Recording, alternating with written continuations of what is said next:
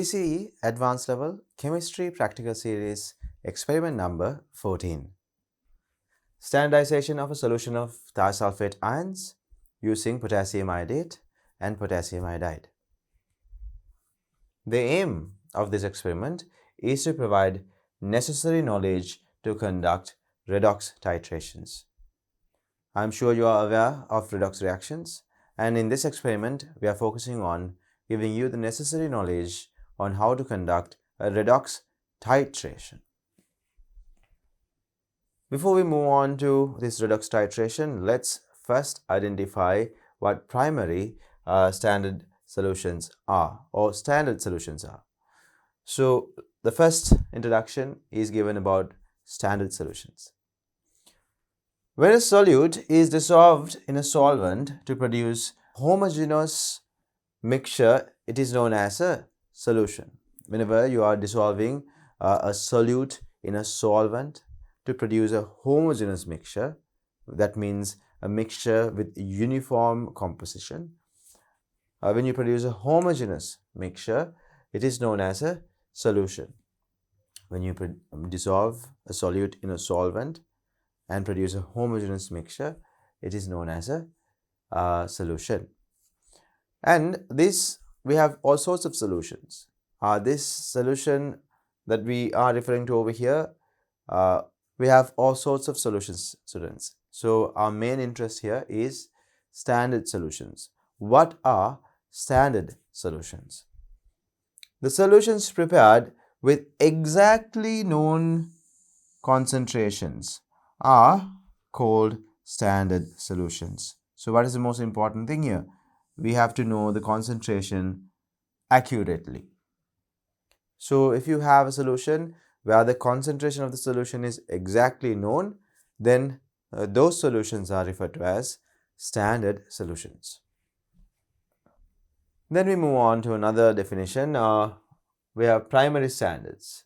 So in chemistry, a primary standard is a reagent that has a known composition. So it has to have a known composition, students, and that is very pure, stable, not hygroscopic. What is the meaning of hygroscopic?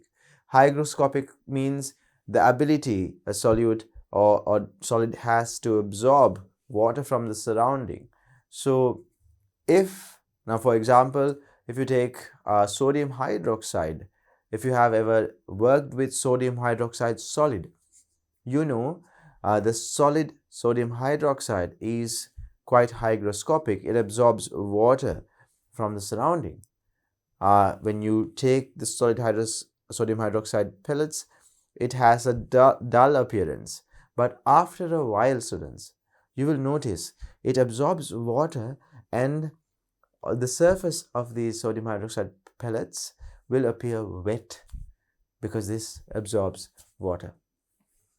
So you can't use such a substance as a primary standard. So because primary standards should not be hygroscopic, and it should have a high molecular weight. Ideally, it should also be non-toxic, inexpensive, and readily available. Primary standards provide a reference to find unknown concentration in titrations and is used to prepare secondary standards. Now, students, basically primary standards are the substances that can be obtained as a solid or a liquid that has a very high purity, that can be stored without undergoing any change for long periods of time, that has these properties that I just mentioned earlier, not being hygroscopic, not being very reactive, easily dissolving in water. All of these properties are usually seen in a good primary standard, and primary standards are the solutions mainly that we will be using when we are titrating different unknown solutions to find the concentration of unknown solutions. Properties of primary standards include high purity. So the primary standard should have a high purity, especially if you are trying to produce a primary standard solution by dissolving a primary standard solid.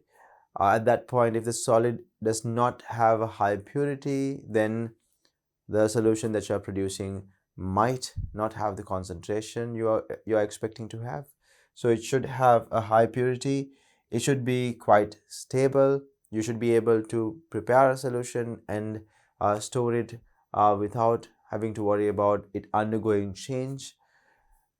It should have a low hygroscopicity, meaning it should be not absorbing water from the surrounding. It should not be very hygroscopic.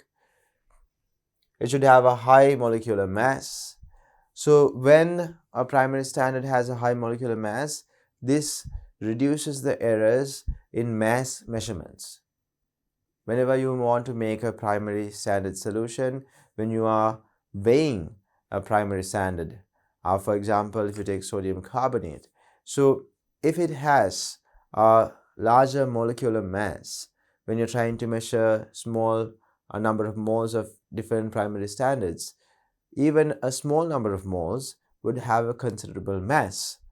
So when measuring these masses, the amount of error introduced into the mass would be less. So think of a situation where we are measuring a very small amount of mass. If you are measuring something like 0.005 grams, and we can have equipment errors. So let's take into consideration measuring a very small mass. When you're measuring a very small mass, the error percentage of measuring such a small mass could be high. However, if you are measuring a larger mass, at that point, students, if the error remains the same, error percentage decreases. This increases accuracy. So students, keep in mind, when you are trying to find out whether a substance that you are using is a good primary standard, you can see if these properties are there in your primary standard. It should be high in purity, it should be stable, it should be not very hygroscopic, it should have a high molecular mass, it should be soluble in water, long-lasting molar solutions. For example, you should not have the concentrations changing over long periods of time. It should be non-toxic and readily available and inexpensive. So if these properties are there, they are going to be considered good primary standards. Now students, let's move on to the next slide. Some examples of primary standards: sodium carbonate, potassium dichromate, potassium iodate. These are all good examples of primary standards. There are other primary standards as well. Apart from that, this formula that we have given here is the formula for potassium hydrogen phthalate. Potassium hydrogen phthalate, often abbreviated to KHP, potassium hydrogen phthalate. Then we move on to secondary standards. What are secondary standards? A secondary standard is a chemical that has been standardized against a primary standard for use in specific analysis. Now, sometimes students, primary standards might not be suitable for a specific titration. Maybe you don't observe a reaction with your primary standard and the solution that you don't know the concentration of. So at that point, you might have to use another solution to carry out the titration. So at that point, you need to take a solution that is not a standard solution. But before you move on to the actual titration, you can take the solution that you want to use in the burette when you're carrying out the titration and standardize that solution.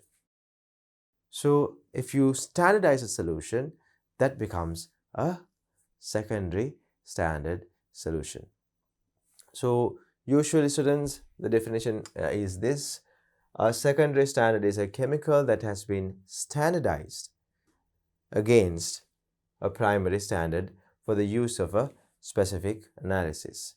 So when you use a primary standard to find the exact concentration of another solution, that second solution that we found the concentration of becomes a secondary standard solution. All right, students, so we have to be very clear about this.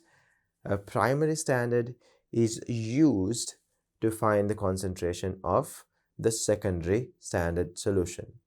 After the concentration of the secondary standard solution is found, it acts as a standard solution. However, we originally didn't know the concentration of it exactly, so that is why it is called a secondary standard solution. To find its exact concentration, we had to use a primary standard solution. For example, when you are trying to find the exact concentration of sulfuric acid, we can use sodium carbonate, our primary standard, and standardize a solution of sulfuric acid. Then after that, after the concentration of the sulfuric acid is accurately known, then we will call the sulfuric acid solution a secondary standard solution. So we can find the concentration of sulfuric acid with the use of a primary standard, which is sodium carbonate. So using this primary standard, we will standardize the sulfuric acid solution.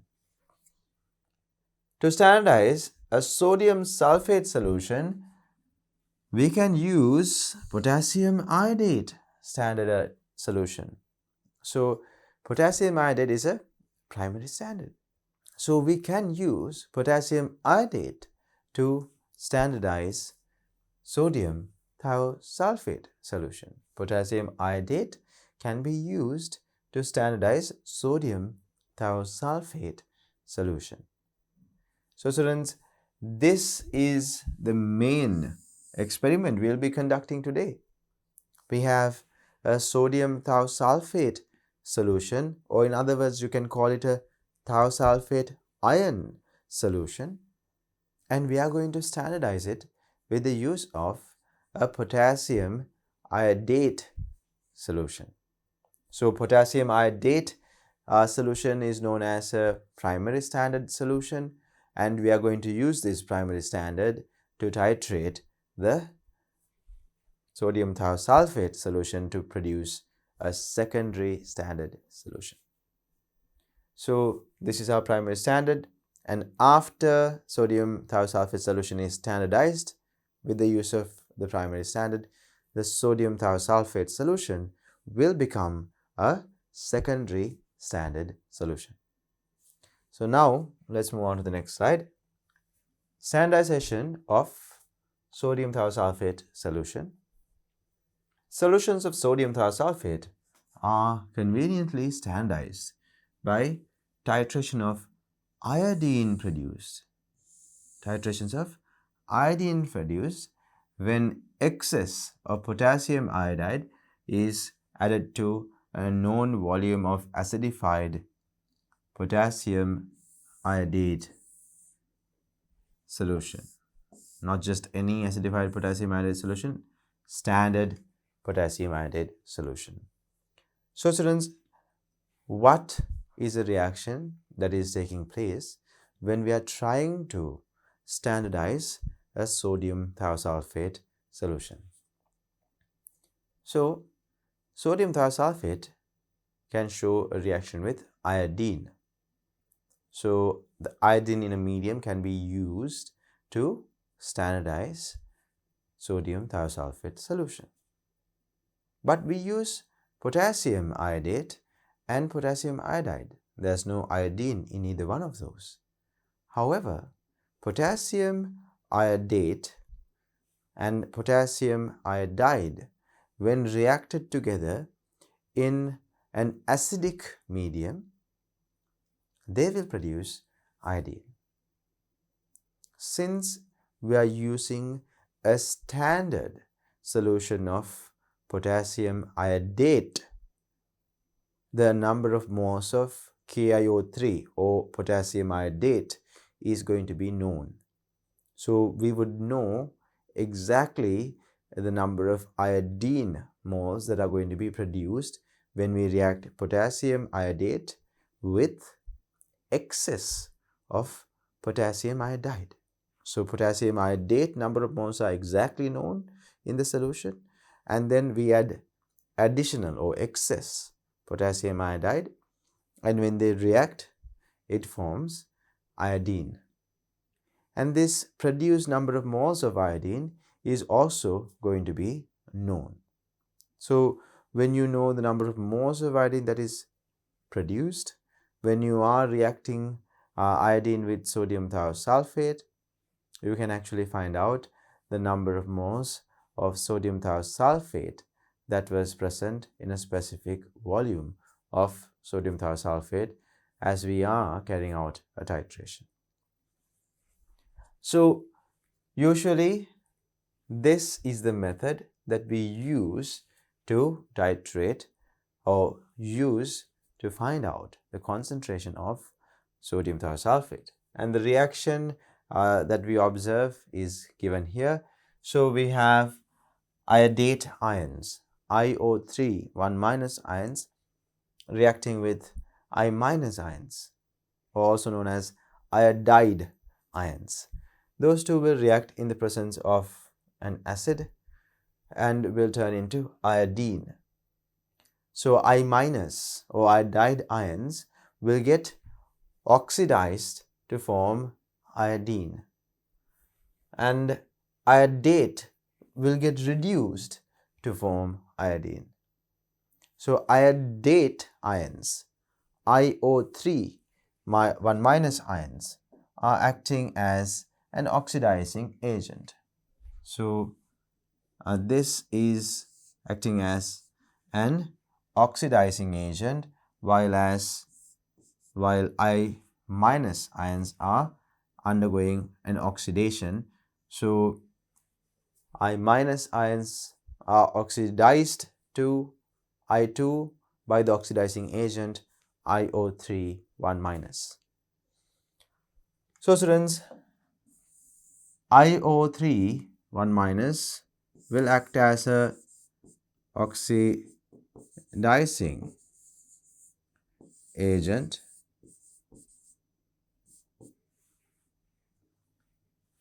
as I mentioned. IO3 minus will act as an oxidizing agent and will oxidize I minus into I2.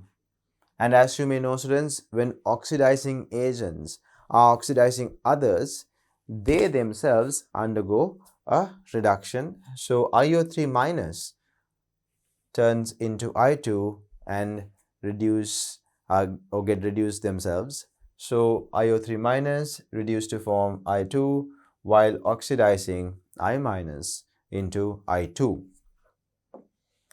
So iodine that is produced over here is a main chemical species that is going to react with sodium thiosulfate in the standardizing titration between potassium iodate and sodium thiosulfate. Sodium thiosulfate doesn't directly react with potassium iodate. That does not happen, students. Sodium thiosulfate does not directly react with potassium iodide in this reaction. Potassium iodate and potassium iodide in the medium will react in acidic medium to produce iodine, and that produced iodine is the one that is reacting with sodium thiosulfate. And after standardizing sodium thiosulfate, you can actually use it for titrations between sodium thiosulfate and iodine. Iodine is ordinarily titrated with a standard solution of sodium thiosulfate, with starch serving as the indicator. Majority of the time, students, there are so many other reactions where we need to find the concentration of iodine in. So at that point, we are going to have to use a sodium thiosulfate solution to carry out the titration. But we need to know the concentration of sodium thiosulfate. So we are going to use a sodium thiosulfate that is standardized this way to later on use in titrations where we need to find the concentration of iodine when it comes to different other reactions. So keep in mind, students, usually when it comes to finding the concentration of iodine that is present in different mediums, we use a standard solution of sodium thiosulfate. But how do we first standardize a sodium thiosulfate solution? We can standardize it by this particular method, by reacting potassium iodate with potassium iodide to produce iodine first, and that produced iodine number of moles would be known to us because we are using a standard solution of potassium iodate.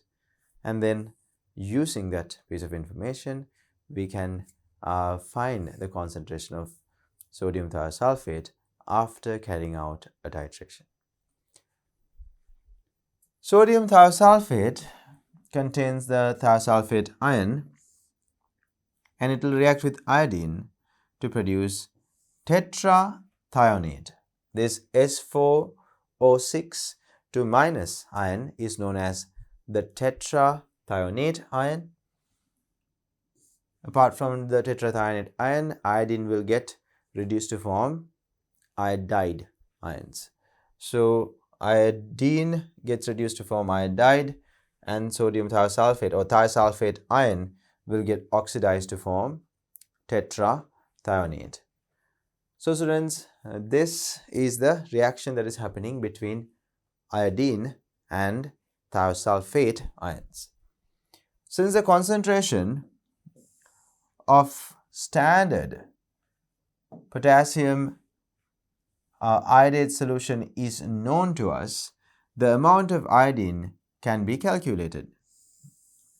Yes, students. So since we know the concentration of potassium iodate, right, we would know the concentration of potassium iodate accurately. So let's take a look at the reaction ratios here. Potassium iodate, or else we can just directly take iodate ion.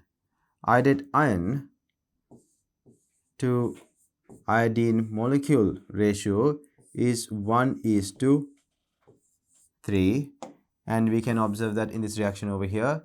With one iodate ion, we produce 3 iodine molecules. Actually, the reaction goes with one iodate, 5 iodide ions, and 6 H plus ions would react to produce 3 iodine and 3 water molecules. However, the stoichiometric ratio between iodide ions and iodine is 1:3. And we saw when we talk about thiosulfate and iodine reactions, between iodine and thiosulfate ion, the ratio is 1:2. The ratio is 1:2. So based on these observations, we can calculate how many thiosulfate ions would be needed to react with the amount of iodine produced by just one iodate ion. So iodate ion to thiosulfate ratio in that case would be, what would be the ratio? With one iodate ion, we saw 3 iodine molecules are produced, and each iodine molecule require 2 thiosulfate ions to react with it. So iodate ion to thiosulfate ion ratio is 1:6. There is no direct reaction between iodate and thiosulfate ion, students. Keep that in mind, right? There is no direct reaction with iodate and thiosulfate ions. What we have represented here is the amount of thiosulfate ions that are required to react with the amount of iodine produced by just one iodate ion. Each iodate ion can produce 3 iodine molecules when reacted with excess potassium iodide, of course. So each iodate can lead to produce 3 iodine molecules, and iodine to thiosulphate ratio is 1:2. So therefore iodate to thiosulphate ion ratio is going to be 1:6. Important observation to be made.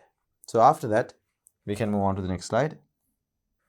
So in the next slide, we take a look at the equipment and the chemicals required for this experiment, and listed down here are the equipment and the chemicals we need for this experiment: titration flasks, glass rods, funnels, burettes, pipettes, and a white tile. Why do you need a white tile? So usually, students, when we are carrying out titrations where there is going to be a color change, we usually use a white tile. This allows us to see the color of whatever the solution that is inside the titration flask very clearly. So that is why we use a white tile. We place the titration flask on the white tile, and as we mix the solutions and when we are carrying out the titration, it is very clear to us what the color of the solution in the titration flask is. So that is why we use a white tile. We will be using sulfuric acid, in this case 1 moles per decimeter cube concentrated sulfuric acid. And why do we use sulfuric acid? As I mentioned earlier, the reaction between iodate ions. Now you should know what iodate ions are. IO3 1 minus, that is iodate ion. The reaction between iodate ions and iodide ions are I minus ions, will not happen in a normal aqueous medium if the medium is not acidified. So for the acidification of the medium, we will be using sulfuric acid. So keep in mind, sulfuric acid is used to acidify the medium for this reaction to take place. Iodate ions and I minus ions will not react unless the medium is acidified. It will only react when the medium is acidified. Keep in mind, that's a very important piece of information. And then we will be using starch indicator and standardized potassium iodate solution.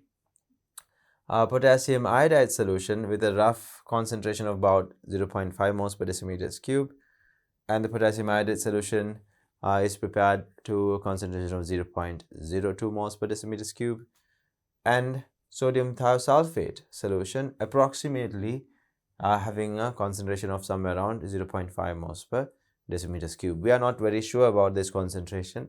That is why we are standardizing it to obtain its accurate concentration. So let's move on to the steps that are revolving around this experiment. We rinse 25 cubic centimeter pipette with our standard solution, and then transfer 25 cubic centimeters of potassium iodide solution into the titration flask. Now this is a bit of an important step. We have a standard solution, and we are going to transfer exactly 25.0 cubic centimeters of the standard solution into a titration flask. Now when you are handling glassware, we need to clean glassware. We usually clean the pipette that we take in this instance with distilled water, and then they say rinse the pipette with potassium iodide solution as well. Why would this be? Why do they ask us to rinse the pipette with potassium iodide solution before transferring potassium iodide solution with the use of the pipette? Students, after washing the pipette with distilled water, in the pipette there could be some water droplets, especially inside the pipette. You might see some water droplets clinging on to the walls of the pipette. So if you take your potassium iodate solution into this and then measure exactly 25 cubic centimeters with the use of this particular pipette, then within this 25 cubic centimeter or 25 milliliter volume that you just measured, there are some water droplets also in it, meaning you did not take exactly 25 milliliters of your potassium iodate solution. So your potassium iodate that is in the pipette is ever so slightly diluted. Why is this a problem for us? We are using a standard solution to be very sure about the number of moles of potassium iodate that we introduce into this experiment. And we are using a pipette to make sure that the volume that we have measured is quite accurate. However, in the measuring process of this volume, if you dilute the potassium iodate solution and then you don't know the concentration of the potassium iodate solution accurately, so therefore you can't be sure of the number of moles of potassium iodate we have taken into our titration flask. So students, this is why we not only wash the pipette with distilled water, right? Imagine this is a droplet of distilled water. These are droplets of distilled water.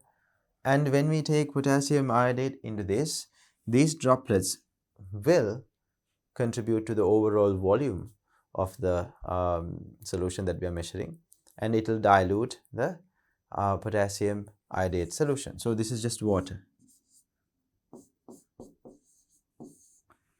But imagine after rinsing the pipette with your potassium iodate solution,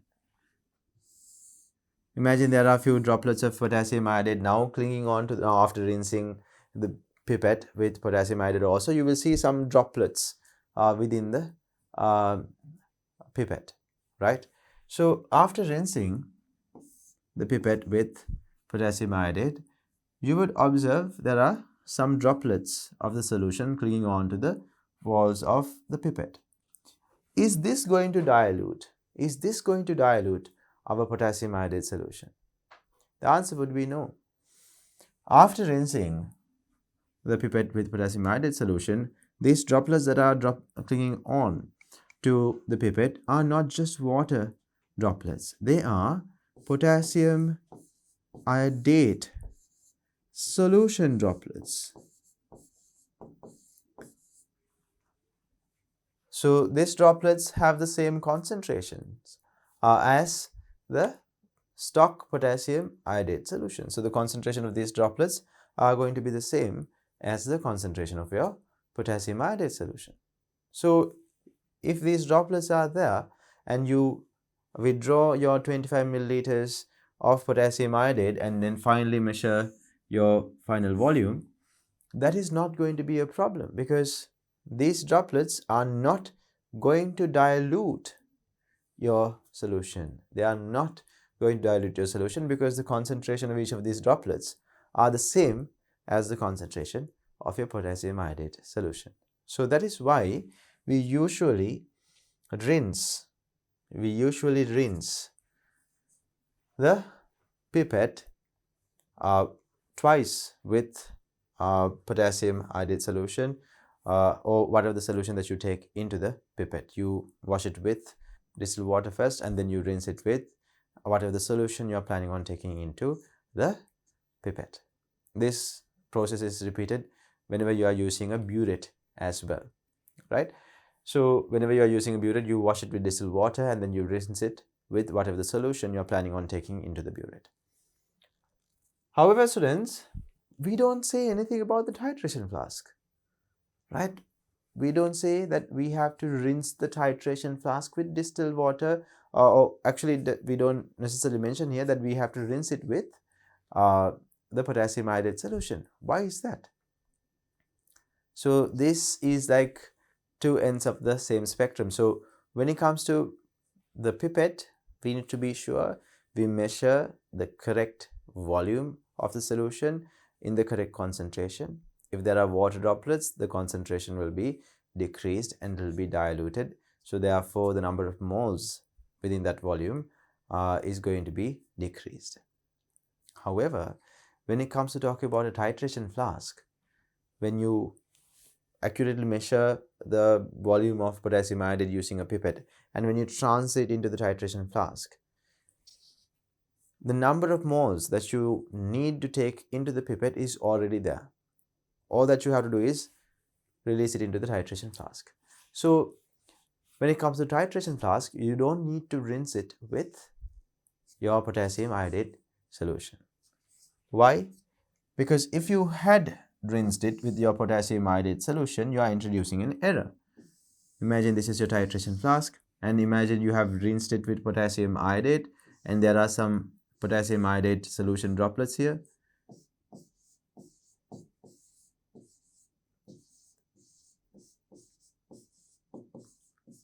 So in these droplets, there are certain number of moles of potassium iodide here.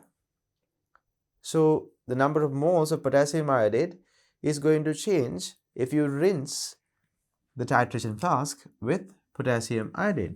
Now here, using a pipette, we are now releasing potassium iodide, and this pipette contains all of the number of moles that we need to take into this titration. But if you had rinsed the titration flask with potassium iodide, there will be certain number of moles of potassium iodide coming into the medium through these droplets that are clinging onto the wall of your titration flask. So students, when it comes to your titration flask, unlike the pipette, you are only supposed to wash the titration flask with distilled water. You are not supposed to rinse it with your solution, because then it will include more moles of the solution inside the titration flask than we need. So make sure you only wash the titration flask with distilled water. And there might be some water droplets clinging onto the wall. That is fine, because water droplets here are not going to be a problem, and you may argue, yes, it will dilute the solution, right? So yes, when you add potassium iodide, if there are water droplets inside the titration flask, it will dilute the solution.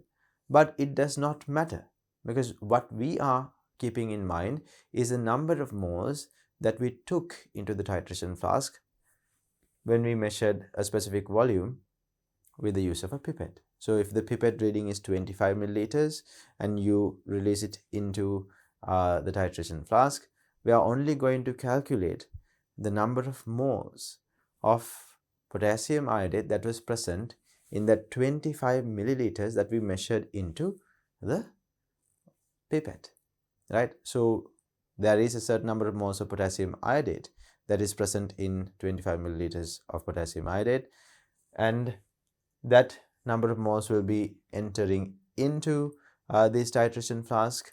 And if there are certain volume of water, or if there is a small amount of water in the form of water droplets within the titration flask, that is not going to be a issue, because it is not going to alter the number of moles of potassium iodide that is present here. So the most important factor to keep in mind is you should not be doing anything that will alter the number of moles of potassium iodide we take into the flask. And having a few water droplets inside the titration flask will not be a problem. However, when you are measuring potassium iodide using a pipette, if that pipette has water droplets in it, then at that point you are not measuring the right number of moles, or you are not taking the right number of moles of potassium iodide into your pipette. So that will be an error. So pipette must be washed with both distilled water, and then finally it should be washed with the solution that you're taking into the pipette. But when you're carrying out a titration, your titration flask should only be washed with distilled water. You should not wash it with your solution. Keep that in mind. So what you see here, students, is 25 cubic centimeters of potassium iodide taken into a titration flask, and then to the titration flask we will add 20 cubic centimeters of dilute sulfuric acid. So over here we have the potassium iodide and dilute sulfuric acid. Potassium iodide and dilute sulfuric acid here. And to that, we are adding 10 cubic centimeters of potassium iodide. Now, potassium iodide is going to be in excess. The only limiting factor here is potassium iodate. Potassium iodide is going to be in excess. Potassium iodide is in excess. Potassium iodate, number of moles are known to us, and that is going to be our limiting factor. So as you add potassium iodide into our potassium iodide and sulfuric acid mixture, you will see the solution turning into a brown color. Each of these solutions are colorless, but when you mix them, you will observe that the solution turns into a brown color, and this brown color is there due to iodine produced dissolving in water. This reaction will produce iodine, right? Iodate ions and iodide ions, when they react, they will produce iodine. So the ionic equations are given here, students, for your reference. When iodate and iodine, when they react together, they produce iodine, and iodine that is dissolved in the solution will turn the solution to a brown color. So whenever a reaction produces iodine, when it dissolves in water, that water or that solution will turn into a brown color. Right, students. So over here, the two half equations are given here. Iodate is undergoing a reduction. So iodate will undergo this reduction, producing iodine and 6 water molecules. And iodide ions will undergo an oxidation, very simple oxidation that we all are very familiar with. Iodide ions will turn into iodine, releasing electrons. So if you balance these two half equations and get to the final equation, it will be 2 iodate ions reacting with 10 iodide, 12 H plus, forming 6 iodine and 6 water. We can further simplify this as we have done in the previous instance. KIO3 1 minus plus 5I minus plus 6 H plus turns into 3I2 plus 3H2O. 3H2O. So students, this is the reaction that is taking place, and you can actually develop the equation by taking a look at your half equations here. So now let's move on to the next slide. So this slide talks to us about how we can actually get to calculate, or how we can calculate the concentration of sodium thiosulphate with the use of the reaction between potassium iodate and potassium iodide. Since the concentration of potassium iodate standard solution is known, very important, we already know the concentration, the number of moles of KIO3 present in 25.0 cubic centimeters of the solution can be calculated. Yes, we can easily calculate it. We know the concentration of, we can use this equation. Number of moles is equal to concentration into volume. If you know the concentration of a solution, if you know the volume of the solution, if both of these two things are known, we can easily find out the number of moles. If the number of moles of potassium iodide is taken to be X, if you consider it to be X, the number of moles of I2 produced can be calculated as the stoichiometry between I2 and KIO3 is known. Yes, we do know that. It is given here according to the equation. It is given here. It is 1:3, and we observed that earlier as well. Iodate ions to iodide ion ratio is 1:3. Since we have taken the number of moles of KIO3 to be X, potassium iodide to be X, the number of moles of iodine produced should be 3 times greater than that. So iodate to iodine is 1:3. If iodate is X, that means iodine that is produced should be 3X. Iodate to iodine 1:3, X is to 3X. So because of that, students, we can actually find out the number of moles of iodine that is produced. So number of moles of iodine that is produced is going to be written as 3X.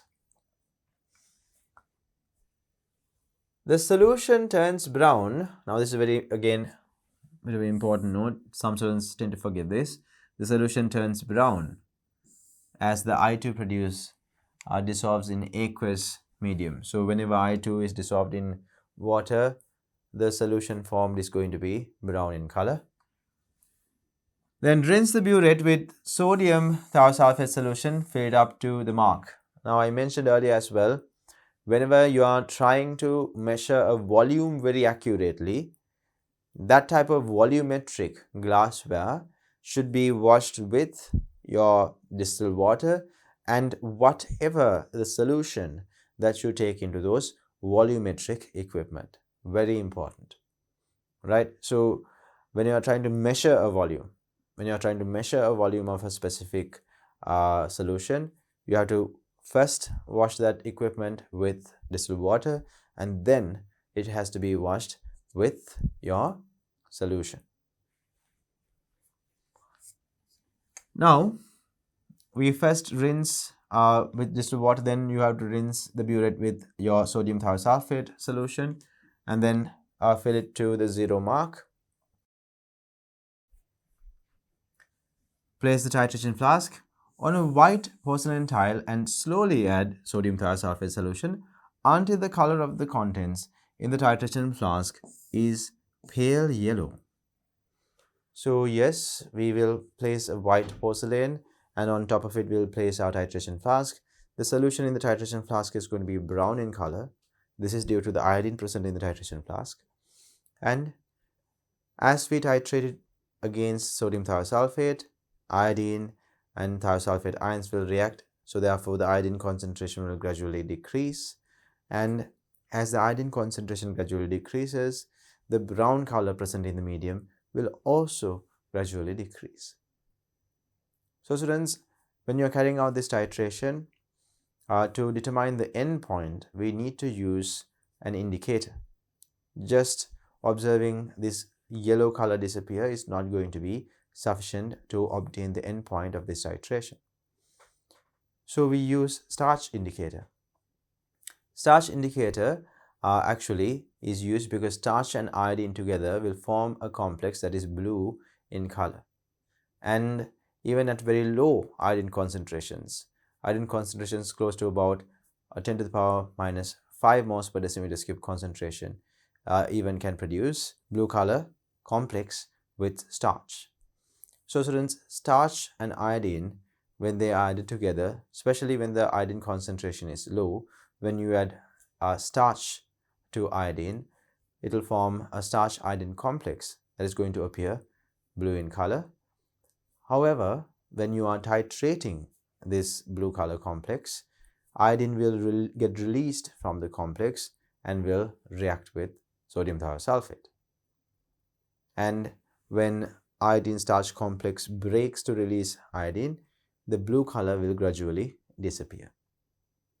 And then at one point, there will be no blue color observed, and that is going to be our endpoint.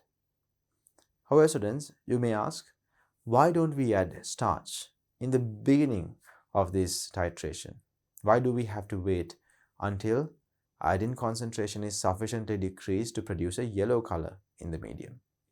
We say initially when you add potassium iodide and potassium iodide in acidic medium, it was a brown color solution that was produced. That is because iodine concentration is really high here. Why don't we add starch at that point when iodine concentration is really high?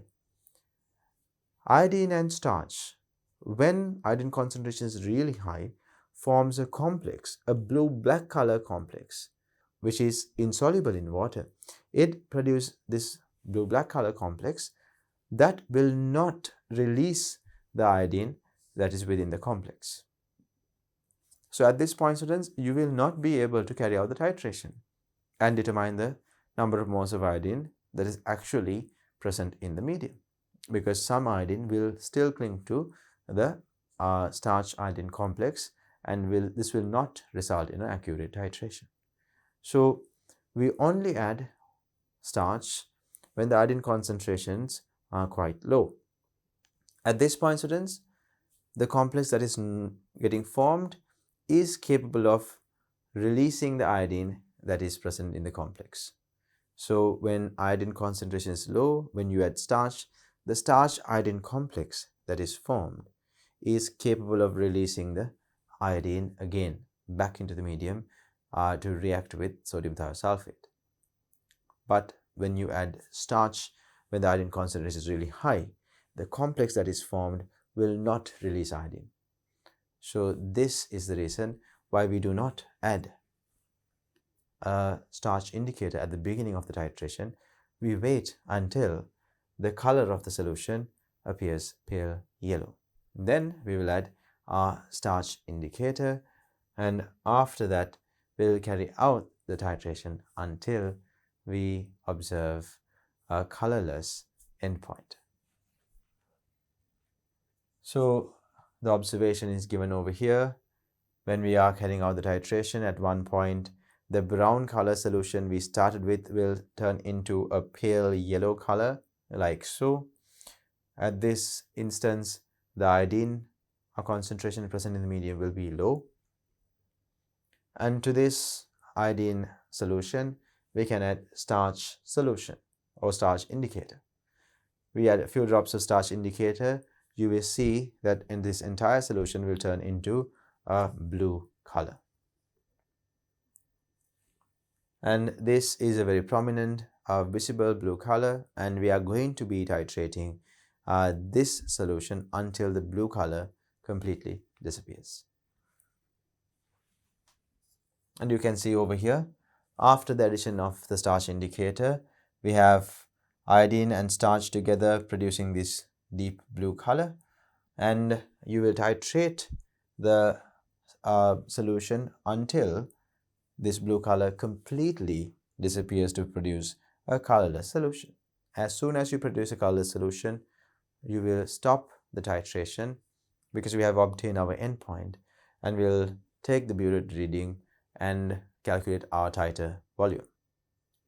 So students, this is how we will be determining the endpoint of this titration. I hope this is clear to you. This is the experimental setup. In the beaker is going to be our potassium iodate, potassium iodide and acid mixture in this titration flask. We have all three of those things mixed together, potassium iodate, potassium iodide and then sulfuric acid, and they will react to produce iodine.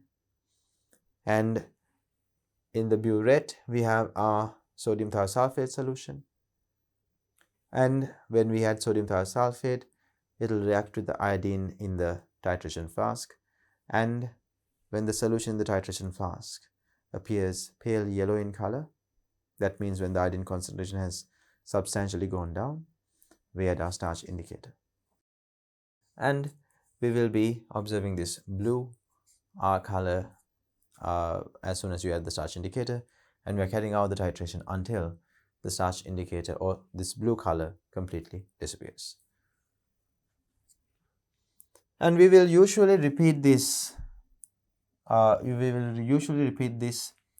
titration 3 times. Usually when you're carrying out a titration, to obtain the most accurate readings, you will repeat the titration 3 times. And students, when you are getting your titer volumes, make sure if you are using them for your calculations, these titer volumes should be concordant. Concordant means they should be within 0.2 cubic centimeters of a difference. If it is greater than 0.2 cubic centimeters of a difference, it should not be taken into your calculation. That is not a concordant reading at that point, so you should not be taking that when you are calculating the actual concentration of sodium thiosulfate using the burette readings or titer volumes that you get. You should not be taking titer volumes that are not concordant into account when you are carrying out your calculations. So for example, if you take 3 titrations and you have one titration where the volume has a difference compared to other volumes that are greater than 0.2 cubic centimeters, at that point that volume is not going to be taken into account. Only the other 2 volumes will be taken into account when you are carrying out your calculations. So let's move on to the actual calculation we can be carrying out here. Let's consider the volume of sodium thiosulfate solution spent on obtaining the endpoint is V cubic centimeters. Let's say this is the mean volume, V cubic centimeters. So according to the redox titration, we know I2 and sodium thiosulfate react in 1:2 ratio. So the number of I2 moles that are produced, we calculated earlier it to be 3x. I hope you remember. If iodate number of moles were x, we calculated I2 moles will be 3x. We calculated it earlier. So we know that the iodine number of moles are going to be 3x. So to react with this 3x number of moles of iodine, how many moles of sodium thiosulfate would be needed? 2 times that. Why? The ratio between iodine to sodium thiosulfate is 1:2. So we would need 6x moles. And we have the mean titer volume. So mean titer volume is V. So that means this many moles, 6x many moles were present in V amount of volume. So sodium thiosulfate volume is V, and therefore when we know the number of moles, right, if you want to find the concentration of anything, you need to use this equation. Number of moles is equal to, or concentration is equal in this case, concentration is equal to number of moles divided by volume. So we do know the number of moles, which happens to be 6x, and through the titration we would have an idea about the titer volume. In this case we have substituted that volume as V, since we haven't conducted the titration yet. So we have V as the final volume that was spent on the titration, final volume of sodium thiosulfate, and we have multiplied with 1000. Why have we multiplied it with 1000? Majority of the time, students, the Bureau reading is taken in cubic centimeters. So we need to convert into cubic decimeters. So when you're converting it into cubic decimeters, you have to divide by 1000.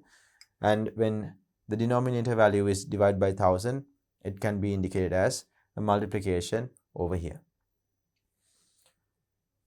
Or else you can also write the same the following way: 6x divided by V into 10 to the power minus 3, because 10 to the power minus 3 it would indicate the division of the V volume by 1000. Then you can indicate the unit, moles per decimeters cube. But we eventually end up in the same place. As we know, you can take this 10 to the power minus 3 above the line, 6x into 10 to the power plus 3 divided by V moles per decimeters cube.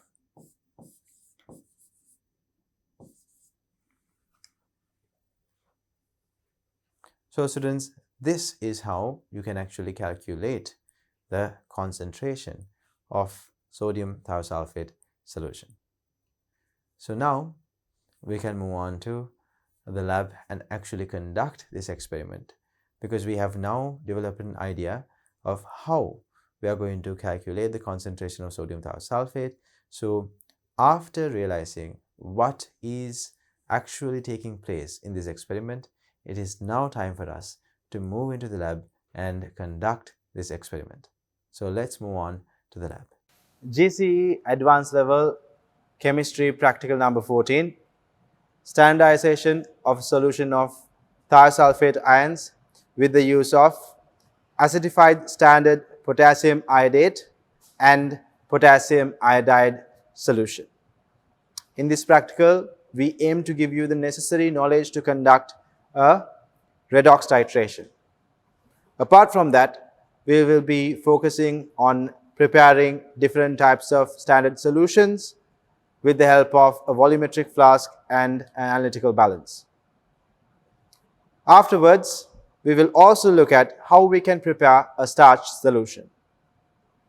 Let's move on to the practical and take a look at what reagents we will be needing to conduct this practical. These are the reagents and the equipment we will be using for this practical. We will be using sodium thiosulfate, potassium iodate, potassium iodide, starch, dilute sulfuric acid, and we will be using volumetric flasks. Each of these has a volume of 250 milliliters or 250 cubic centimeters. We will be using droppers. We will be using spatulas, wash bottle containing distilled water, watch glasses. We will be using a digital balance,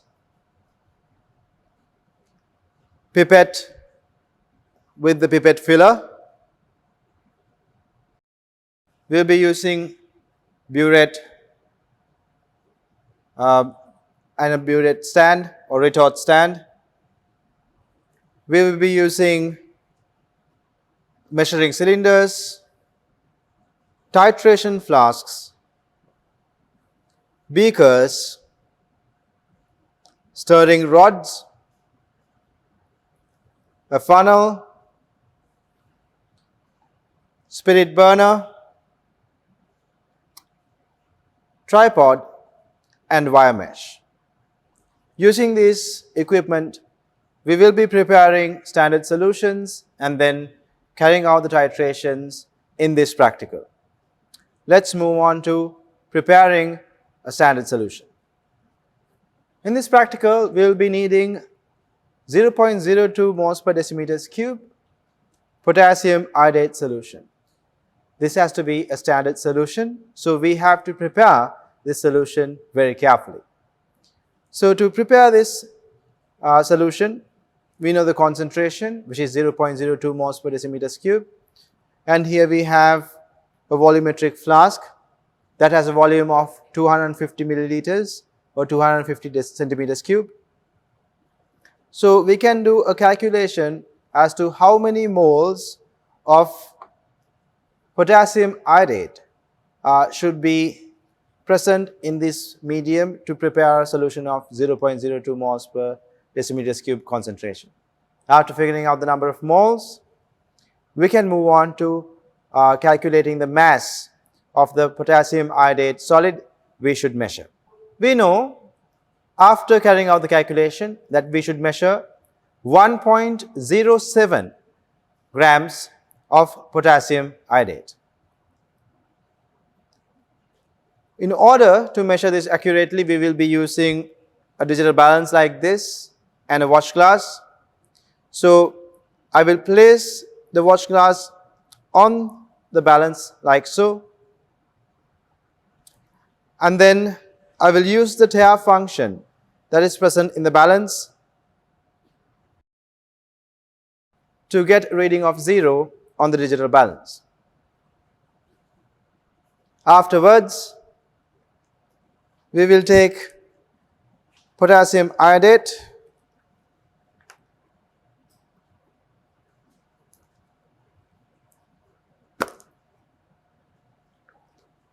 and carefully measure exactly 1.07 grams of potassium iodate.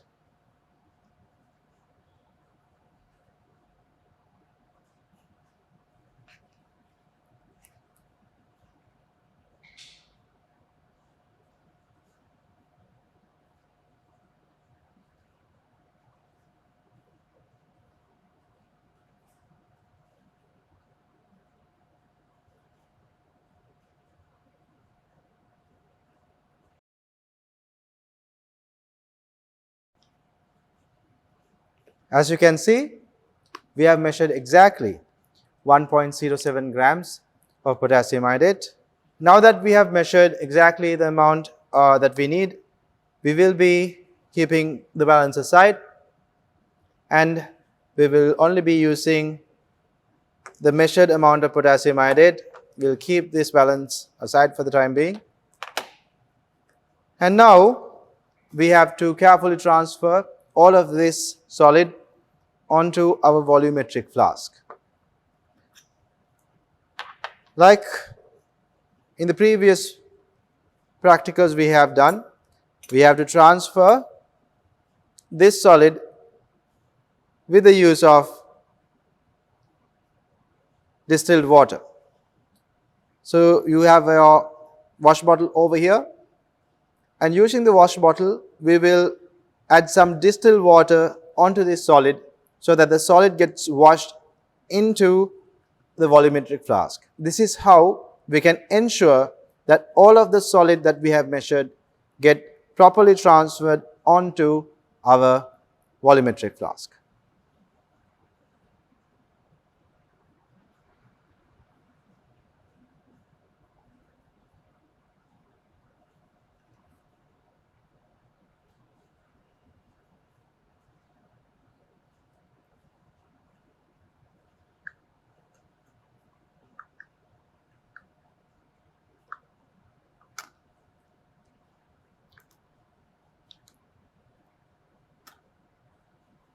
After we wash the top surface of the wash glass, we have to make sure that we wash the other side of the wash glass as well to make sure all of the residual solid that is remaining on the wash glass is properly transferred onto our volumetric flask. Now we can remove the funnel and start swirling this solution that we have here so that most of the solid dissolves. And if the solid is not dissolving entirely, we can start adding a little bit more water. So we will add a little bit of water like that and start mixing the solution until all of the solid is completely dissolved.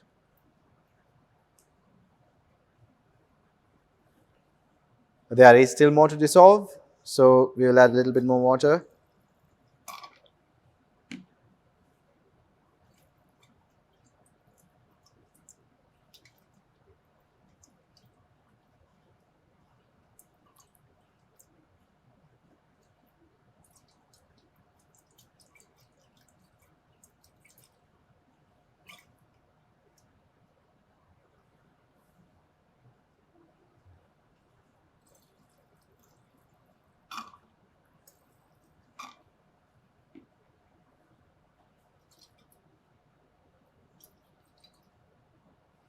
Now as you can see, we have dissolved all of the solid.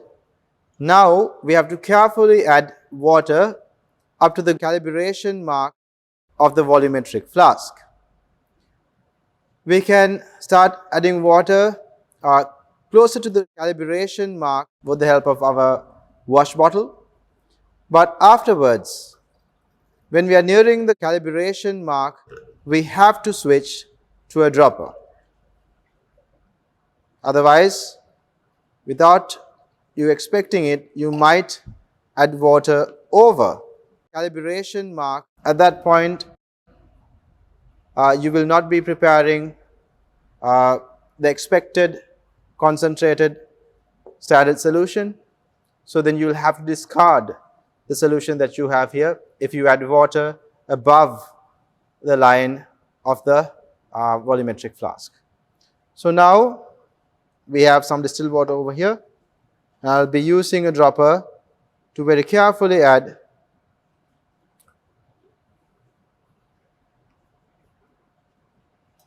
distilled water onto this volumetric flask.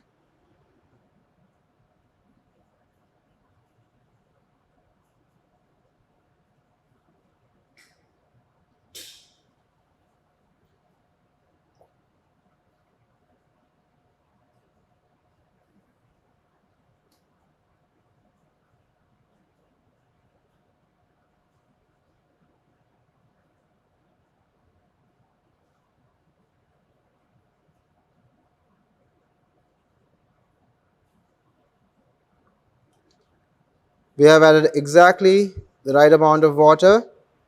Now, the best way to check if the bottom level of the meniscus is aligning with the calibration mark of the volumetric flask is to keep the volumetric flask on a flat surface and then bring your eye level down to the meniscus and then observe if the meniscus bottom level is aligning well with the calibration mark of the volumetric flask.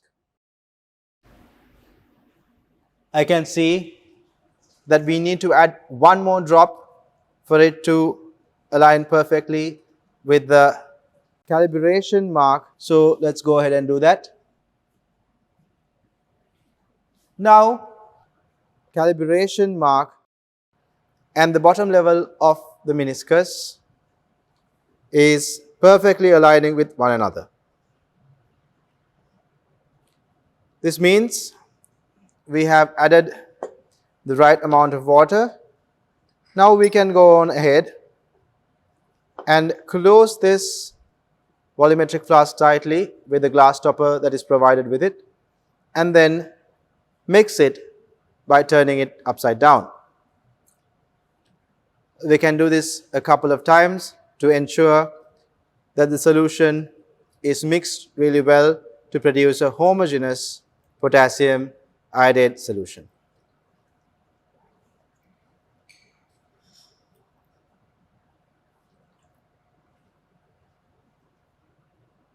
We know now we have formed a homogeneous solution of potassium iodide with a concentration of 0.02. So now that we have prepared a standard solution of potassium iodide, we can move on to preparation of a solution of sodium thiosulphate and potassium iodide. In this practical, we would need a sodium thiosulphate solution that should have an approximate concentration of around 0.5 moles per decimeters cube. So what we are going to be doing here now is that preparing a sodium thiosulphate solution with an approximate concentration of around 0.5 moles per decimeters cube.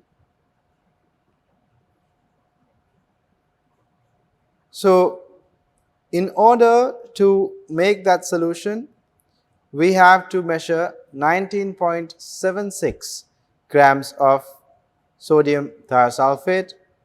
Just like in the previous setup, we will be using a watch glass and we will be placing the watch glass on the balance, and we will use the tare function to disregard the mass of the watch glass, and then we will add sodium thiosulphate onto this watch glass.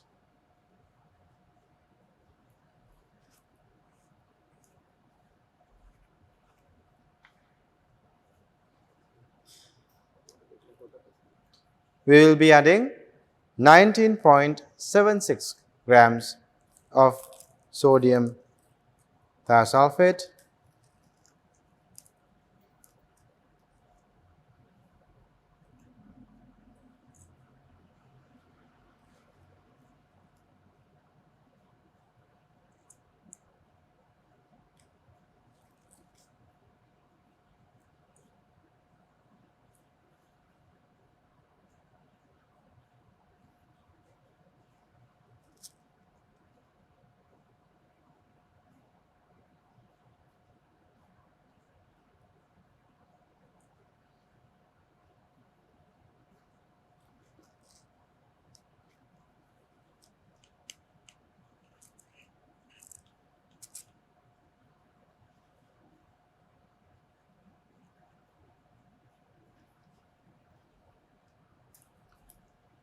Students, now we have measured exactly 19.76 grams of sodium thiosulphate.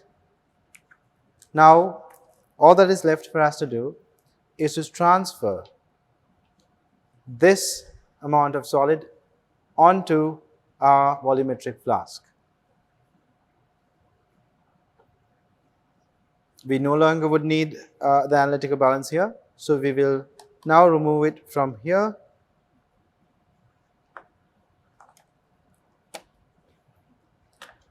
and move on to transferring this solid onto our volumetric flask. So like in the previous experiment, or actually like in the previous time that we did prepare standard solution, we have to transfer the solid onto a volumetric flask with the use of our wash bottle. Whenever we are making a standard solution, we have to use our wash bottle and then transfer the solid like this. So you can see there's still a small amount of solid remaining on my watch glass. I can transfer that as well with the use of our wash bottle.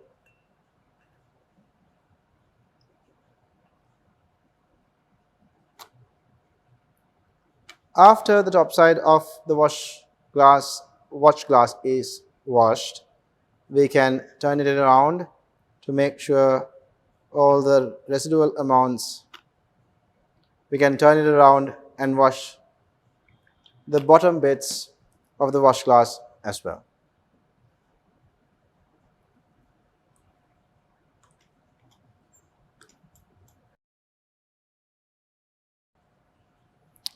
After transferring all of the solid,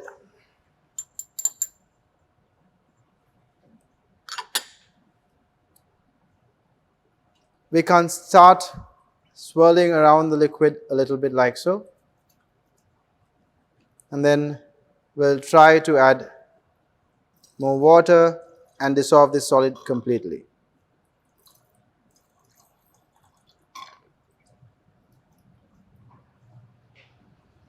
Now we have dissolved the solid completely.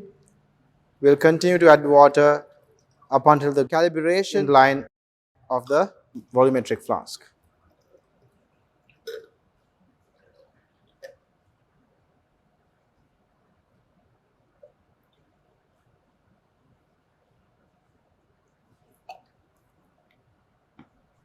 Here we have our calibration mark of the volumetric flask indicating that we have obtained exactly 250 cubic centimeters of volume.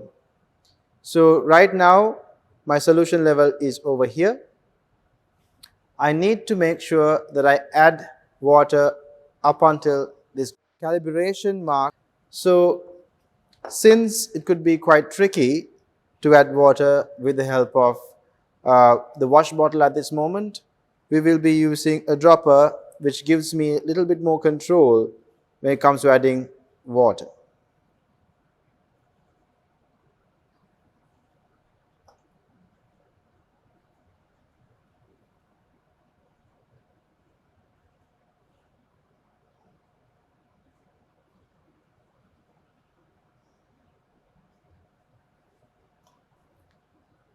Now we have added water up to the calibration mark. We can double check by keeping the volumetric flask on a flat surface and then observing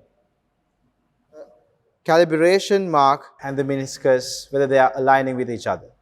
So when I observed, while bringing my eye level to the calibration mark, I was able to observe calibration mark and the meniscus's bottom level is aligning with each other.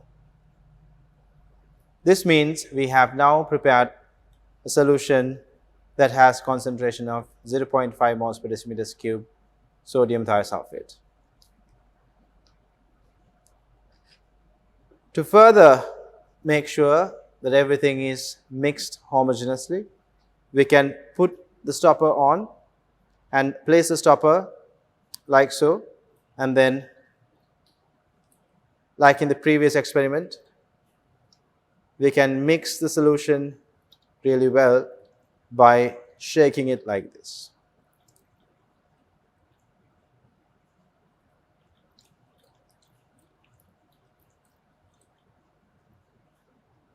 Now we have successfully prepared a 0.5 moles per decimeters cube sodium thiosulphate solution. Let's move on to preparing potassium iodide solution. Potassium iodide solution does not have to be this precise, so we will be using a beaker to prepare a potassium iodide solution. We have now prepared a potassium iodate solution, sodium thiosulphate solution, and now we are going to need to prepare a potassium iodide solution. Now in this experiment that we are doing, we need potassium iodate to react with potassium iodide, and potassium iodide is needed in excess, which means we do not need to necessarily worry about the amount of moles of potassium iodide that we add, as long as we add excess amount of potassium iodide. So therefore, we do not necessarily need to make a solution that is having a precise concentration. We can move on and prepare a solution with a rough concentration that will provide enough and more potassium iodide in the medium. So to do that, we will be using a small beaker. We will be needing around 50 cubic centimeters of potassium iodide. So we will be using a small beaker and we will measure 50 cubic centimeters of water, distilled water, with the use of a measuring cylinder, and we will weigh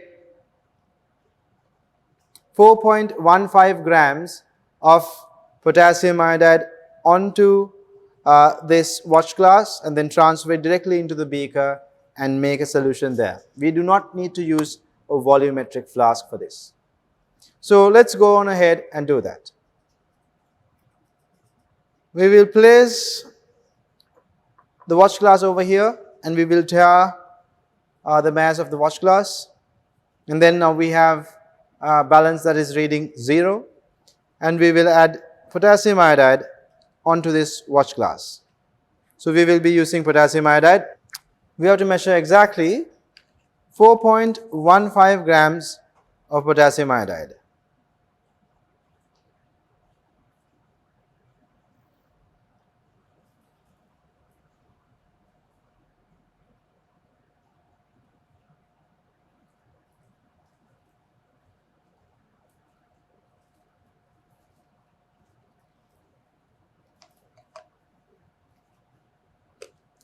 After measuring 4.15 grams of potassium iodide, we can keep the balance away.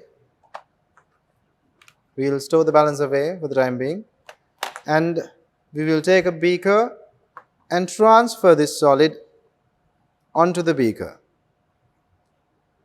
Now we do not have to be very careful with this because we are going to be needing a rough measurement here, and we will be needing a rough concentration of around 0.5 moles per decimeters cube of potassium iodide.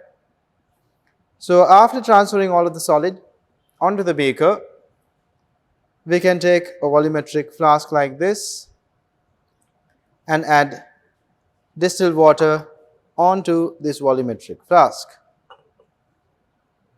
And we need to measure 50 milliliters of distilled water.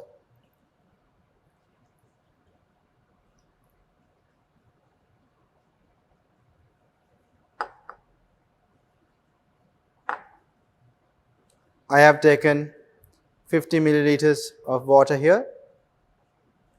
Now I'll be adding that onto our potassium iodide solid.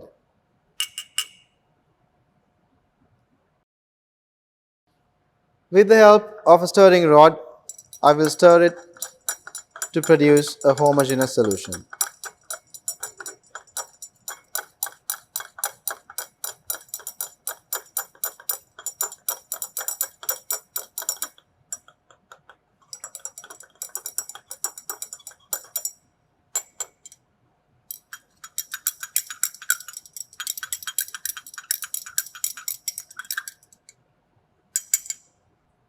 Now we have prepared potassium iodide solution with a rough concentration of around 0.5 moles per decimeters cube. By now, we have prepared potassium iodide standard solution and a solution of sodium thiosulphate, and now we have prepared a solution of potassium iodide. All that is remaining for us to do is preparing a solution of starch. So let's move on to preparing a starch solution. Now let's see how to prepare a starch solution. We will need powdered starch and we will use a small beaker and add a little bit of starch onto this small beaker over here.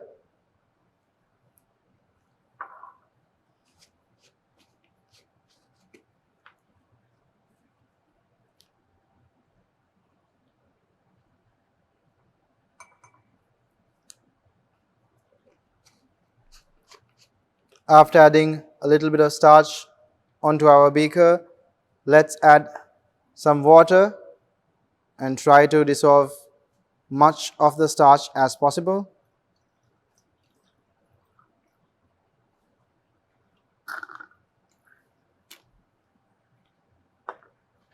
We'll use a stirring rod to stir.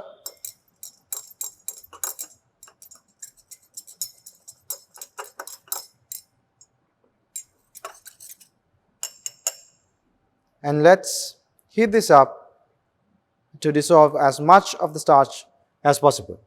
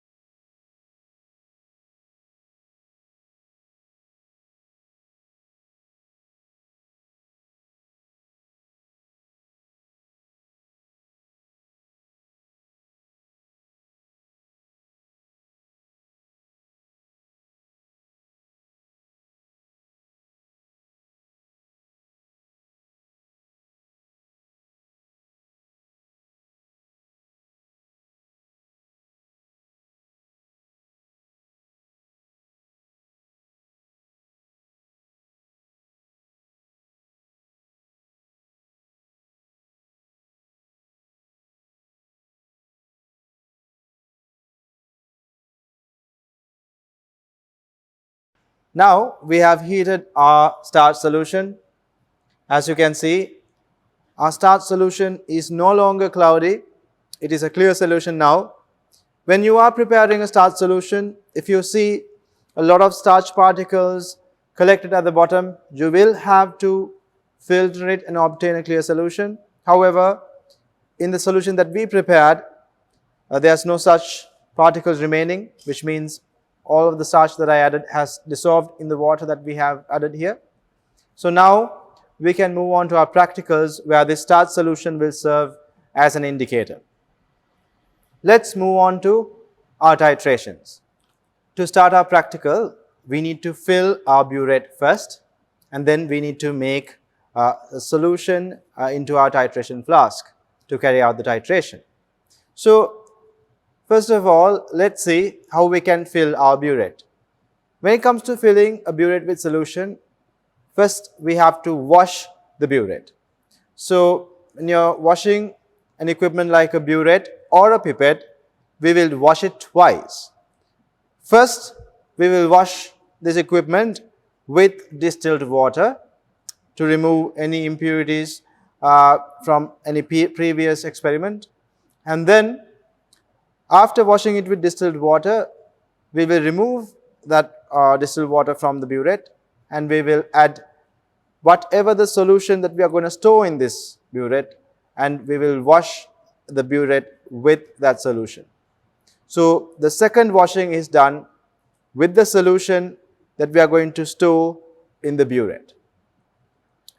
So let's move on and wash this burette with distilled water. So when you are trying to wash it, please make sure the tap of the burette is closed firmly.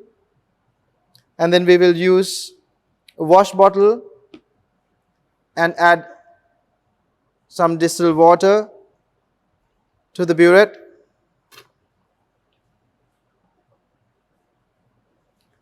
After adding distilled water to the burette, we'll take another beaker to discard whatever the washings we have here.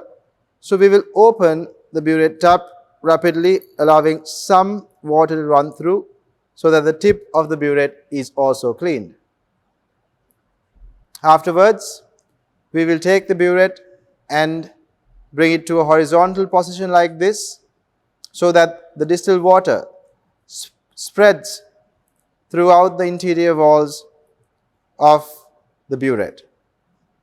Now you can see distilled water is spreading throughout the entire interior walls of the burette. After you have washed it thoroughly in the way that I have demonstrated, you can discard the additional amount of distilled water like this while rotating the burette onto a beaker.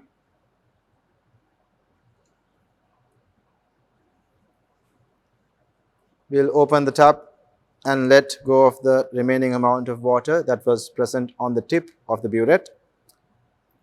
Now, we have washed our burette using distilled water. Let's move on to adding sodium thiosulphate, which is the solution that we are going to be having in our burette.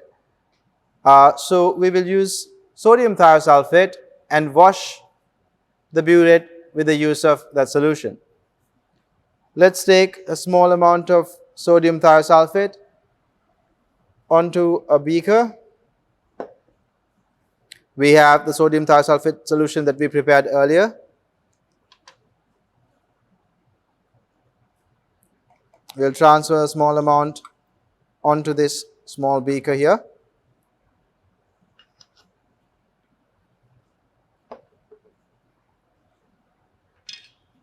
And then add small amount of this sodium thiosulphate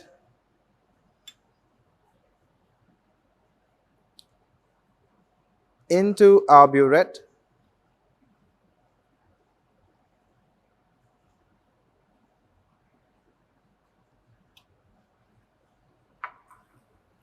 Now, as you can see, I have added small amount of sodium thiosulphate into the burette. Just like what I did with distilled water, I will open the tap and allow some amount of sodium thiosulphate to run through so that the tip of the burette is also cleaned thoroughly. And now, just like in the previous instance, I will bring this burette into a horizontal position and wash the interior walls of the burette by rotating the burette like so. While doing this, I have to make sure that the entire interior wall of the burette is completely washed with this sodium thiosulphate solution. Now, after doing that, we can discard this sodium thiosulphate solution into a beaker while rotating the burette like this, and then we can open the burette tap and let go of the remaining amount of sodium thiosulphate remaining in the burette. Now, students, we have washed our burette thoroughly with distilled water as well as sodium thiosulphate. We can go on and fix this in a retort stand.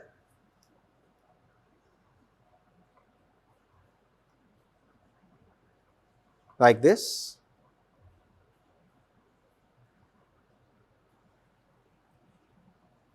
And then we can start adding the solution we are going to have in the burette to this now. Whenever you are using a burette, especially when we are trying to fill up a burette, you have to be very careful when you are filling it. I have seen some students using the solution that you need to fill in a small beaker, and then they lift the small beaker above their heads to fill the burette, because the opening of the burette, when it is resting on a table like this, the opening of the burette will be above your head. You are not supposed to raise any chemical above or over your heads, because it increases the risk of spilling that chemical onto your face or onto your head. So when it comes to filling a burette like this, we will take the burette with the retort stand and place it on a stool or a table shorter than the work stool or the table that you're working at. Then we will take our sodium thiosulphate solution that you are going to fill into this burette. We'll take an adequate amount of that into a small beaker.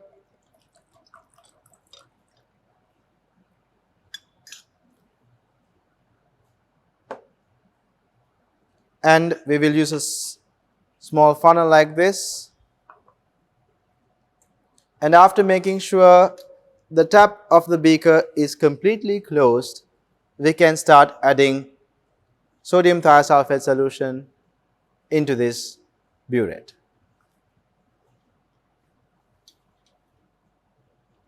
So you can notice how when I'm adding sodium thiosulphate or my solution into my burette, you can see that I'm not raising it over my head.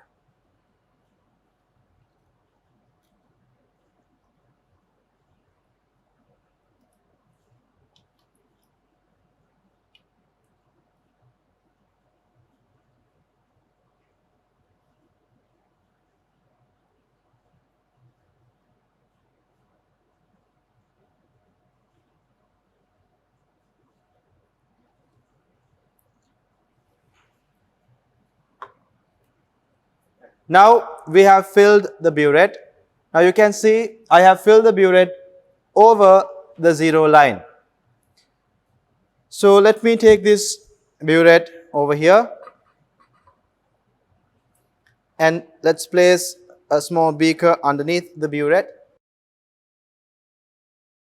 The reason why we fill the burette over the zero line is to make sure that when you open the tap over here to fill the tip of the burette, that we will have enough volume to allow some solution to run through the tip. So what we are going to do here is we will quickly open this tap, allowing any air bubbles trapped in the tip to kind of get expelled with the running solution, and fill this the tip area of the burette. So let me open the tap now quickly, and we'll close it as soon as this tip area is filled with the solution. After filling the tip area with the solution, you have to double check whether that area has any air bubbles. The tip of the burette over here is free of any air bubbles. So now we can move on to filling this burette and making sure the meniscus of the solution aligns with the line over here at 0. So to do that, we have to make sure the meniscus and the 0 line is at our eye level. Currently, it is over my eye level, so I'll have to bring this down to the stool again.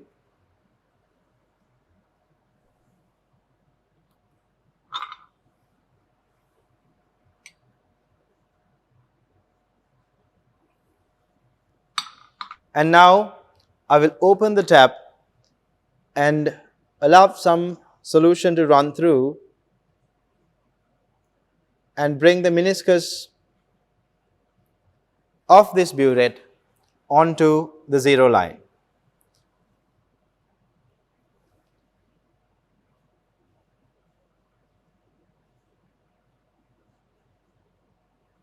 Now we have filled our burette successfully. The meniscus has aligned with the 0 line here on the burette, which means we have successfully filled our burette. Now we can move on to the rest of our titration. Now that we have filled our burette with sodium thiosulphate, we can move on to the next step where we will prepare our solution that goes in our titration flask. So in order to do that, we have to measure 25.00 cubic centimeters of potassium iodate.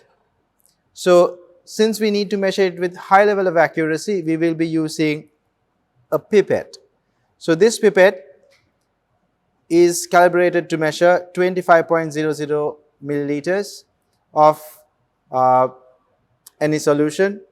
So before we use this pipette, we have to wash the pipette.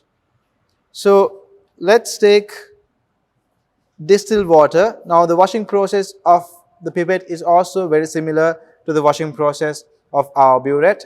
So we will firstly wash it with distilled water, and then we will wash it with whatever the solution that we are planning on taking to this pipette. So if we are planning on taking potassium iodide into this pipette, we will be washing this pipette with potassium iodide the second time around. So first time we will be washing it with distilled water. So we will fill the pipette using a pipette filler. We will fix the pipette filler like so, and then we will press the button that is present up on top over here, and then squeeze the pipette filler. This will create enough suction to draw some water in to the pipette. So there is another button over here that will allow, if you press on that button, it will allow the liquid to be drawn into the pipette like so. So after taking a little bit of water into the pipette, we can remove the pipette filler at this point. And once you remove the pipette filler, you can place your thumb to make sure the liquid does not fall back into the beaker. After we take our liquid into the pipette, we can turn the pipette sideways like this and start rotating it and coating the entire interior wall of the pipette with distilled water, as you can see, like this.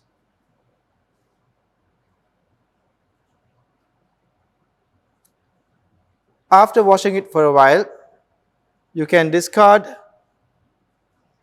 this distilled water that was used to wash the pipette onto a beaker. You can discard some amount of distilled water from the opening of the pipette.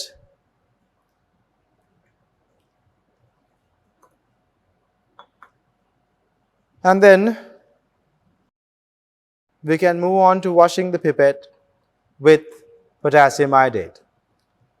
Now that we have washed our pipette with distilled water, let's go on ahead and wash it with potassium iodide, KIO3. This is the solution that we will be taking into the pipette, so we have to wash the pipette with potassium iodide before we measure anything with the pipette. Let's take the potassium iodide solution that we prepared earlier on in the experiment and transfer some of this potassium iodate, KIO3 solution, into a small beaker. We'll take an adequate amount of potassium iodate into a small beaker.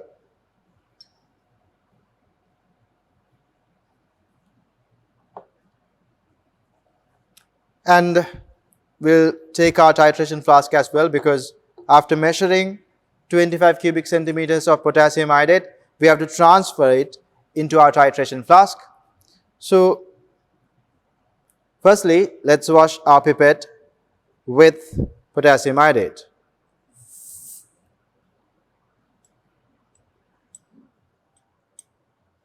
So using the pipette filler, I have taken small amount of potassium iodate into our pipette, and then we can remove the pipette filler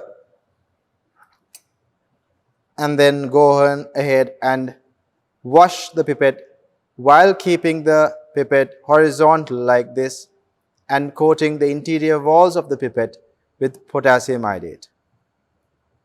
So we will rotate the pipette like so,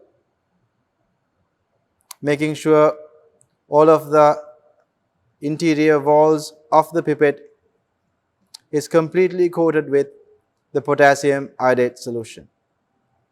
After we have washed it, we can discard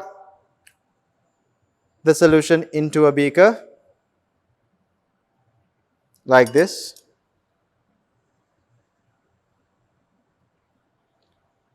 And now we can move on to measure 25 cubic centimeters of potassium iodate into our titration flask. Let's go on ahead and do that. So again, we have to plug in our pipette filler. Let's draw 25 cubic centimeters of solution into our pipette. Now, using these buttons, we can take exactly the right amount of solution and make sure the meniscus of this solution aligns with the calibration mark that we have here in the pipette.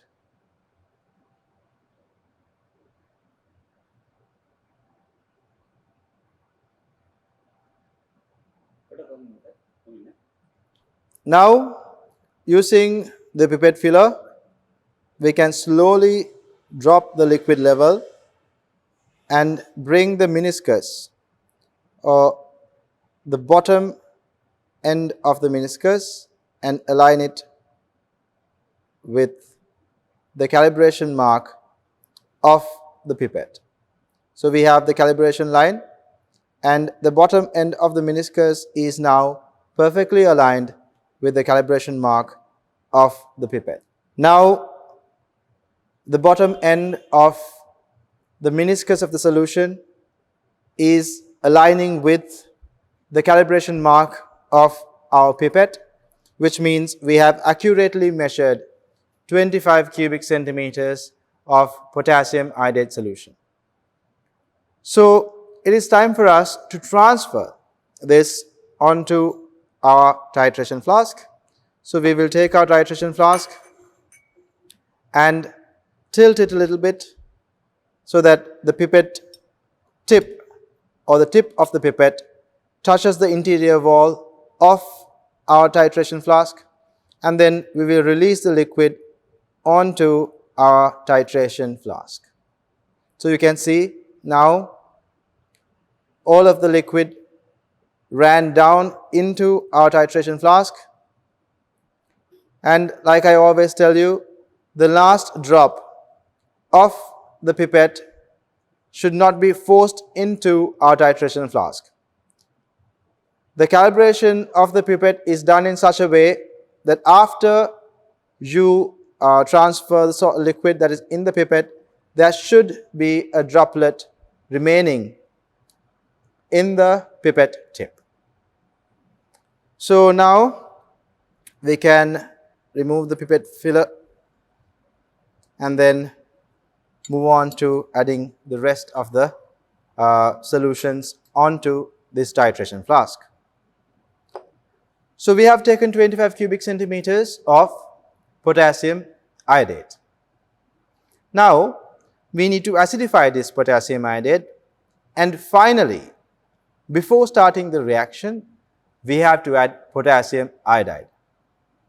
As soon as we add potassium iodide, you will see a reaction happening where it produces iodine, I2 aqueous.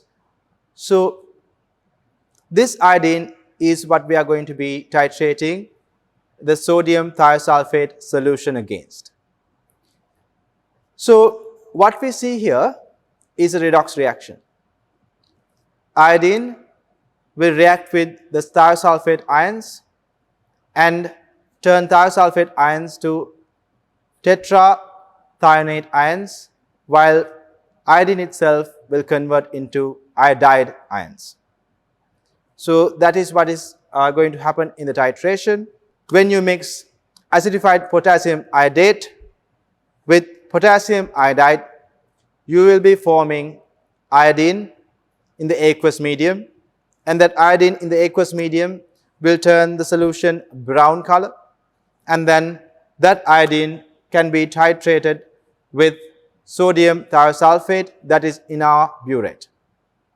So let's move on to our titration and add 20 cubic centimeters of sulfuric acid, and then finally, right before we start our titration, let's add 10 cubic centimeters of potassium iodide and then start the titration. Now we will add dilute sulfuric acid, 20 cubic centimeters of dilute sulfuric acid. To measure that, we will use a measuring cylinder and take exactly 20 cubic centimeters of dilute sulfuric acid.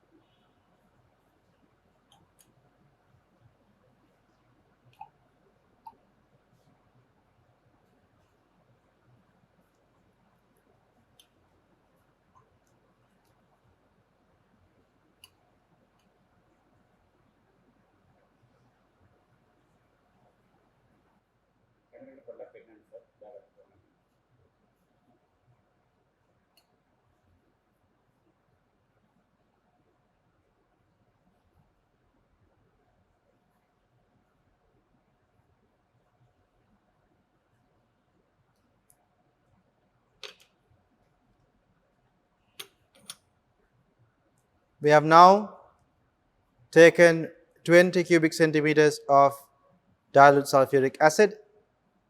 We will add that to our titration flask. This will acidify the potassium iodate solution that we have in the titration flask. Now, right before we move on to our titration, we need to add 10 cubic centimeters of potassium iodide. So we have our potassium iodide over here. So we will try and add 10 cubic centimeters of potassium iodide into our solution in the titration flask. This will introduce excess amount of potassium iodide that is needed for this reaction. To measure that, we will take a small measuring cylinder, we will only need 10 cubic centimeters of potassium iodide.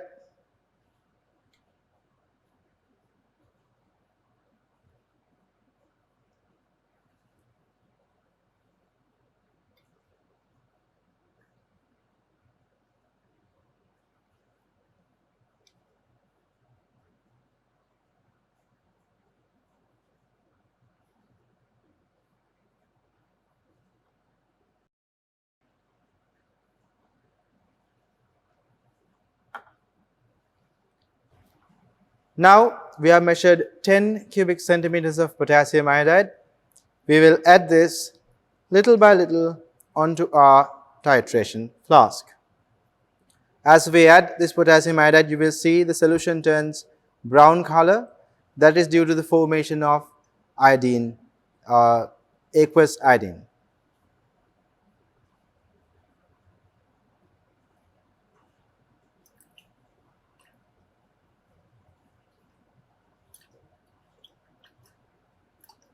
As you can see, the solution is turning brown in color due to formation of aqueous iodine.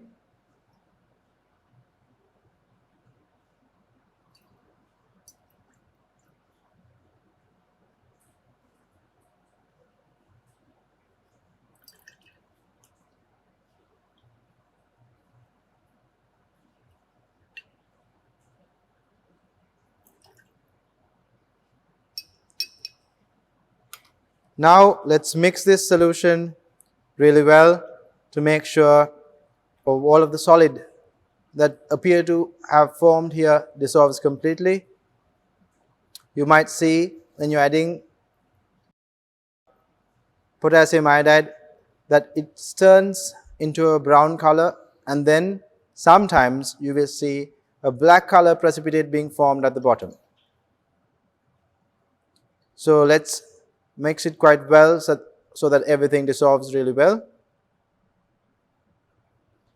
Now let's take a look at the color of this solution. It's a brown color solution. So when we are titrating, you can see the brown color will disappear little by little. At one point, you will see a very pale color. We call it a very pale yellow color, or sometimes it is referred to as a hay color, color of hay water. So at that point, you will add the indicator, which is our starch solution. So let's move on to our titration now. We have the sodium thiosulphate solution filled to our burette up to the 0 line.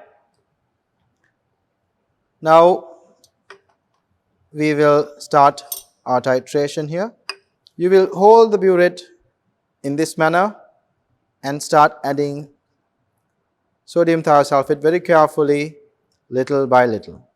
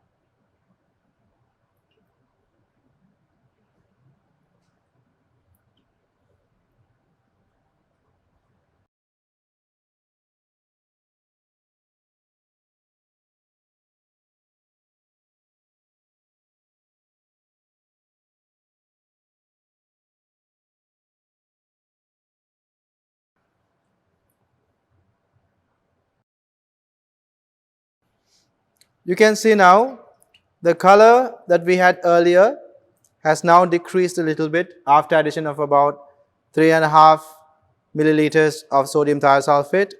It will further decrease when we keep adding sodium thiosulphate, and then when it reaches a pale yellow color, we will add our starch solution.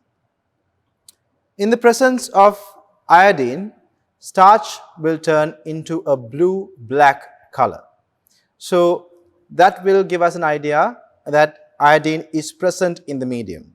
So as we add sodium thiosulphate, little by little the iodine in the medium will be converted into iodide ions when thiosulphate ions are converted into tetrathionate ions. S4O6 2 minus ions. S2O3 2 minus ions, which is the thiosulphate ions, will turn into tetrathionate ions, which is S4O6 2 minus ions. So when this is happening, iodine that we have in the medium will turn into iodide ions and will lose the color that we observe here. So the blue-black color that you will get when you add starch will completely disappear when all of the iodine has completely reacted with the sodium thiosulphate that we have added into this medium. Keeping that in mind, let's continue our titration.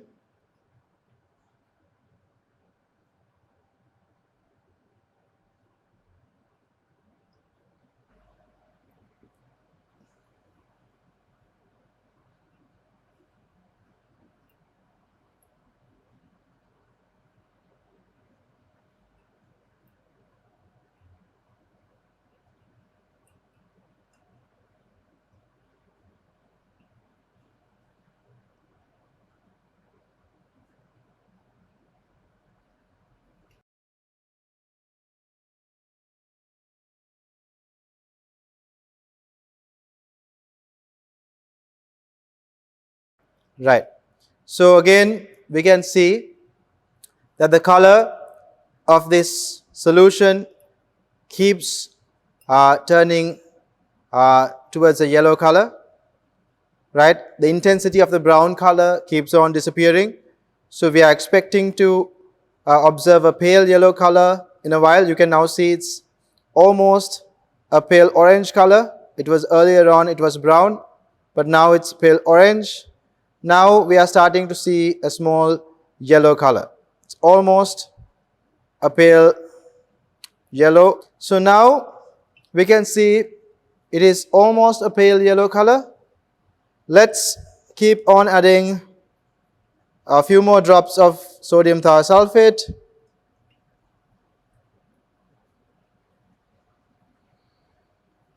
until we observe a pale yellow color.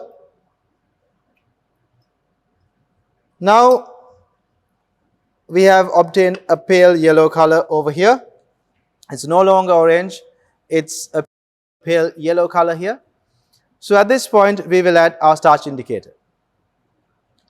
The reason why we do not add the starch indicator at the beginning is when the concentration of iodine is high. If you add the starch indicator, it will form a complex with the starch that will not release iodine that easily. So it will form a blue-black color complex that will not release iodine that easily. We want a starch indicator to work as an indicator where it will indicate when iodine has run out. So we have to make sure the concentration of iodine in the solution is quite low before we add the starch indicator. So when you add the starch indicator at that point, the complex that is formed is a reversible complex. So when sodium thiosulphate comes into the medium, iodine will be released from the starch indicator and will move on to react with sodium thiosulphate. And at the end of this titration, you will see the color that we observe now. So as soon as I add this starch indicator, the color of the solution will turn into a blue-black color. So when all of the iodine is reacted at the end of this titration, you will see the blue-black color will completely disappear, indicating the end point of our titration. So let's add the starch indicator here.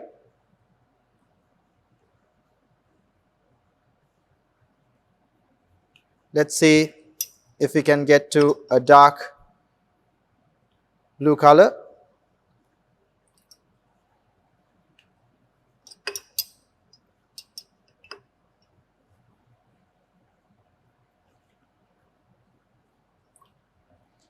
So what you see here is the blue-black color that you get with our starch indicator.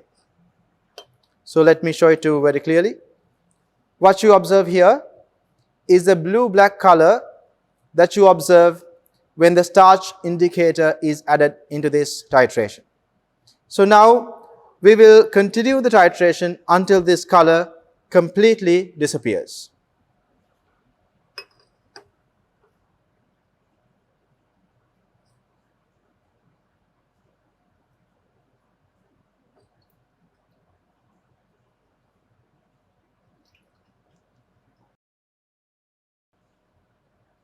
You can see with just 2 drops, the color almost completely disappeared, but there's still a slight hint of blue.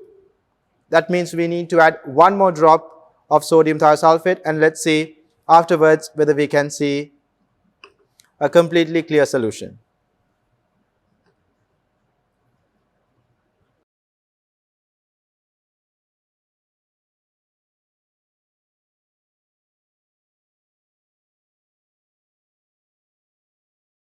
Now, at this point, we can see that the solution has completely turned into a clear solution, meaning we have obtained our endpoint properly.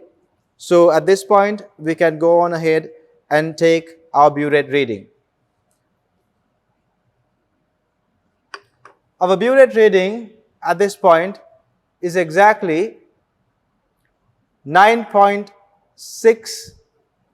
cubic centimeters or 9.6 milliliters. So to carry out this titration, we have used 9.6 cubic centimeters of sodium thiosulphate. So this is just our first titration.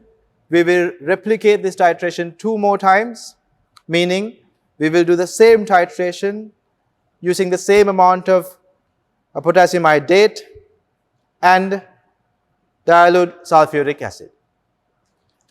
We completed our first titration. Let's move on to our second titration. Here we have pipetted out 25.00 milliliters of potassium iodate solution, and onto that we have added 20 cubic centimeters of sulfuric acid, and all that remains is the addition of 10 cubic centimeters of potassium iodide solution. Let's go ahead and do that and move on to our second titration. Let's take a measuring cylinder and add 10 cubic centimeters of potassium iodide.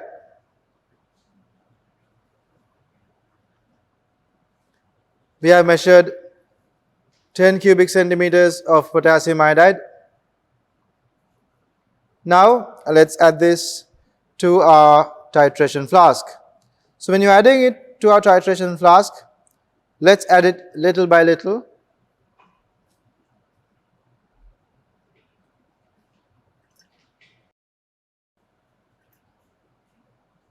So that we can see what is happening here clearly. So you can see upon addition of potassium iodide, just like in the previous case, we turn the solution to a dark brown color. I'm not sure whether you can capture it or whether you can see it very clearly, but certain amount of iodine gas has escaped the solution, and therefore you can see the interior of this titration flask is turning a little purple color. That is due to some amount of iodine escaping the solution.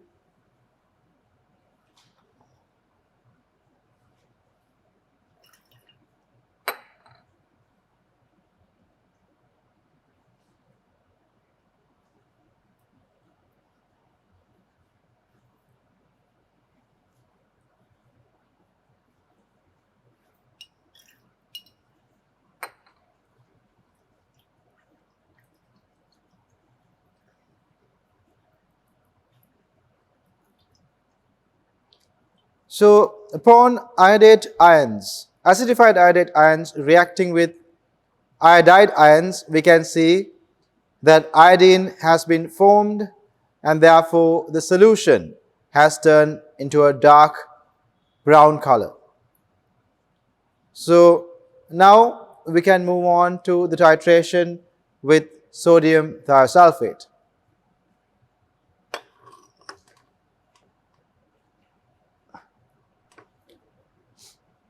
Like in our previous experiment, we will start adding sodium thiosulphate slowly. Little by little, we'll start to add sodium thiosulphate while making sure we mix the titration flask quite well.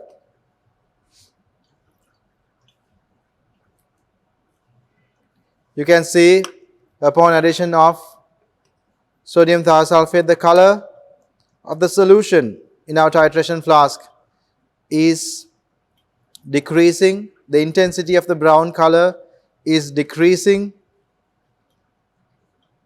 It's gradually turning into an orange color, and later on it will appear to be a yellow color.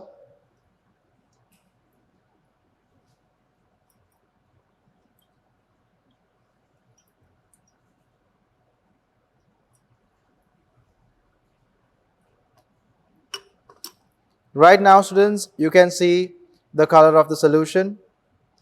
It's a dark orange brown color. Now, the color that we had earlier, the dark brown color, has decreased.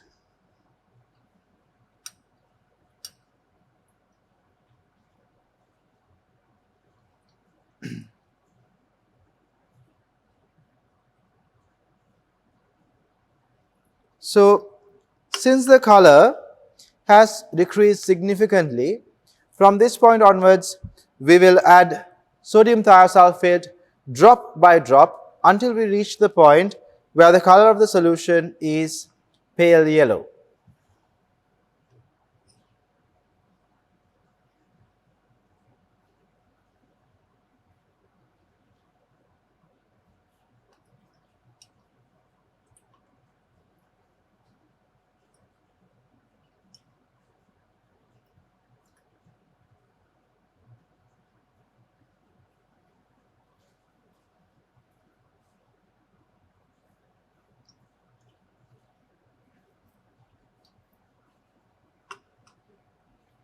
Now, we have here a solution that appears to be a pale yellow in color.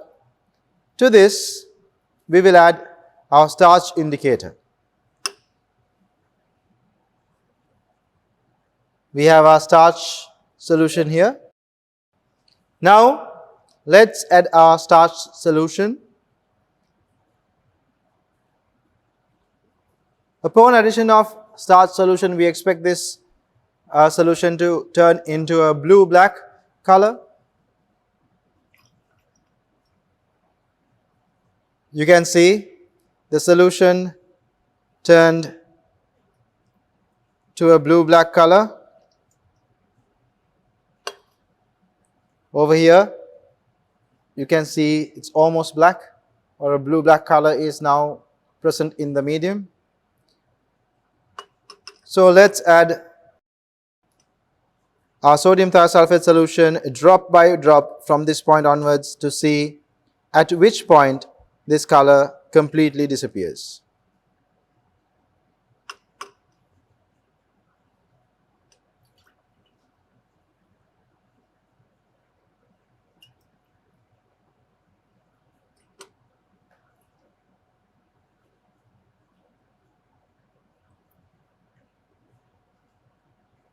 So now it's a very light blue color.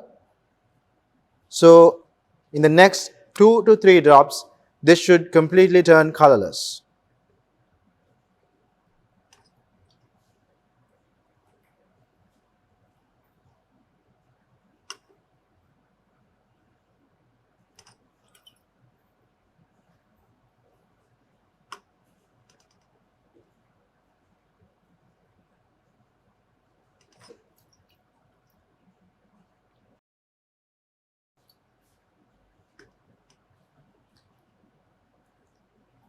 As predicted, upon addition of 3 drops, we can see that the solution has completely turned colorless.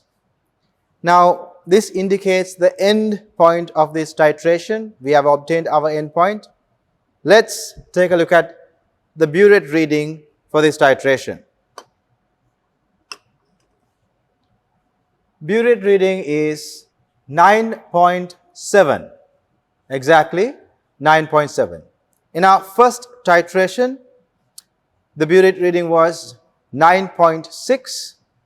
In the second titration, the burette reading is 9.7.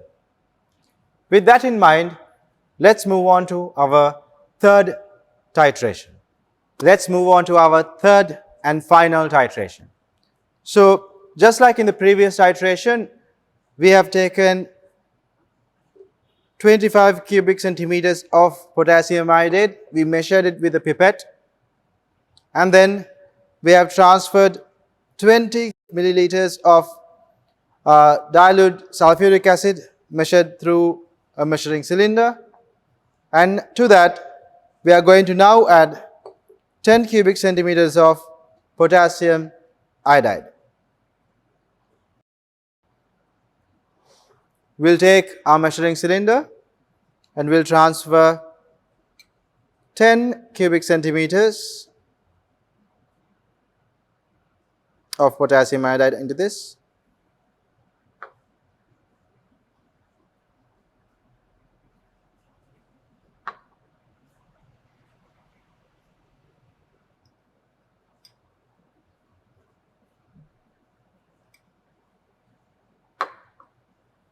Right, so we have taken 10 cubic centimeters of potassium iodide, and now we will slowly add it into our titration flask here that contains sulfuric acid and potassium iodate. So just like in the previous 2 titrations, we will add this potassium iodide little by little onto our titration flask.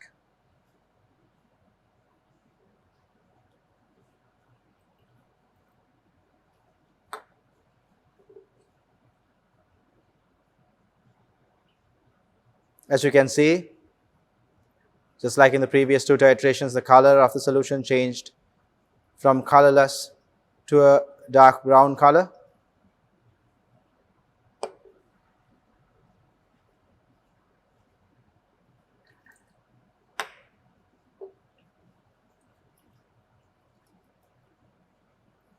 You will keep adding little amounts of potassium iodide, and then we'll keep swirling it around like this.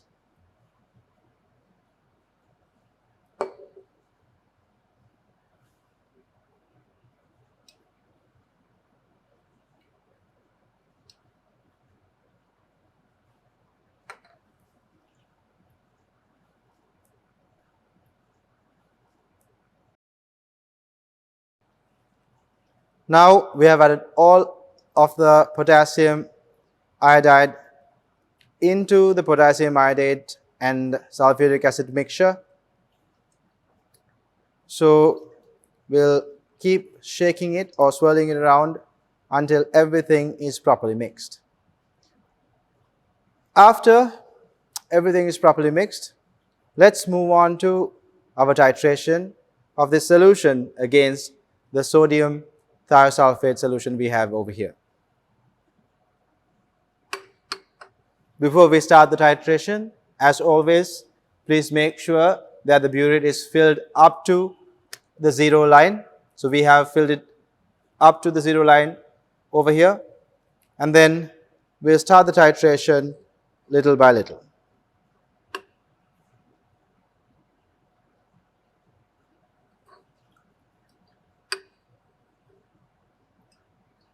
You can see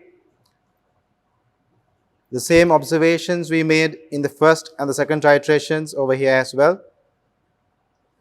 And you can see that I am doing this titration a little faster than the previous 2 titrations.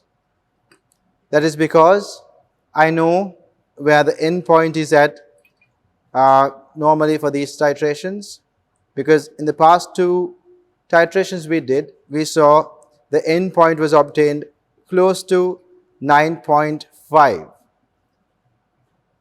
So we can be sure that this titration also will show a color change at that or close to 9.5. Now we can see the dark brown color is no longer present in this medium. Little by little, it is changing to that hair color that we want. Now we have obtained that hair color that we want in this titration flask. Right? So while keeping this hair color, we will now add our indicator, which is our starch solution, into this titration flask. You can see upon addition of the starch indicator, the solution turned completely blue-black.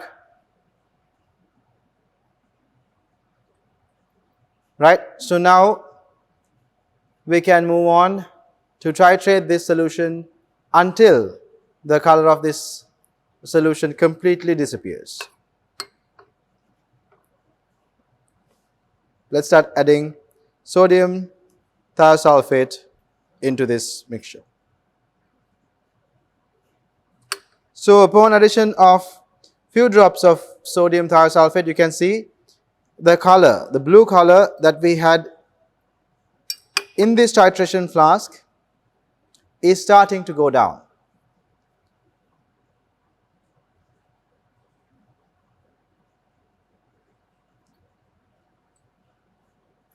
I can say now it is almost colorless, but there is still a slight hue of blue. So we will add 2 to 3 more drops.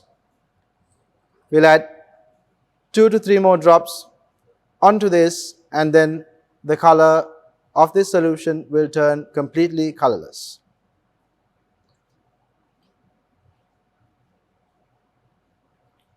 Right.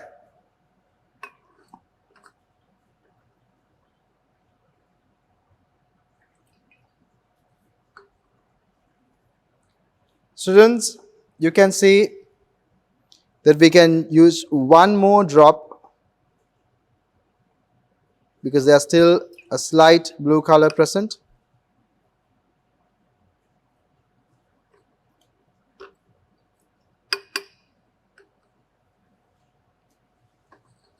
Now the solution has turned completely colorless. The solution has turned completely colorless, which means we have obtained our endpoint. So let's move on to our burette reading now. Our burette reading at this point is 9.7.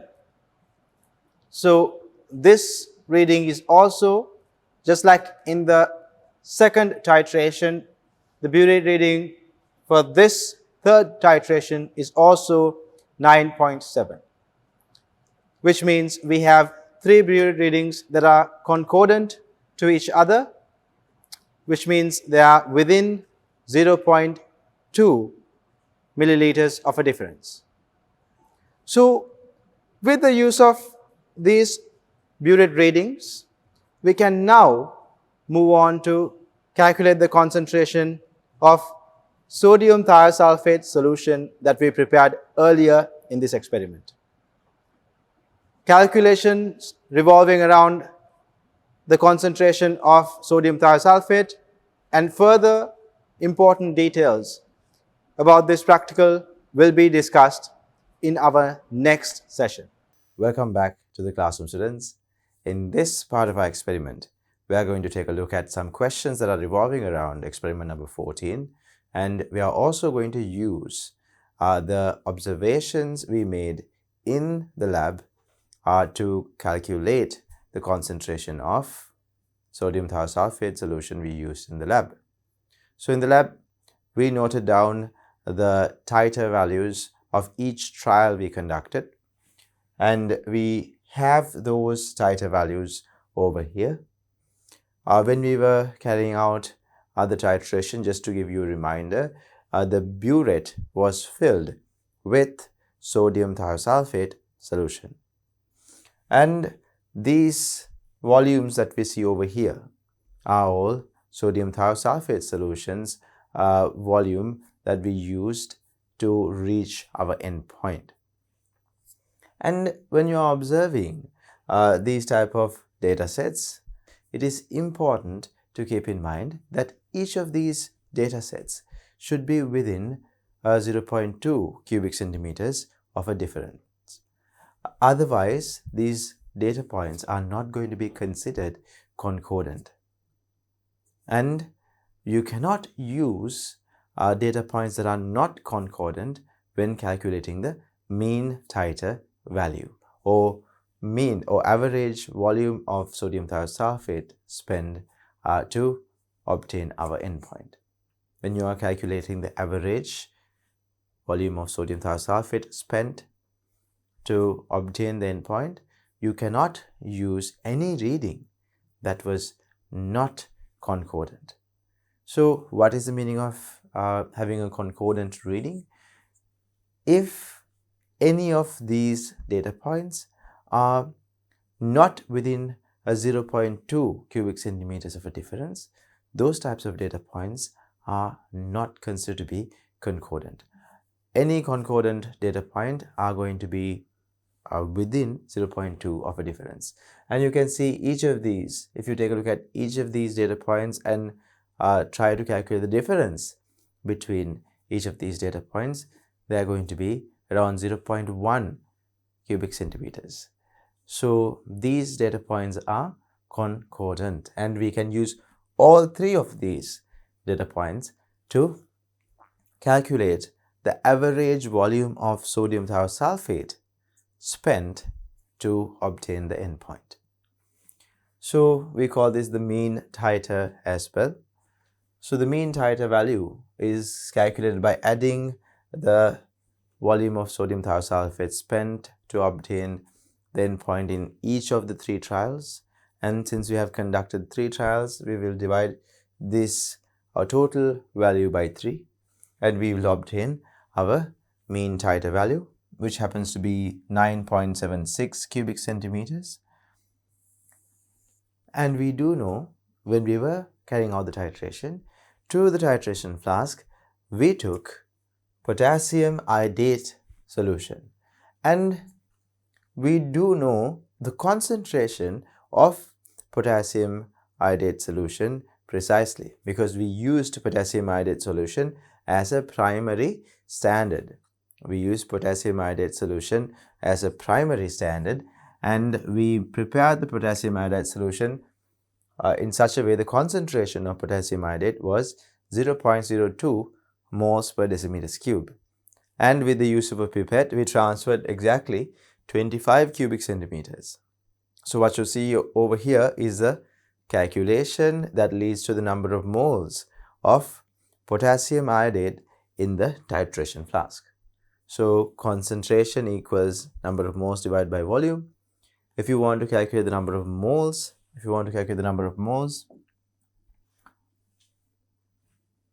you can use this equation. So we have the concentration here 0.02 moles per decimeters cube, and we have the volume over here 25 divided by 1000, 25 cubic centimeters. You need to convert into decimeters cube, so when you do that, it is 25 divided by 1000. So that will give us our number of moles of potassium iodate. And then we have this equation. 2 iodate will react with 10 I minuses to produce 6 I2. So if you take a look at the ratio between the two, it's going to be 2:6 or 1:3. 2:6 or 1:3. 3 would be the ratio. A simplified version of this equation also can be written where 1 iodate reacts with 5 I minuses to produce 3 I2. Now students, the ratio between iodate and I2 is going to be 1:3. And if you know the number of moles of iodate, we can actually get to the number of moles of iodine that is produced. If you know the number of moles of iodate, which we actually have calculated over here. So this is the number of moles of iodate we took into the titration flask. So if you know this number of moles, which is the number of moles of iodate, we can actually calculate the number of moles of iodine. As we know, the reaction ratio between iodate ions and iodine is 1:3. 1:3. So therefore, whatever the number of moles of iodate we calculated should be multiplied by 3. That is why you see this expression here. So we have taken this many moles multiplied by 3. So these are the number of moles of iodine. So after getting to the number of moles of iodine, students, we have this equation where we observe that iodine and thiosulphate ions, they react in 1:2 ratio. 1 iodine molecule reacts with 2 sodium thiosulphate. So the ratio between iodine and sodium thiosulphate is 1:2. So using that equation, we can actually determine the number of sodium thiosulphate that would have gotten used when iodine was reacting with sodium thiosulphate. And based on that, so we now know the number of iodine. We now know the number of iodine moles. So we have this equation giving us our iodine to thiosulphate ion ratio. That happens to be 1:2 according to this equation. So if you know the number of moles of iodine, twice as many sodium thiosulphate would be required to react with that amount of iodine. So that is why we have taken the number of moles of iodine we calculated in the previous slide and we have multiplied it with 2. We have multiplied it with 2 to get to the number of moles of sodium thiosulphate used to react with iodine. And after calculating the number of moles of sodium thiosulphate,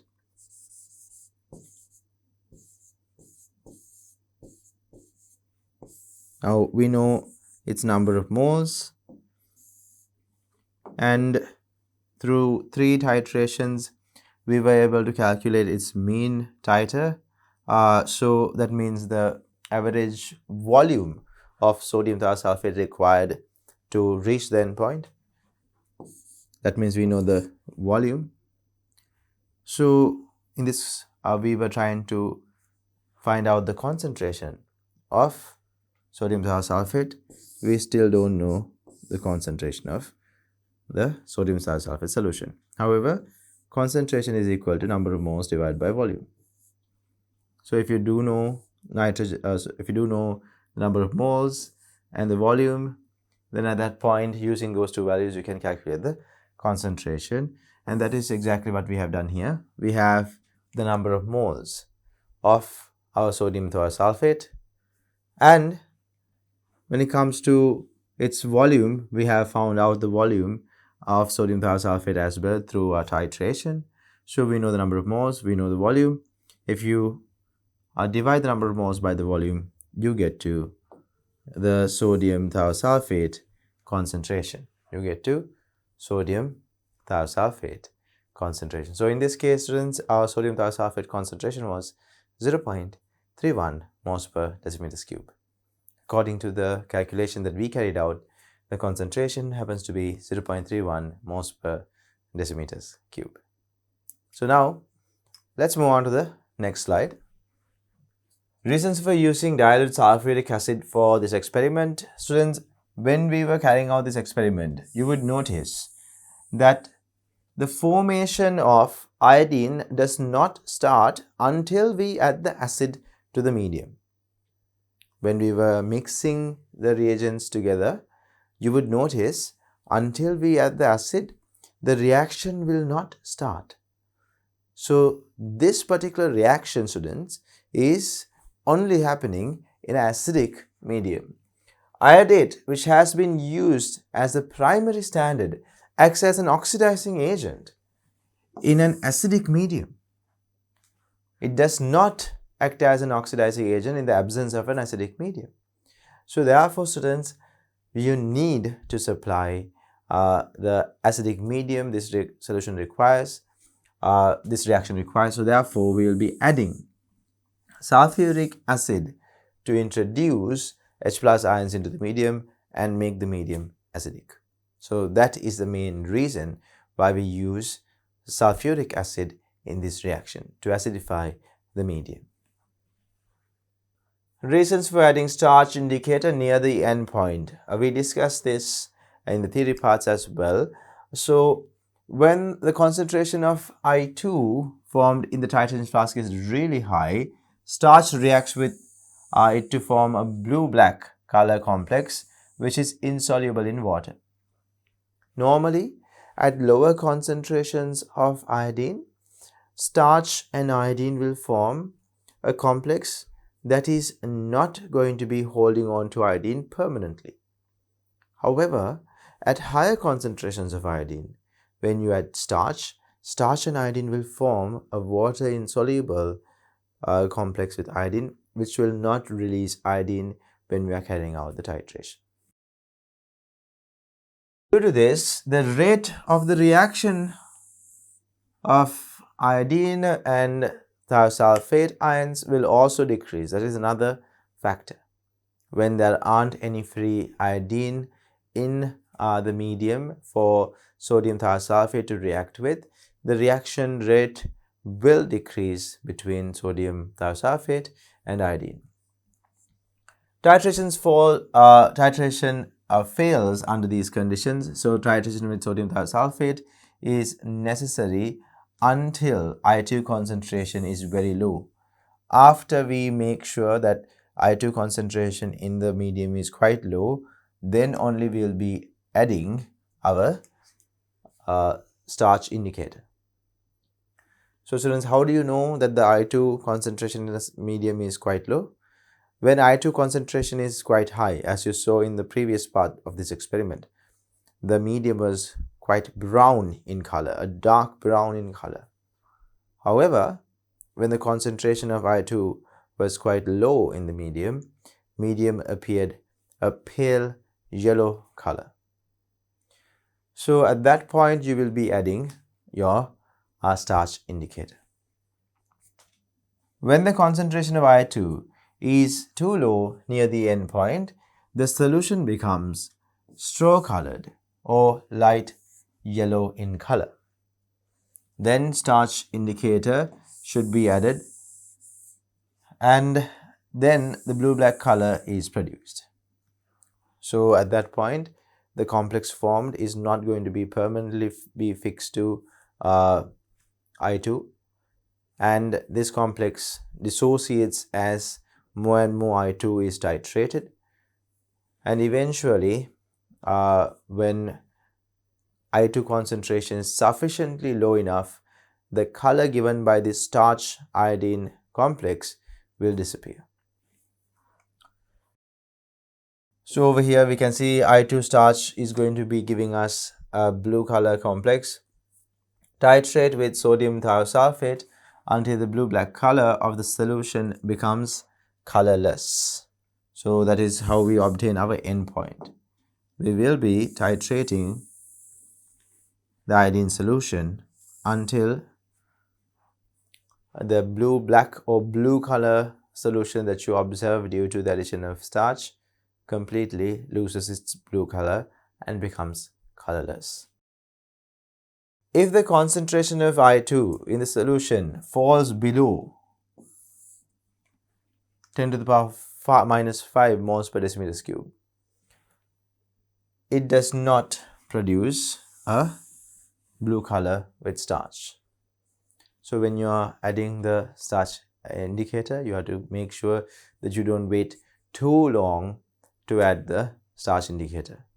If it is almost colorless, if you add a few drops of starch, you will not observe a blue color in the medium.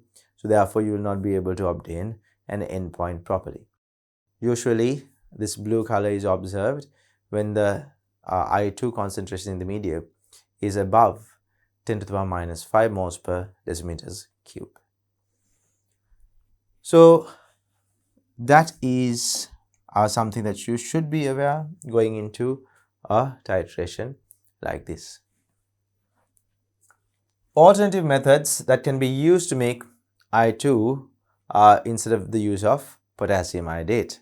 So we used potassium iodate as a primary standard when it comes to standardizing sodium thiosulphate solution. When we use potassium iodate reacted with potassium iodide that was in excess in the medium. So the limiting factor was potassium iodate. So it regulated the amount of iodine that was produced. So potassium iodate and potassium iodide will react together to produce iodine. And only a limited amount of potassium iodide was there. So we know exactly the number of iodine that will be produced. So this produced iodine was then reacted with sodium thiosulphate, and using the volume of sodium thiosulphate spent to react with the iodine produced. Now we know the number of moles of iodine. So using the volume of sodium thiosulphate that was spent to react with the iodine produced, we were able to calculate the concentration of that sodium thiosulphate solution accurately. So instead of the use of potassium iodate, can we use anything else? Yes, we can. We can use potassium dichromate.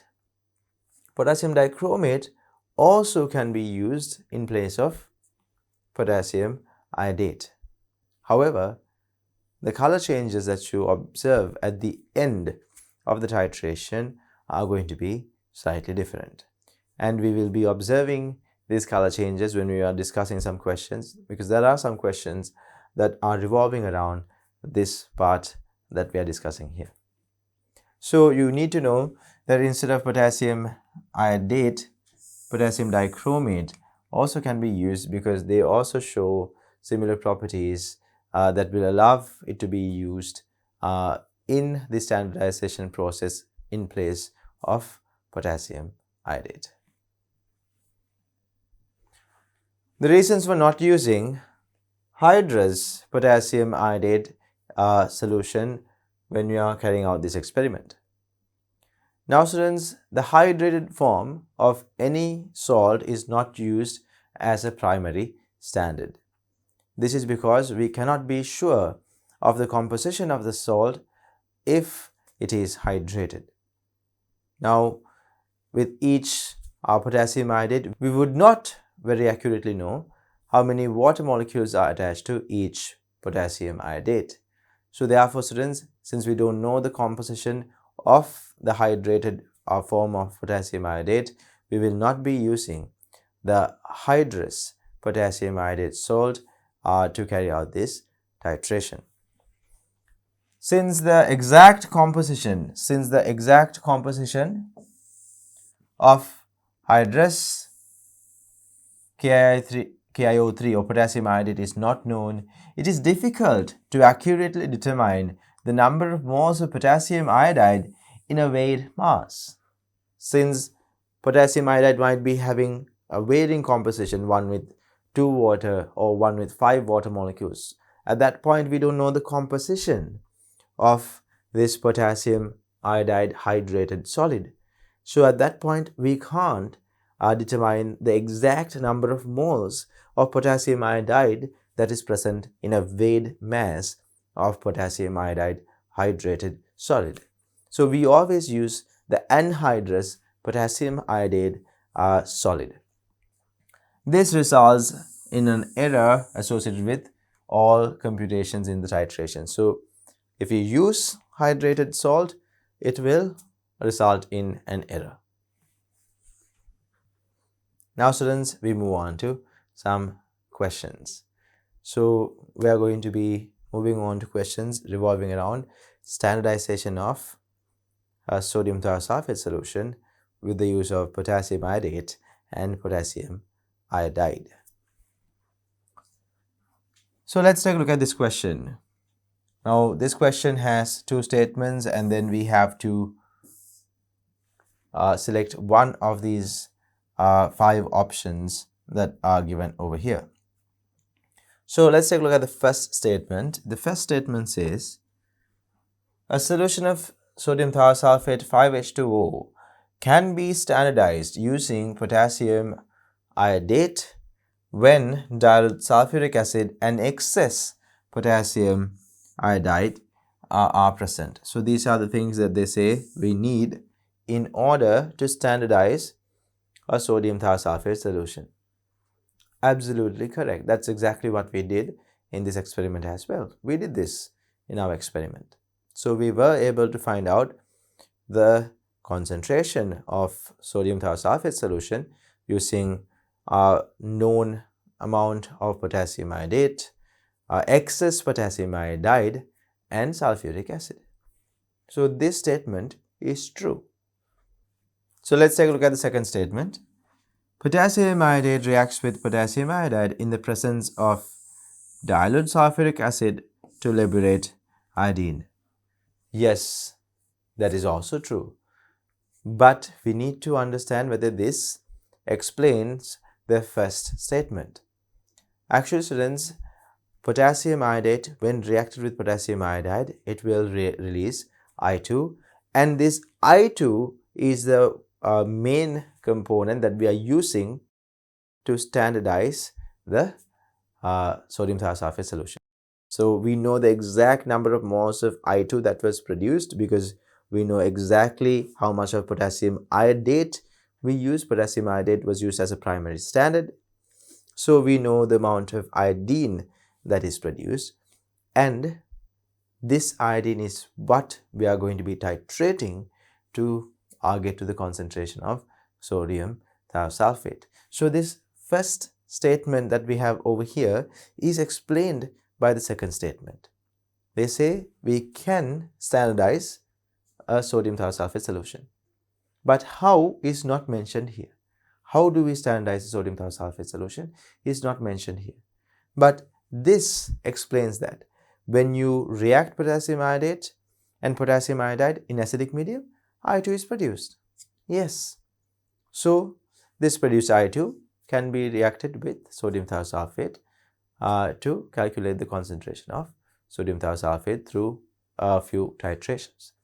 So the second statement explains the first. Second statement explains the first by giving us the idea that when these react, I2 is produced, and as we know, I2 reacts with sodium thiosulphate. Whenever you want to carry out a titration between iodine, we usually use sodium thiosulphate as the solution that we are going to be titrating iodine against. So this particular statement explains the first statement. So the answer for this question is going to be 1.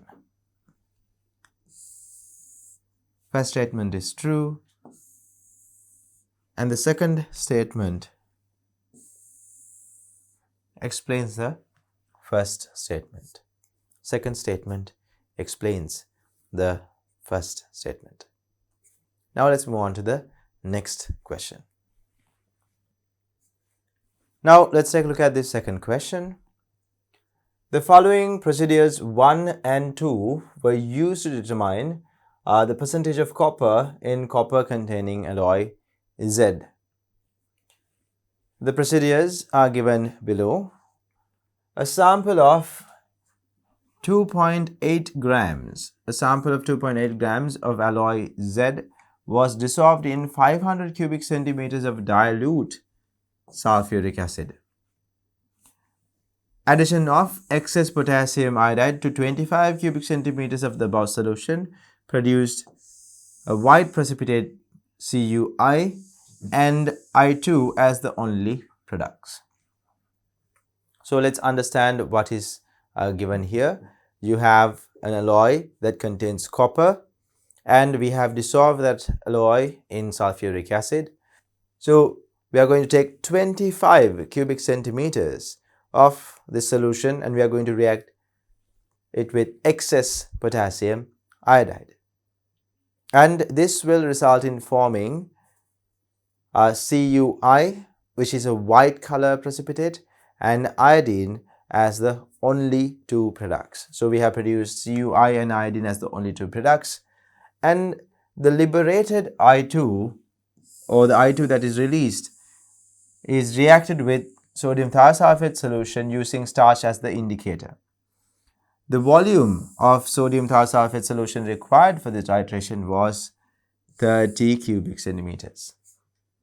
So now they say, after carrying out the reaction between the copper ions in the medium and potassium iodide in acidic medium, we obtain CuI, which is a white color precipitate, and iodine. And this iodine that is liberated is titrated against sodium thiosulphate solution. And the amount of sodium thiosulphate spent to get to the end point was 30 cubic centimeters. So we know the sodium thiosulphate solution is used, and we know the volume of the sodium thiosulphate solution that is used. We do know the reaction between iodine molecules and sodium thiosulphate. So we can calculate the number of moles of iodine that was present in the medium if we know the concentration of sodium thiosulphate solution. Now in this question, in the first part, they have not mentioned the concentration of sodium thiosulphate. They have given a titration between sodium thiosulphate and iodine. However, no concentration about, or no mention about the concentration of sodium thiosulphate. So can we directly calculate the iodine number of moles with the information we have in this part? The answer would be no. A very key piece of information is missing here, which is the concentration of sodium thiosulphate. So that means in the second part, they must be guiding us to the concentration of sodium thiosulphate. Let's take a look. 25 cubic centimeters of potassium dichromate solution prepared by dissolving 1.18 grams of potassium dichromate in 500 cubic centimeters of distilled water, 20 cubic centimeters of sulfuric acid and potassium iodide were added, right? So students, in this first part of the question, or second part of the question, they mention that we have prepared a potassium dichromate solution by dissolving 1.18 grams of potassium dichromate in 500 cubic centimeters of water. And after preparing this potassium dichromate solution, we have measured 25 cubic centimeters of this solution, and then we have added it with 20 cubic centimeters of sulfuric acid along with excess potassium iodide. So this reaction will also liberate I2. So let's move on to the next part. The liberated I2 was titrated with sodium thiosulphate solution used in procedure 1 with starch as the indicator. The volume of sodium thiosulphate required was 24 cubic centimeters.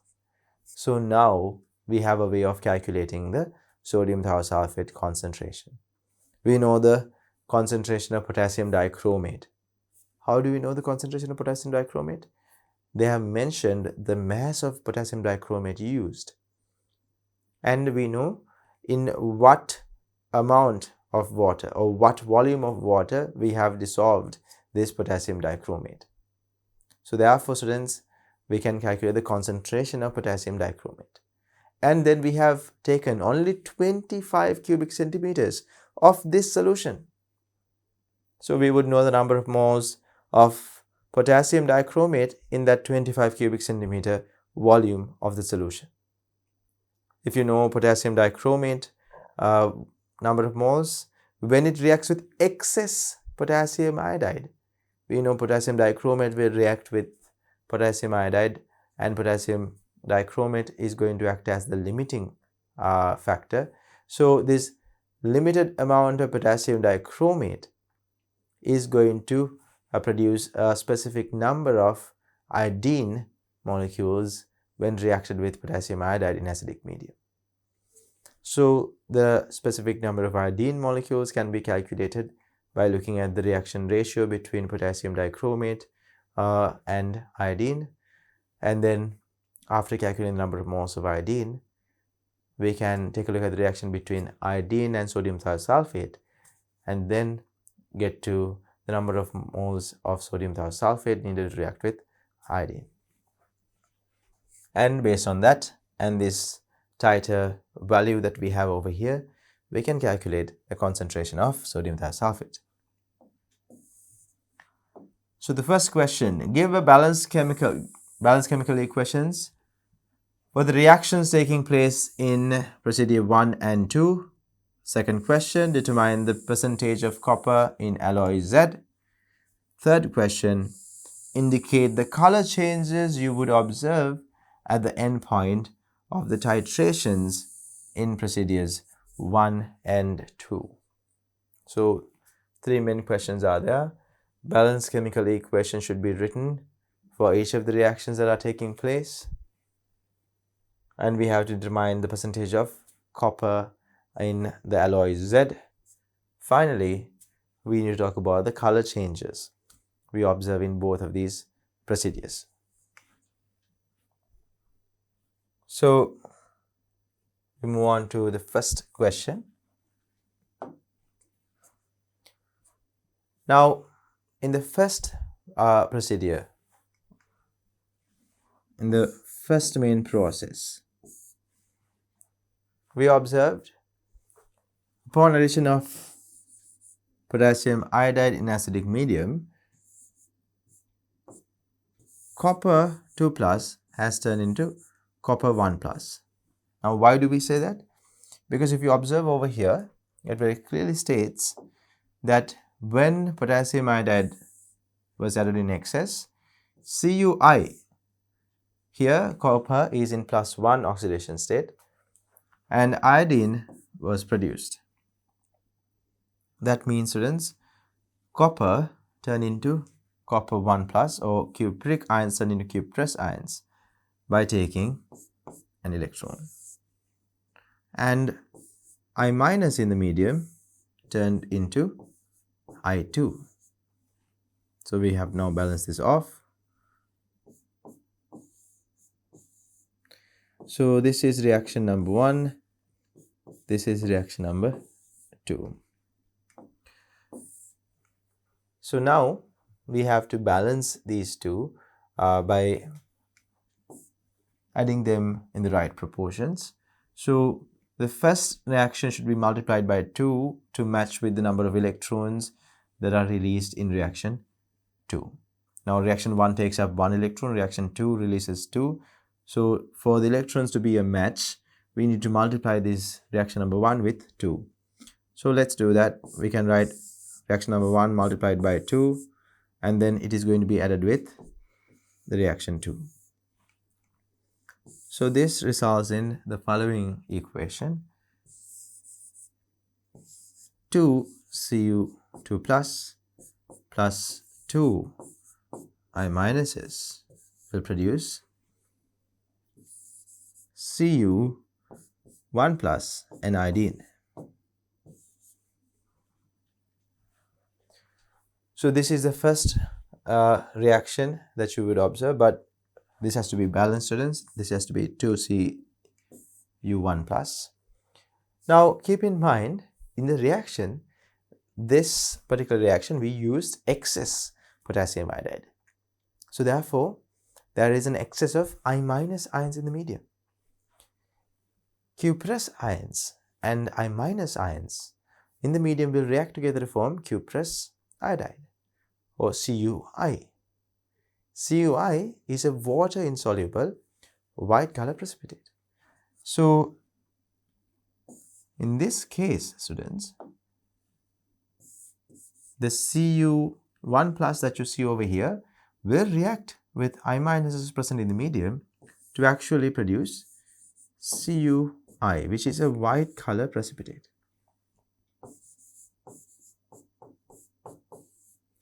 I2 will still be present here as I2 itself. No further reactions will take place in the medium. So now we have to balance this equation. So the number of copper does not change. However, since we have now added 2 more I minuses to write the actual state Cu1 plus is going to be present in this medium, we have to increase the number of I minuses that we had over here in this equation. So altogether on the right hand side there are 2 I minuses here, and there is 2 I's on the I2. So therefore we need to have 4 iodines here. In this side we will have iodine in I minus state. So we have 4 I minuses reacting with 2 cupric ions to produce Q plus iodide and iodine. So this is the reaction that is going to be taking place. This is an redox reaction.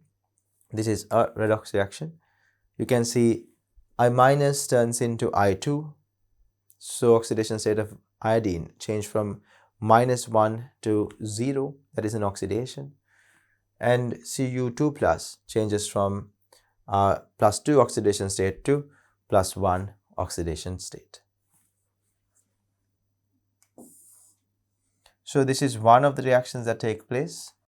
And apart from that, students, we do know that we are reacting sodium thiosulphate with iodine.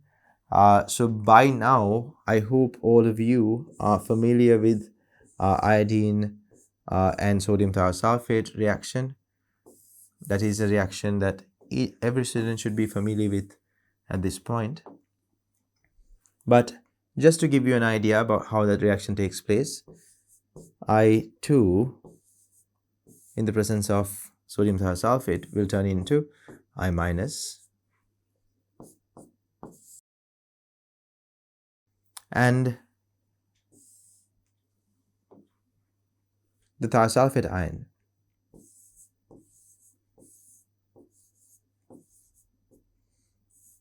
will turn into a tetrathionate ion, S4O6, 2 minus.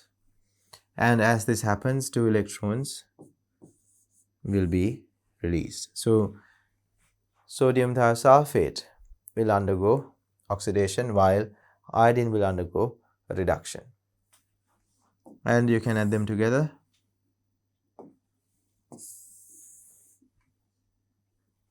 When you add them together, you have I2 plus 2 Na2 S4 or S2O3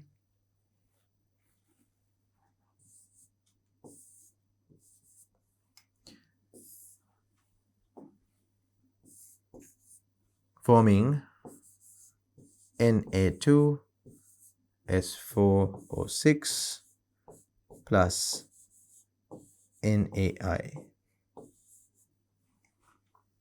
So this is going to be the reaction that you observe when you are carrying out a titration against titration with iodine and sodium thiosulphate.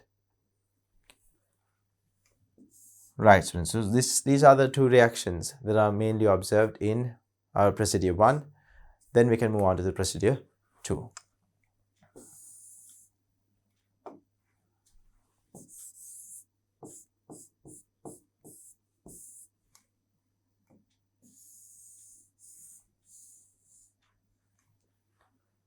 So in this second process, we are reacting potassium iodide with dichromate ions. Potassium iodide and dichromate ions are going to be reacted. So again, we have a reaction where I minus is going to be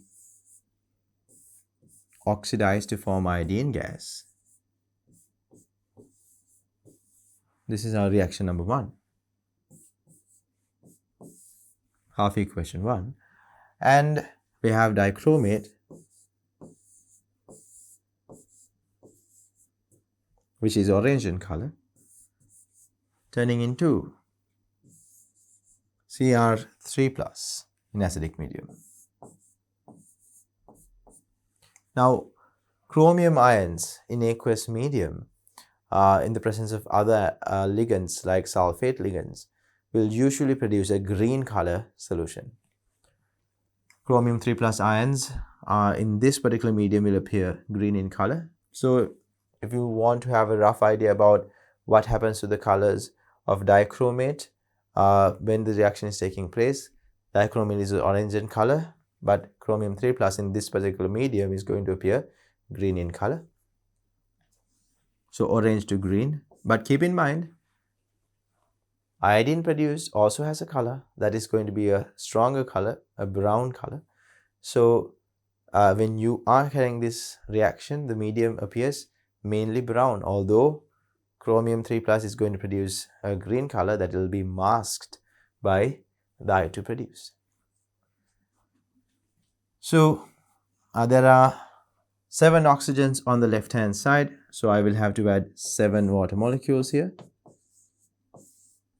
So altogether, when you multiply, when you try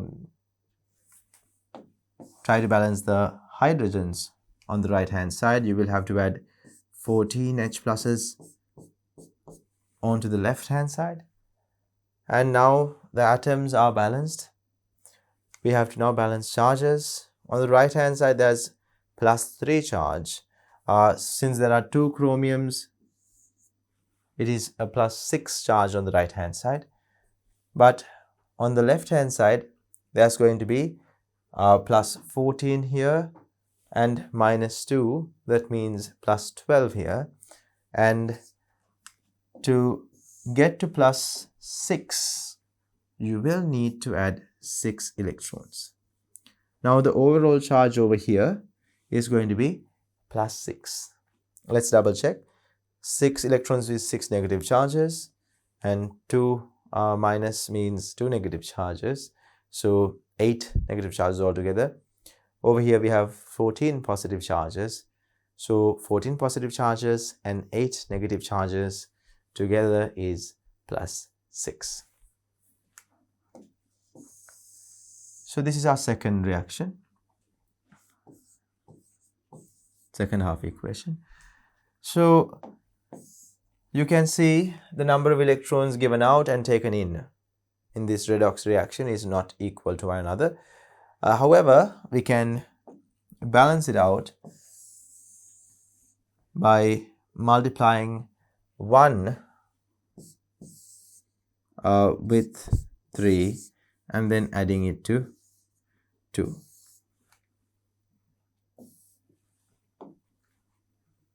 So when you multiply 1 by 3, it's going to be 6 I minuses plus 14 H pluses plus 1 dichromate ion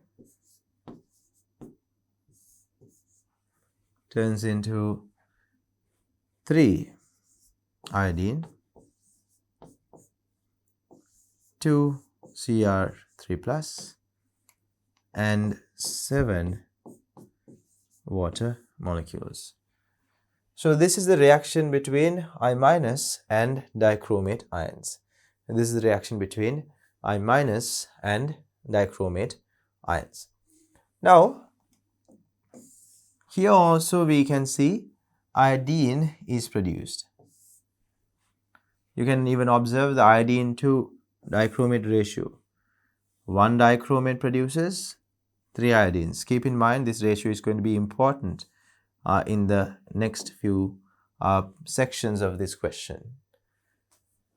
So this iodine that is produced, again, since they ask for all the reactions, iodine that is produced is again going to be reacting with sodium thiosulfate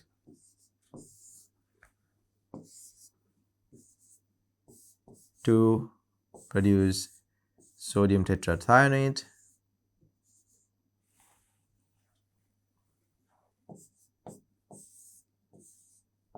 and sodium iodide.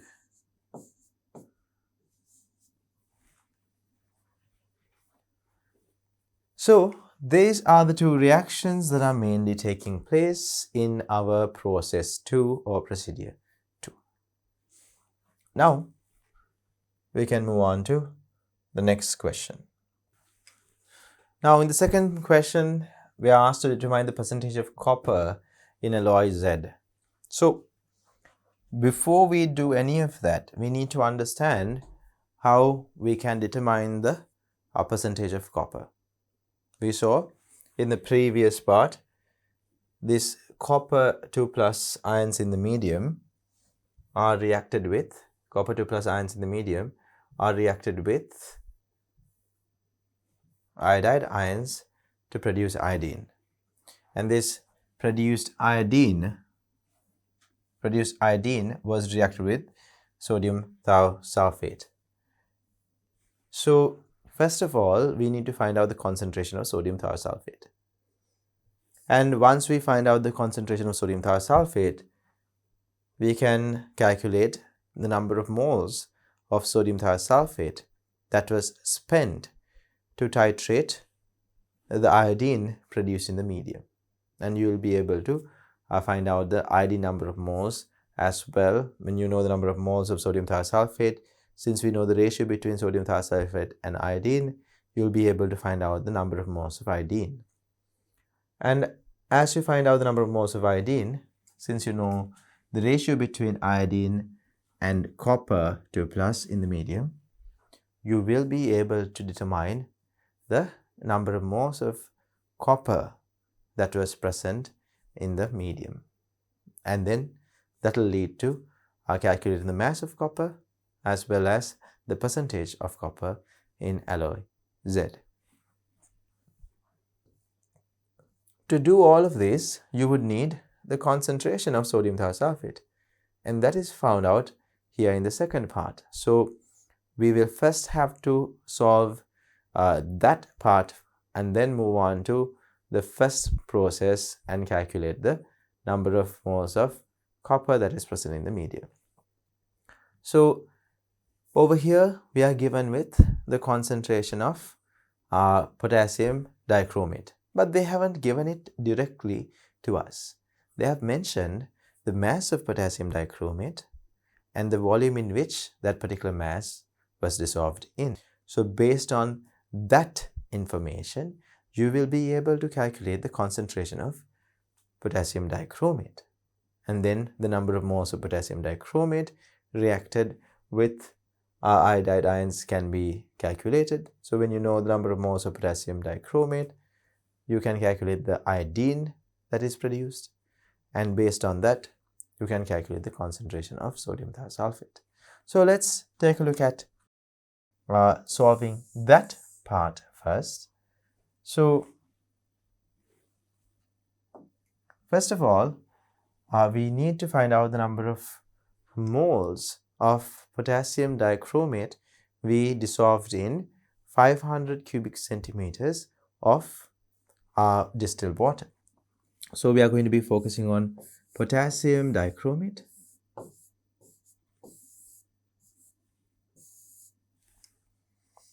We need to first find its molar mass.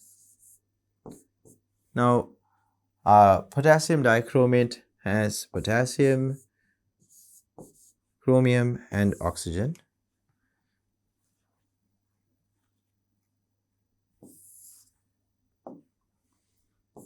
That is 2 potassium, 2 chromium, and 7 oxygen.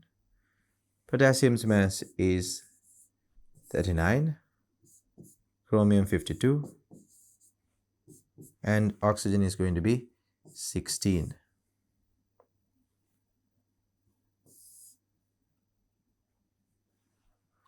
So afterwards you can quickly solve them. You have 78 here, 104 here, and 112 here. When you add them all together, it will be 4 here and 9 here and 294 grams per mole will be the molar mass. 294 grams per mole will be the molar mass of potassium dichromate, 294. So now, after finding out its molar mass, we can actually move on to finding out the number of moles of potassium dichromate we dissolved in 500 cubic centimeters of water. So that can easily be found by taking the mass that we were given. We were given exactly 1.18 grams, or in this question it says 1.18 grams of potassium dichromate was dissolved in 500 cubic centimeters of water, and this is going to be 294 grams per mole. We can keep the answer as it is, but you can see how the units cancel off. 1.18 divided by 294 moles. We don't have to solve it here itself. Then we move on to concentration. Concentration is equal to number of moles divided by volume. Now we know the number of moles. 1.18 divided by 294 moles are there. Now, after writing down the number of moles, students, we have to divide this by the volume. Volume is 500 cubic centimeters. So 500 cubic centimeters is turned into decimeters cubed by dividing by 1000. But when you do that, you can write 1000 over here. So this is going to be our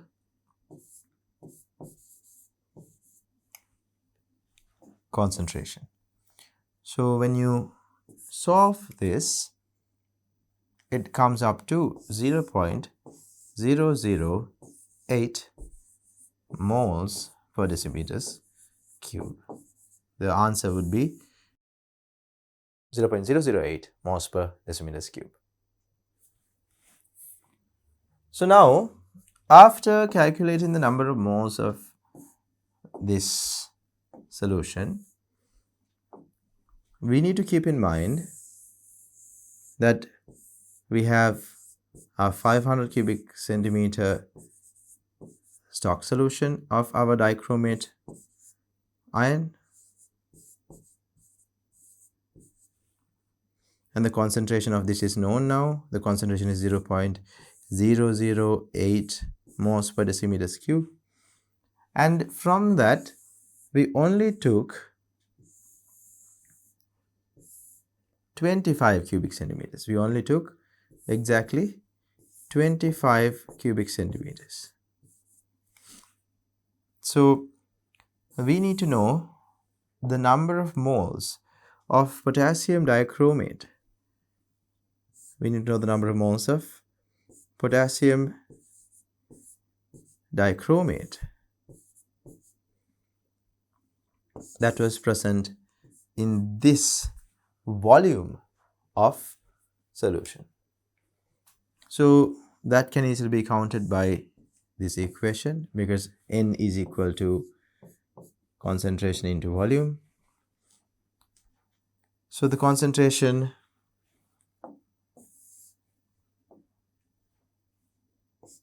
is 0.008, volume is 25 cubic centimeters. Now students, one way to write cubic centimeters converted into decimeters cube is by dividing this by 1000. You can denote the same by multiplying 25 with 10 to the power minus 3. So this will give us in moles. So now students, we have obtained the number of moles of potassium dichromate that was present in the 25 cubic centimeter volume we have taken into our titration flask. So this is the number of moles of potassium dichromate present in this titration flask or in 25 cubic centimeters of this solution. And afterwards, we can look at the reaction that is taking place. Do you see? Potassium dichromate will react with excess I minus, or in this case 6 I minuses, and produce iodine, chromium 3 plus and water. The reaction ratio between dichromate to iodine is 1:3. When one dichromate ion reacts,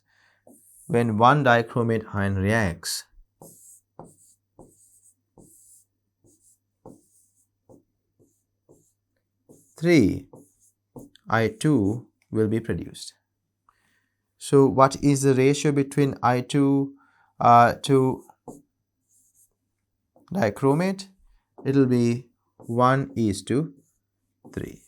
So based on that, we can write the number of moles, I2 moles produced is equal to this number of moles multiplied by 2, 0.008. This is the number of moles, 0.008 into 25 into 10 to the power minus 3 multiplied by 3. So this is the number of moles that will be produced, or number of moles of I2 that will be produced when chromate ions react with excess I minus ions. So we now know the number of moles of iodine that is produced. You can also leave this in the following manner. That is also okay. If you have written it this way, students, keep in mind that is not incorrect. Right? Both forms are correct.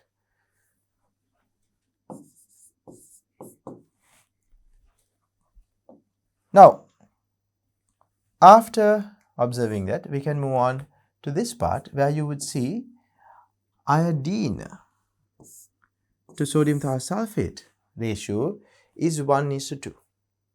Iodine to sodium thiosulphate ratio is 1:2. So if you know the number of moles of iodine that was produced, you can calculate the number of moles of sodium thiosulphate that would be reacted with that amount of iodine. So we can write I2 to sodium thiosulphate ratio is 1:2.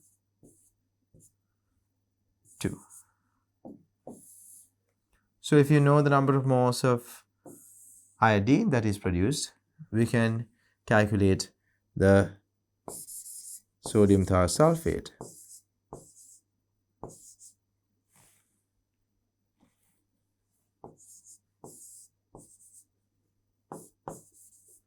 That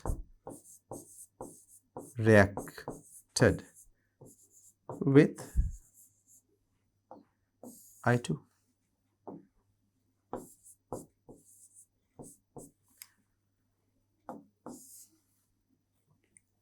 That would be, as shown above, twice the number of moles as this. So we'll write that number of moles first and then we will multiply it by 2. We have 0.008 multiplied by 25 multiplied by 3 divided by 1000. This has to be multiplied by 2. So this is the number of moles of sodium thiosulphate that was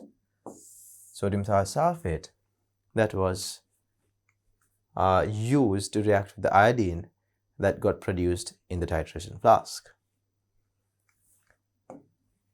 Now, after getting to that point, after calculating the number of moles of sodium thiosulphate, we can find out the concentration of sodium thiosulphate. So let's move on to calculating the concentration.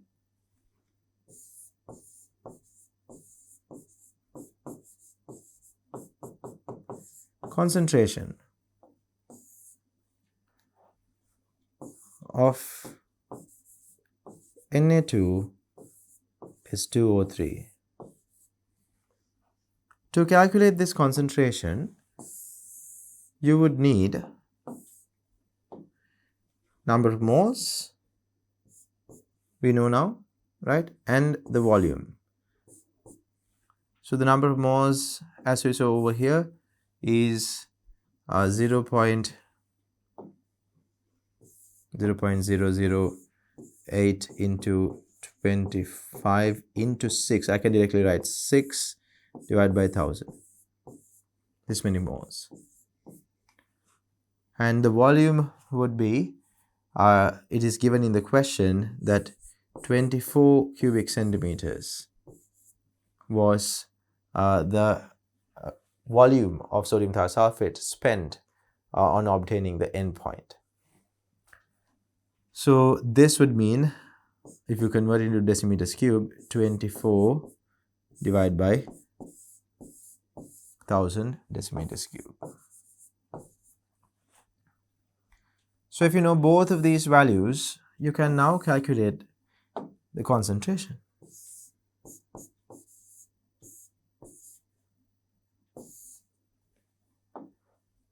This is equal to 0.008 multiplied by 25 into 6 divided by 1000,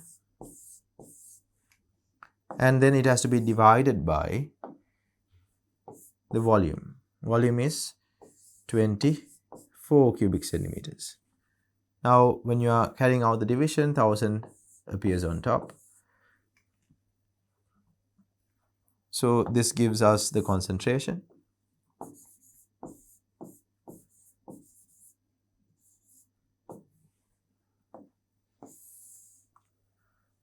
You will see 1000 cancels off, and then we have to solve the rest. And when you do solve it, the concentration value comes up to 0.05. Concentration value comes up to 0.05 moles per decimeters cube. So this is your concentration. This is the concentration of sodium thiosulphate. Right, students. So now we can move on to process 1 to calculate the copper 2 plus ions present in the medium, which will lead us to calculating the mass and then the percentage of copper present in the alloy. So let's move on to that. Equations we wrote here, we observed what is happening in process 1. Process 1, copper is reacting with iodide to produce copper iodide and iodine. You can see with 2 Cu2 plus 1 I2 is produced, and that produced I2 reacts with sodium thiosulphate, and their reaction ratio is 1:2. So now we know the concentration of sodium thiosulphate, and we know the titer value of the first titration seen in our process 1. So the titer value was 30 cubic centimeters. That means 30 cubic centimeters of our sodium thiosulfate solution was used to react with the iodine produced. We can use this information to calculate the number of moles of iodine that was present in the medium. And this iodine came into the medium through this reaction. So if you know the number of moles of iodine, we know the number of moles of copper 2 plus ions that were present in the medium. So using that, we can find out the overall copper 2 plus ions that were present in the medium, and finally we can lead to the mass of copper and the percentage of copper in the alloy.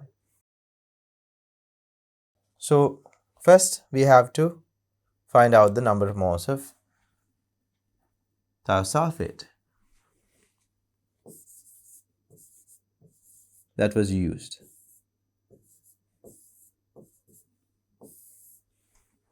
So we need to find out the number of moles of sodium thiosulfate that was used in this titration. So we'll first do that. Concentration is 0.05 moles per decimeters cube.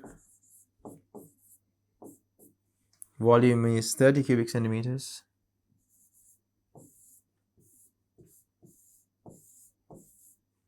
So when you convert in decimeters cube, it will be 30 divided by 1000. So you will get to this value 0.05 multiplied by 30 divided by 1000 number of moles.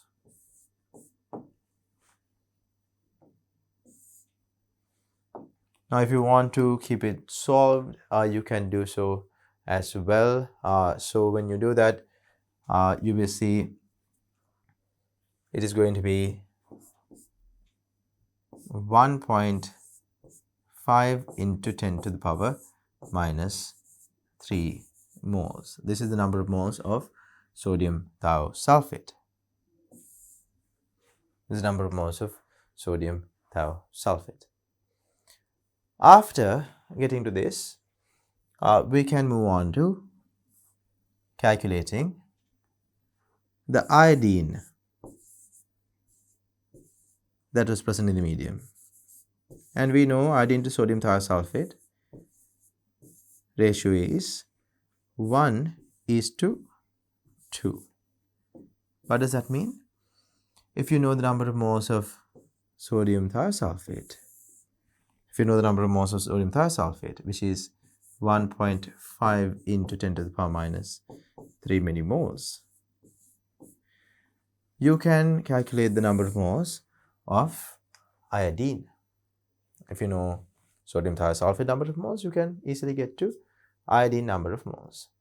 So iodine number of moles is exactly half of the sodium thiosulfate number of moles.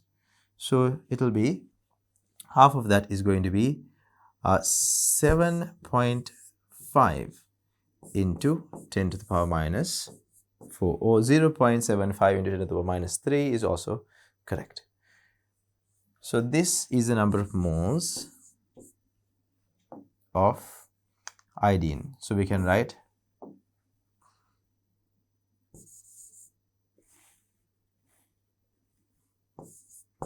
I2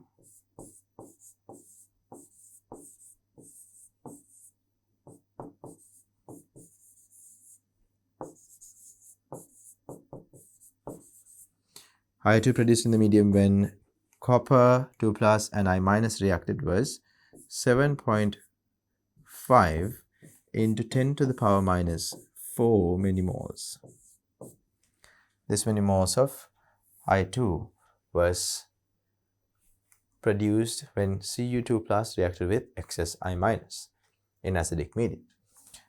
So now we know I2 number of moles.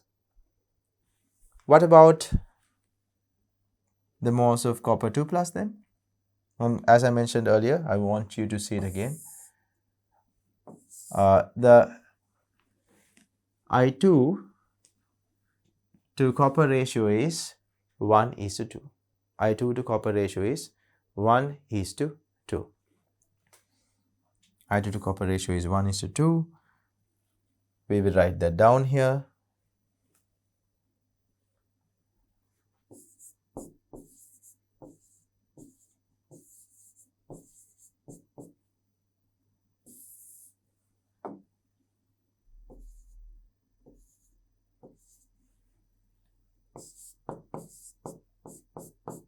This is the number of moles of I2. Copper will be as twice as that. Actually, we will first write the ratio clearly. 1:2. So since we have the number of moles of I2, we can find out the number of moles of copper, which is going to be 1.5 into 10 to the power minus 3 moles. So this is going to be the number of copper 2 plus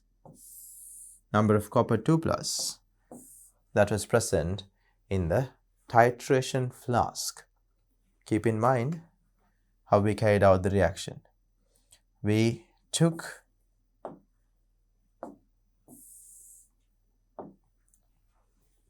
had our alloy.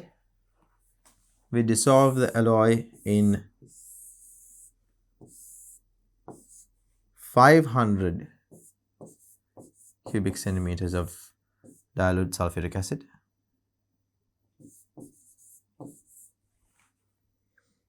Right, and then from there we took only 25 cubic centimeters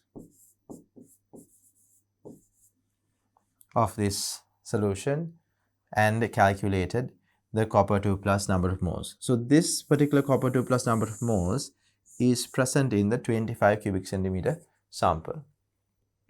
Okay, the number of moles of copper 2 plus that we calculated,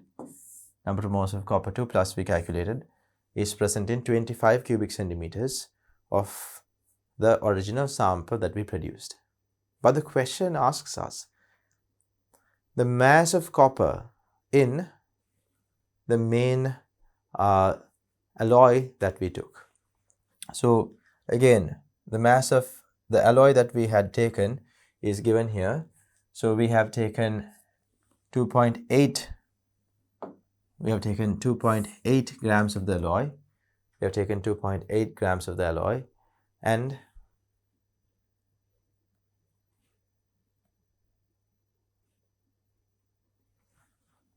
this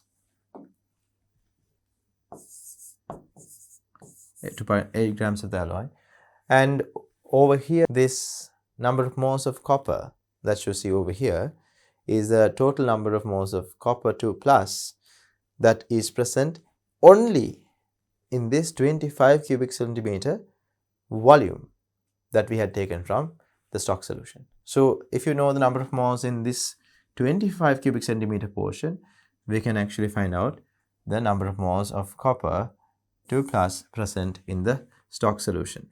So in the stock solution, number of moles would be, in the stock solution, number of moles of copper 2 plus is going to be the number of moles of copper that we found out earlier.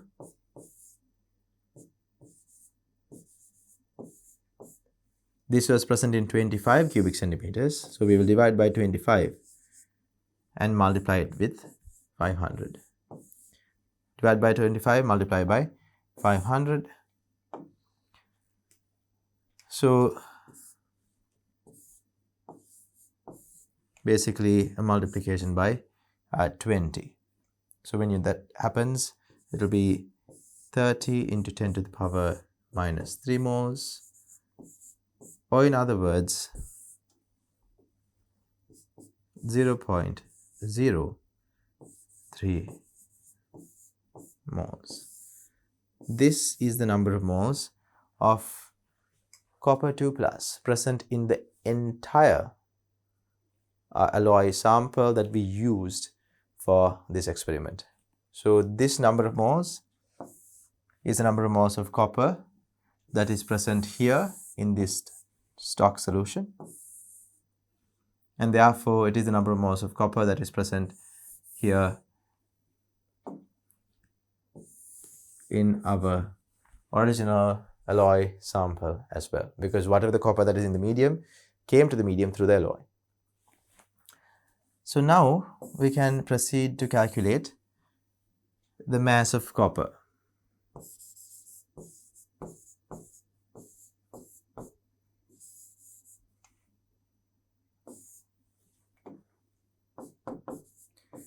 In the alloy.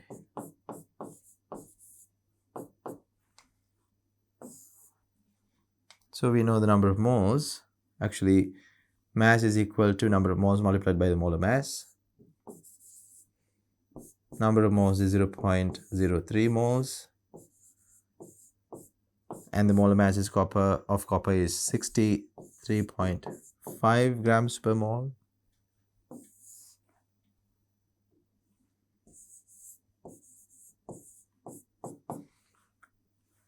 Mole per mole will cancel off, and this is going to come up to 1.905 grams. So this is the mass of copper in the alloy that we used. And then they ask the percentage of copper mass percentage is equal to mass of copper in the sample divided by total mass of alloy.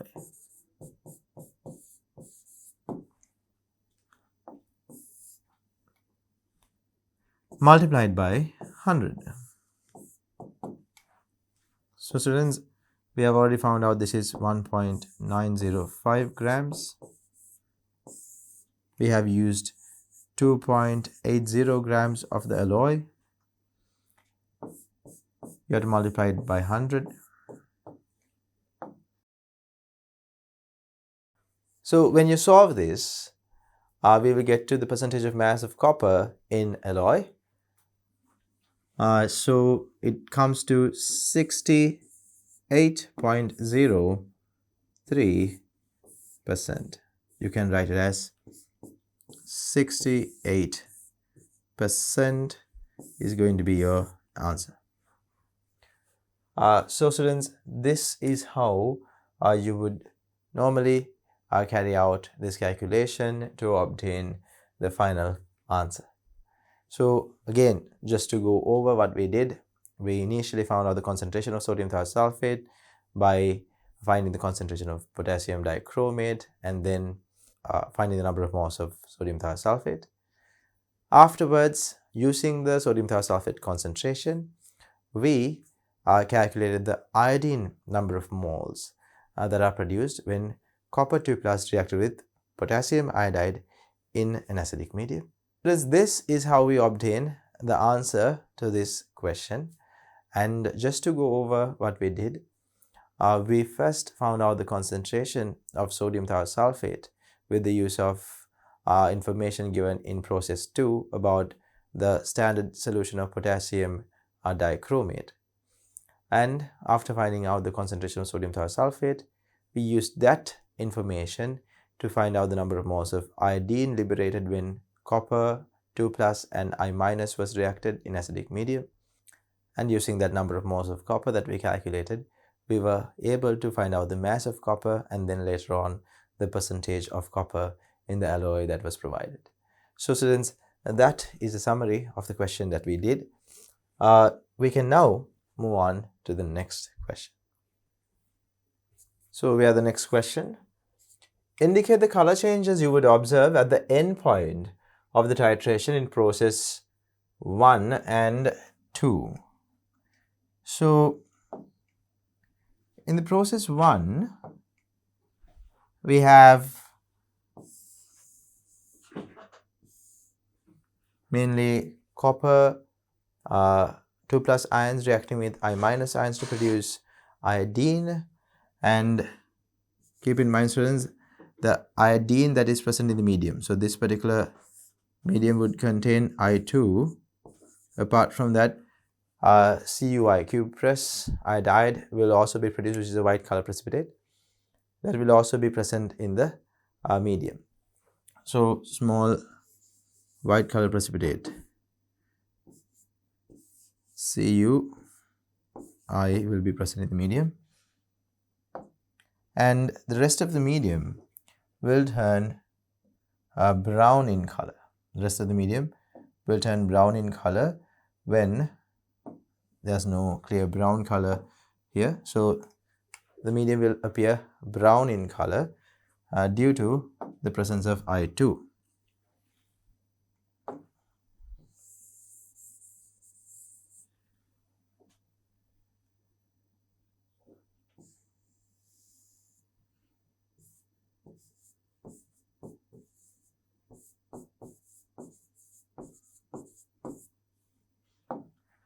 When you are carrying out the titration, students, however, when the medium is light yellow in color, when the medium is light yellow in color, we will be adding our starch indicator.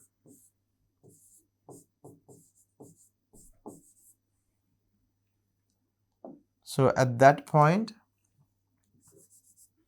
the color of the medium will change to a blue color, like so, after adding the starch indicator.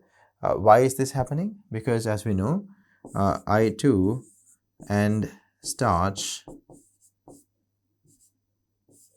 will give us this blue color complex. Blue color complex will be given when you add I2 and starch. So when we keep on titrating this, this blue color solution by adding sodium thiosulphate,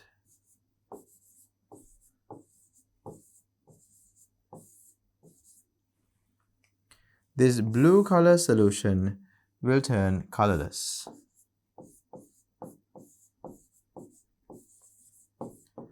And this is going to be our endpoint.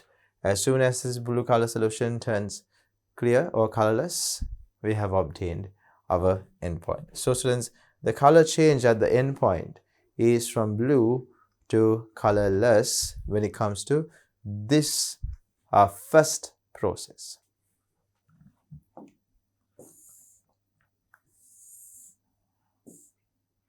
Then let's move on to the second process. In the second process, students, we have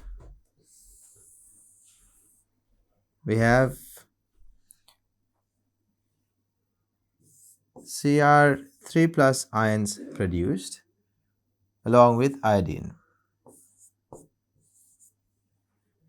Now keep in mind, students, Cr3 plus ions in this medium along with sulfate ions and water ligands will produce a green color complex ion, and that particular complex is, although it has a green color, the I2 present in the medium will make the medium look more brown than green. So although chromium is going to form a complex over here, now chromium actually forms a complex CrSO4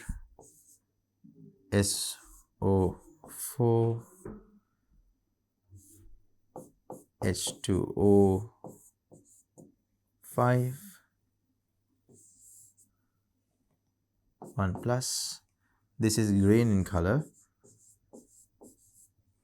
This complex is a green color. However, iodine is brown in color when iodine dissolves in water.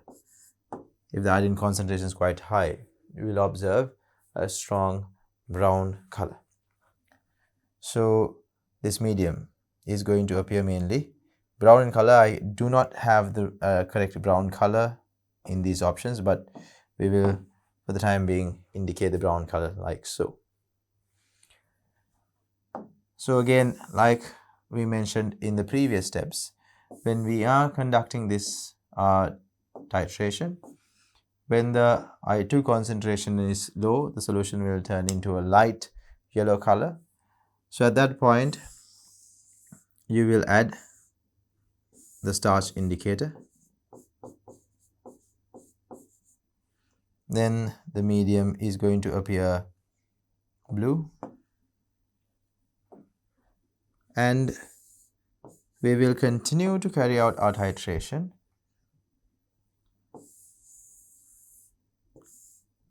with the use of sodium thiosulphate.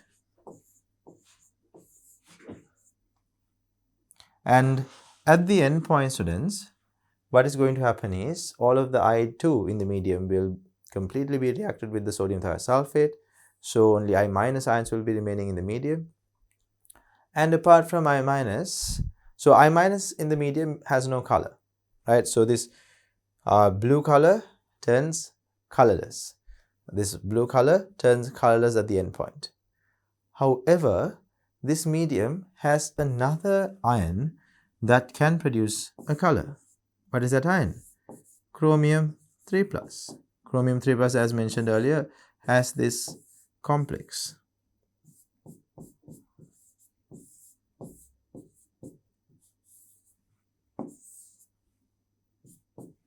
So this complex is green.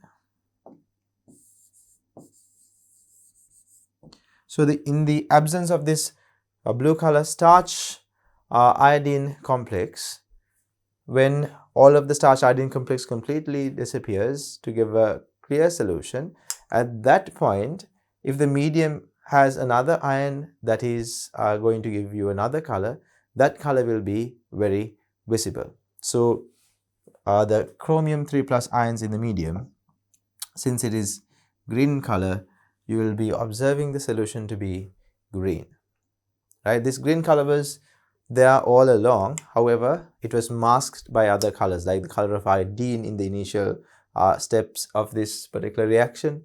And then when we add starch blue color was quite strong. We will not be observing this green color very clearly at that point. But when the starch iodine complex completely breaks, when iodine runs out, when starch iodine complex completely breaks, the blue color in the medium will disappear, and as it disappears, this masked green color will be unmasked and you will be able to see the green color clearly. So this is the color at the end point of this particular reaction. As you carry out the reaction, at the end point, the blue color of the solution will turn into a green color.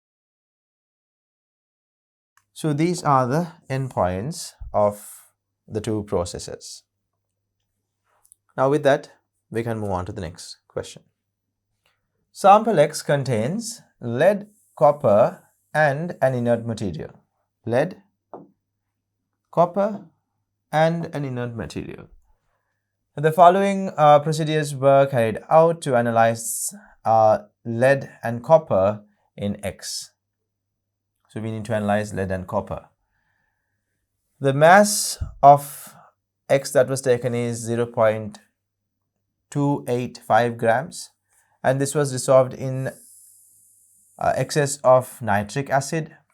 A clear solution was obtained and NaCl was added to the resulting clear solution. Now at that point, a white color precipitate was formed. So why is the white color precipitate? And what are the main metals that are there? Lead and copper.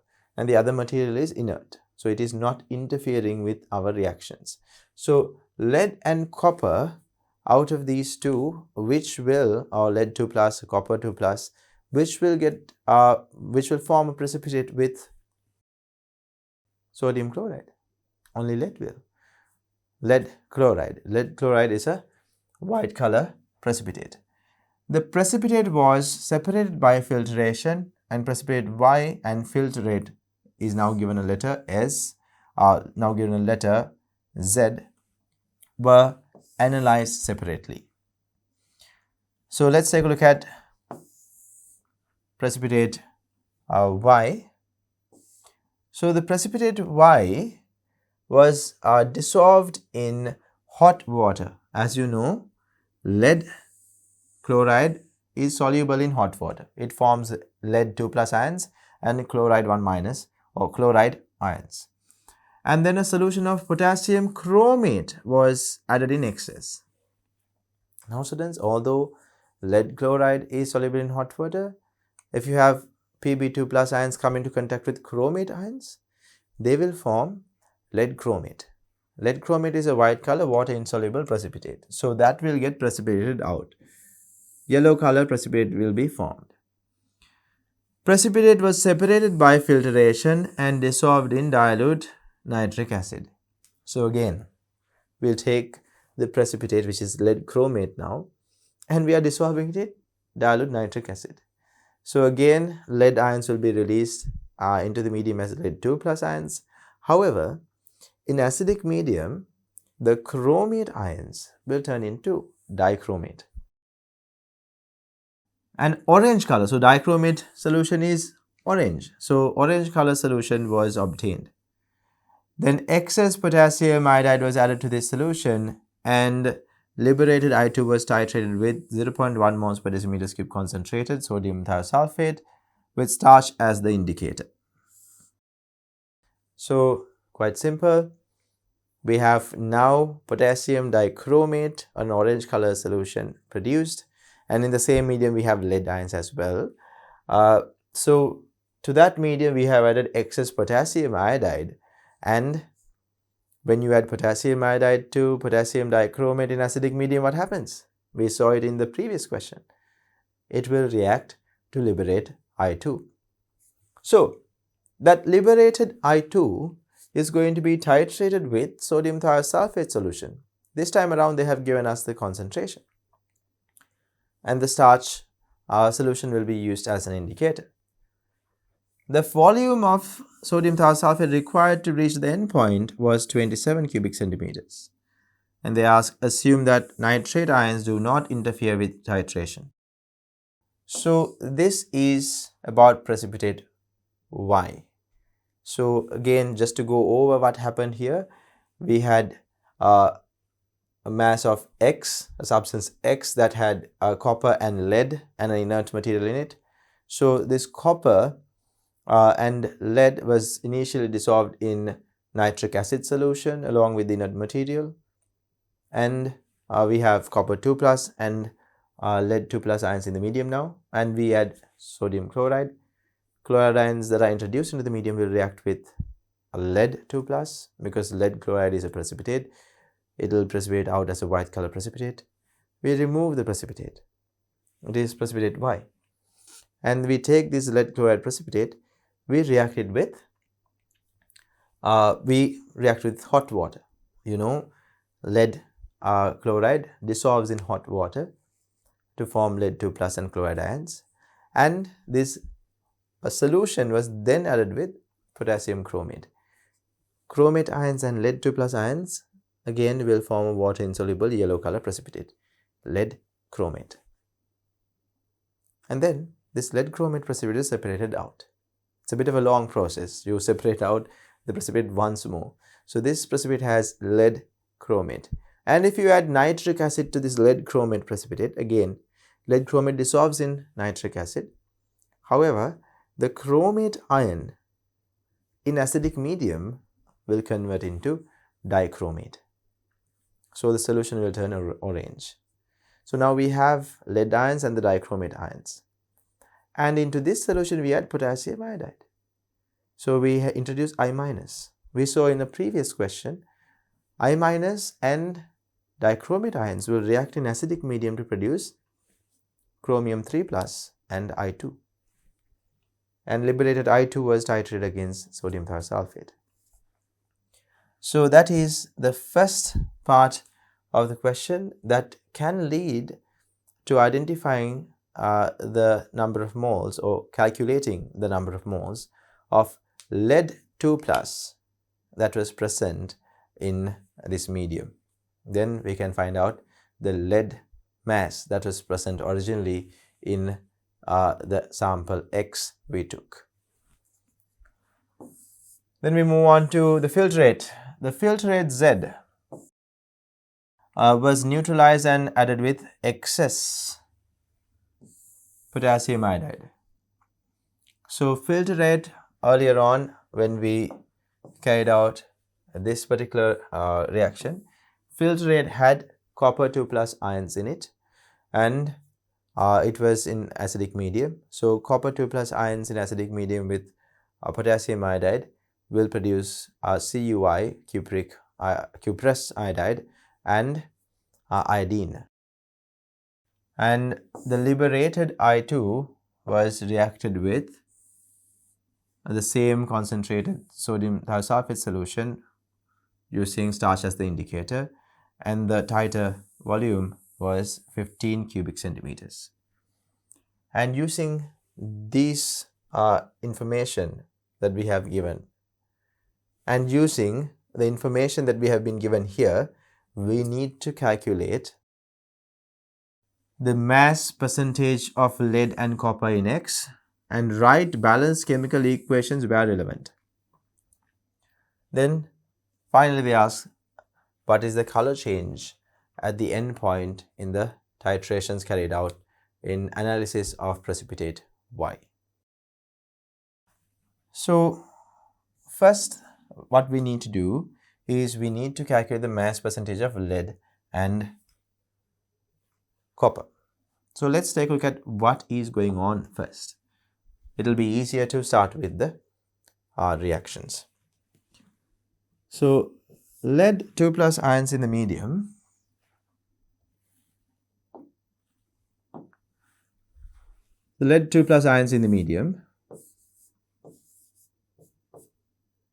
will react with Cl minus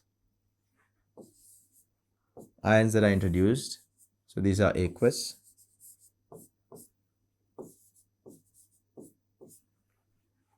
And it will produce PbCl2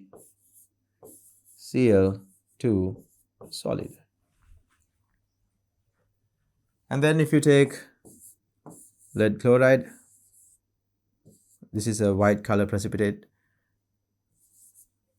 PbCl2, white color precipitate. Bear with me a second. PbCl2 solid, which is a white color precipitate.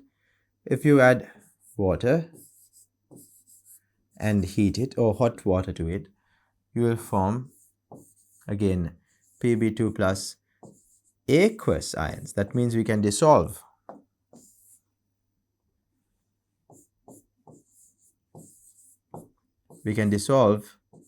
lead chloride in hot water to form a clear solution.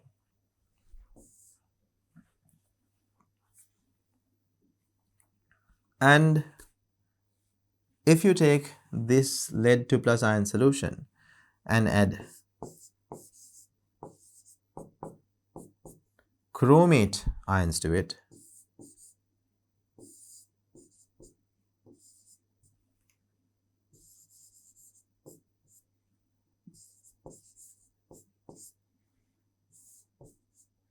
you will produce PbCrO4 solid, which is again a yellow color precipitate.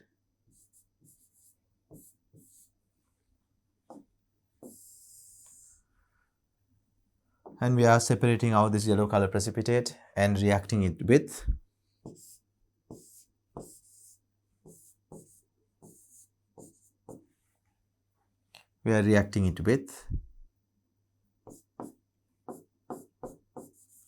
HNO3, or we are adding nitric acid to it. So at that point, students, we can write it like this.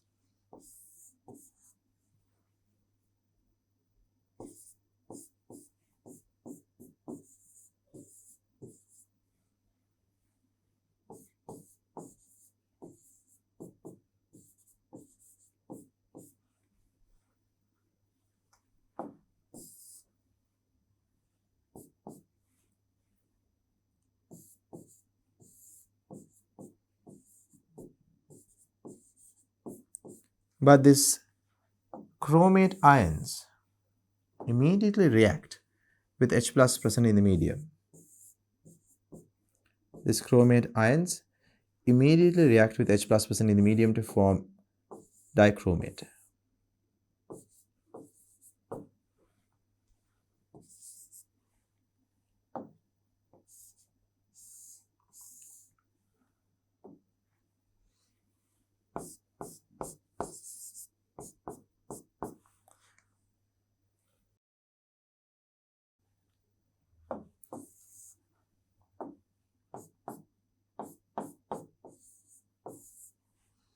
So the chromate ions will immediately turn into dichromate. Keep in mind, now this is yellow and this is going to be orange. So these were all aqueous students.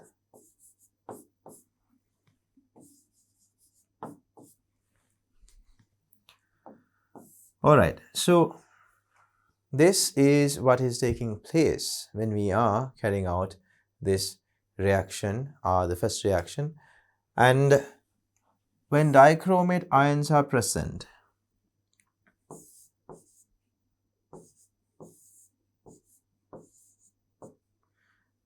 in an acidic medium, they will react with I minus ions if I minus ions are also present in the same medium to form Cr3 plus.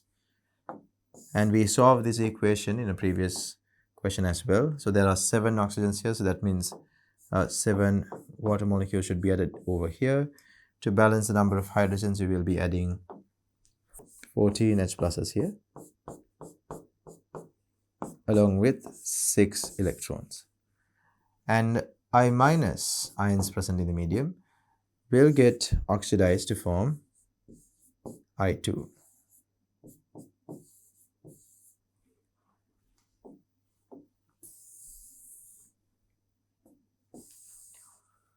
So reaction 1 and reaction 2, they don't have the same number of electrons taken in and given out. So to balance it out, we have to multiply the reaction 2 by 3 here. So then the final equation is going to be 14 H pluses added with 1 dichromate ion and 6 I minus ions will result in the formation of 3I2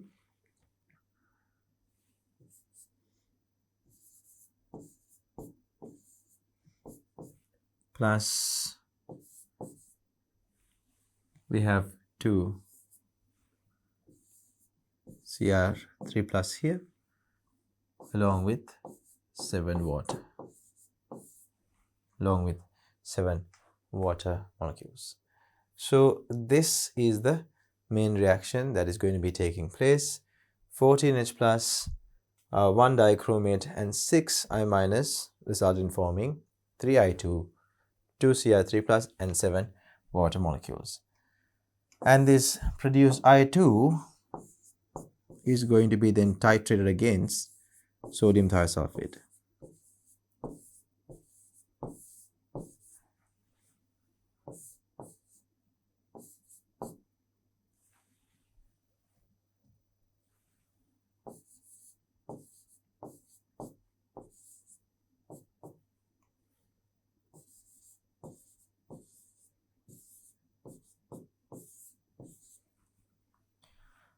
Okay, everyone. So this is the last reaction that you observe in the reactions revolving around precipitate Y.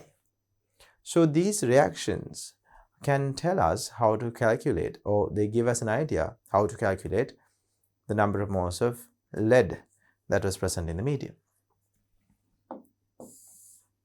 So let's move on to that part when we are trying to calculate Pb, lead. We have the concentration of sodium thiosulfate given to us, and we know the volume of sodium thiosulfate spent on titrating this iodine. So if you know the volume and the concentration of sodium thiosulfate, we can calculate the number of moles of sodium thiosulfate. And once you know the number of moles of sodium thiosulfate, you can calculate the number of moles of iodine. And when you know the number of moles of iodine, using this equation, we can find out the number of moles of dichromate. And using dichromate, we can find out the number of moles of chromate. And chromate and lead number of moles are equal to one another. So if you know the number of moles of chromate, that means you know the number of moles of lead. So students, this is how you are going to be calculating the number of moles of lead that is present in the medium. Bit of a long path, however, you still get to the answer that you want to get to. So have an understanding about what is taking place here so that you can easily get to the answer when you are doing this type of question on your own. So we'll start the calculation here itself. So let's take a look at sodium thiosulfate, and we'll calculate the number of moles of sodium thiosulfate that was used in this titration. So number of moles of sodium thiosulfate can be calculated using this equation, and the volume that was spent on titrating the iodine produced when you were carrying out the reaction revolving around precipitate Y is 27 cubic centimeters. It is given in this question. So if you know the volume, you will be able to calculate the number of moles.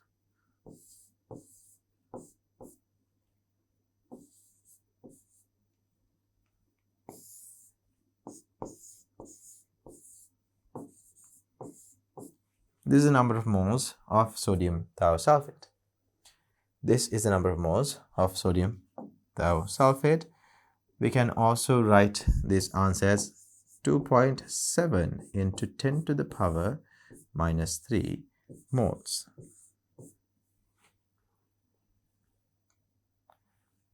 Afterwards, if you know sodium thiosulfate to iodine ratio,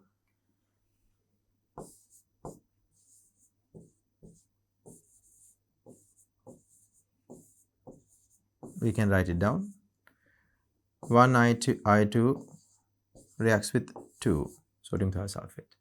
If the sodium thiosulfate number of moles is 2.7 into 10 to the power minus 3 millimoles, the number of moles of I2 will be half that. Number of moles of I2 will be half that. That would be 1.35 into 10 to the power minus 3 millimoles. So half of 2.7 into 10 to the power minus 3 is 1.35 into 10 to the power minus 3. So now we have found out the number of moles of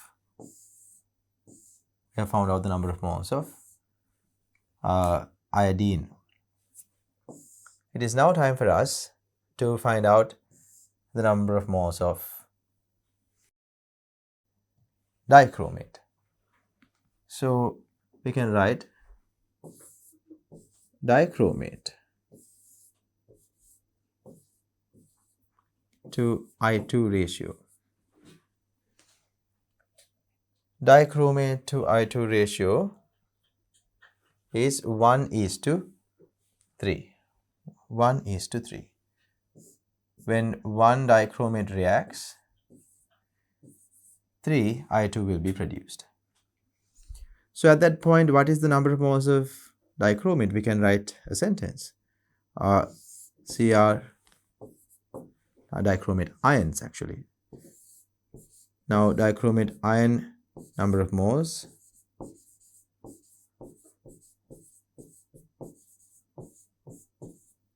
equals 1 point. So we have now found out iodine number of moles, 1.35 0.35 into 10 to the power minus 3 millimoles divided by 3. So at this point we have found out the number of moles of our dichromate ions. So we have 0 in 1, and if you take 13 divided by 3 is going to be 4. You are left with 1 there, and it's going to be 15 divided by 3 is going to be 5.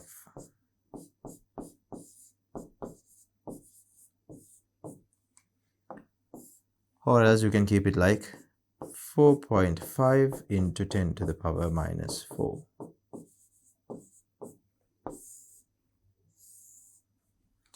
So actually this is not the final answer, so we'll keep our dichromate ion number here like so. And we know, if you take a look at dichromate to chromate ion ratio, we can very clearly see they react in dichromate 1 to chromate 2 ratio. So let's take that into account over here. Cr2O7 to minus ions to CrO4 to minus ions is going to be, the ratio between them is going to be 1:2. Actually 2 chromate ions get together in acidic medium to form dichromate. So if you know the concentration of, or number of moles actually, of dichromate,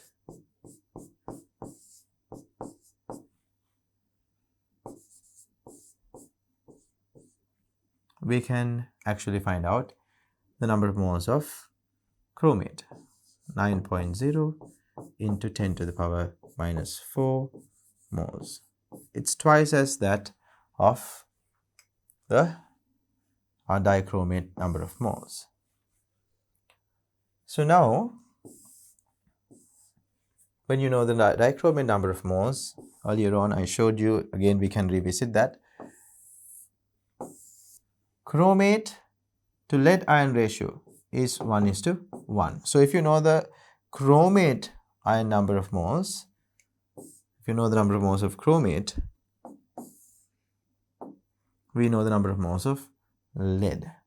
So we know Pb2 plus to chromate ion ratio is 1:1. Since we know the chromate ion number of moles, 9.0 into 10 to the power minus 4, we can calculate the number of moles of lead. So number of moles of lead ions is 9.0 into 10 to the power minus 4 moles itself. So we have now found out the number of moles of lead ions. So now students, after finding the number of moles of lead ions, we can move on to the mass of lead in sample. Mass of lead in sample is equal to number of moles of lead multiplied by relative atomic mass of lead, or molar mass of lead in this case. So the number of moles is 9.0 into 10 to the power minus 4 moles, and relative atomic mass of lead is 207 grams per mole. Not relative atomic mass, students, the molar mass of lead. So molar mass of lead is 207 grams per mole. Moles per moles cancel off, and when you solve this, you get to the mass of lead in sample X. And the answer is 0.1863 grams. Answer is 0.1863 grams. So this is the mass of lead in our sample X. Now the question asks us to find out the mass percentage of lead and copper, not just lead but also copper. So we have found out the mass and we need to find out the mass percentage. So if this is the mass of lead, mass percentage of lead is going to be mass of lead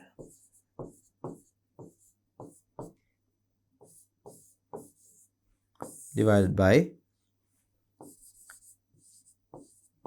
mass of sample X multiplied by 100.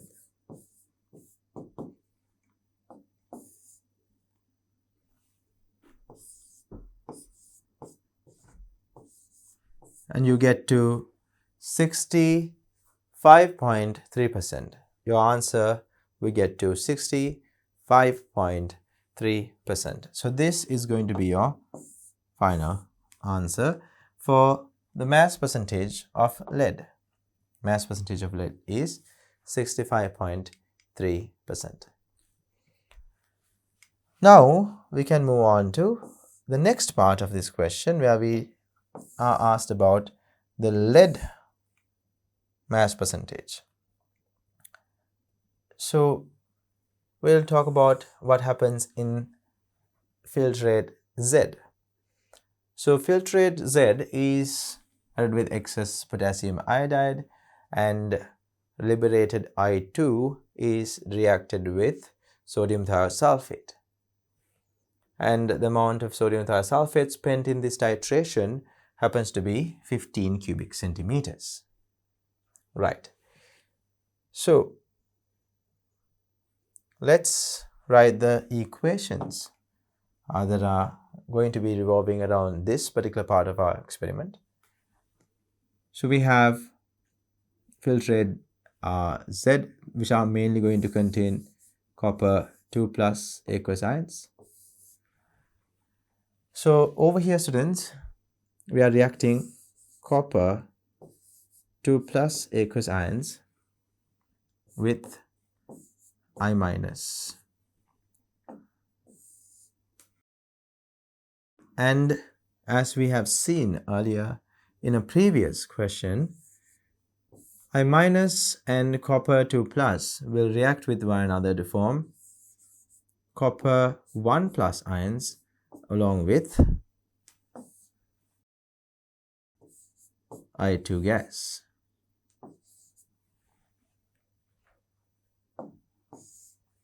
So this is the main reaction. The reaction ratio between copper and iodine happens to be 2:1. 2 copper 2 plus will react with 2 I minus to produce 1 iodine. So between copper 2 plus and iodine, it is 2:1. But if you remember, you should remember because we did it just a little while ago, when you were reacting copper 2 plus with iodide ions in acidic medium, the copper 1 plus ions that are produced will react with the excess I minus ions present in the medium to produce CuI or cuprous iodide, which is a white color water insoluble precipitate.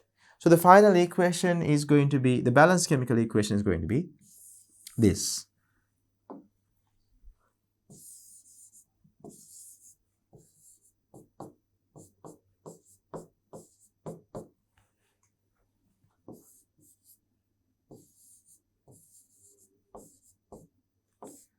This is a white color precipitate.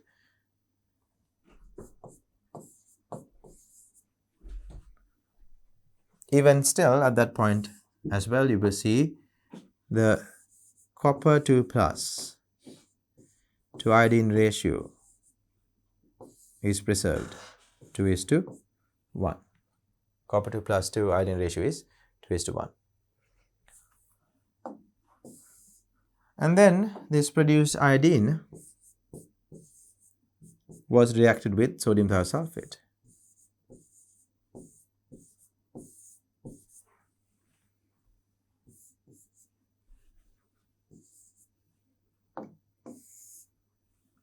and you produce two I minuses along with, in this case, we can write I minus as coupled with sodium. So it will be,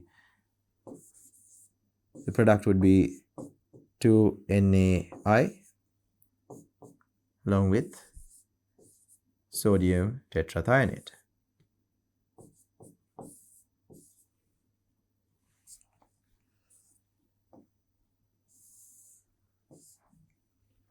And the iodine to sodium thiosulfate ratio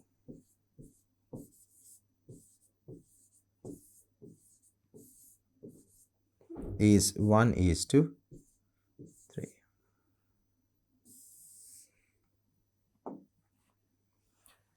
So now let's move on to the calculation.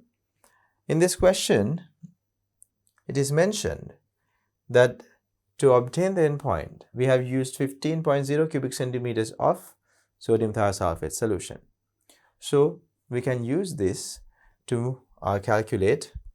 We can use this to calculate the sodium thiosulfate number of moles that was spent. So if you focus on sodium thiosulfate, we can write Na2S2O3 spent on the titration is equal to 0.1 multiplied by 15 cubic centimeters. Cubic centimeters should be converted into decimeters cubed by dividing by 1000. So this is the number of moles. This is the number of moles of sodium thiosulfate spent. We can write this as 1.5 into 10 to the power minus 3 moles as well.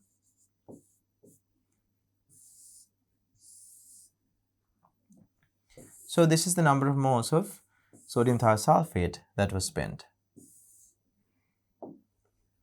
Since we know sodium thiosulfate, iodine ratio is now 2 sodium thiosulfate will react with 1 iodine. So in that case, students, what is the number of moles of iodine? I2 reacted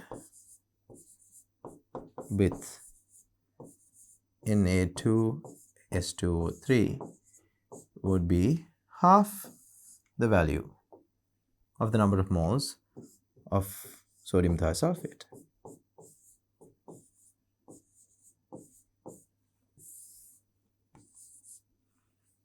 Which would mean 0.75 into 10 to the power minus 3 moles, or in other words 7.5 into 10 to the power minus 4 moles.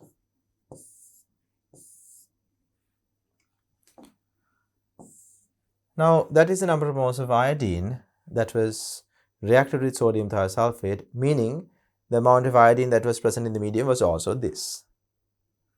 So from where did this iodine come from? This iodine came when copper 2 plus reacted with iodine, and copper 2 plus reacted with I minus actually. And we did write the reactions for that. So we can see over here, copper 2 plus and I2 ratio is going to be 2:1. So if we know the number of moles of I2 that we have with us, we know the number of moles of Cu2 plus that was present in the medium.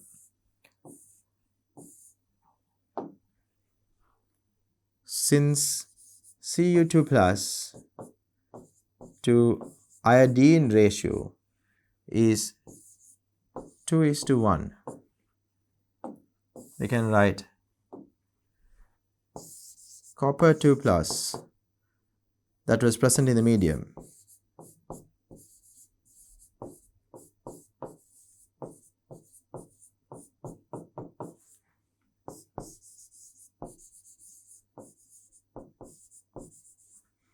is equal to 7.5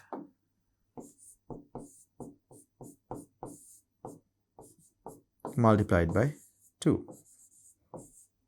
7.5 into 10 to the power minus 4 multiplied by 2 millimoles, which happens to be again 1.5 into 10 to the power minus 3.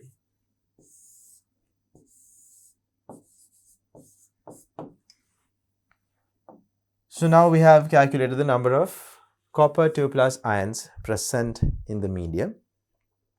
If you know the copper 2 plus number of moles, we can move on to the mass of copper 2 plus in sample X.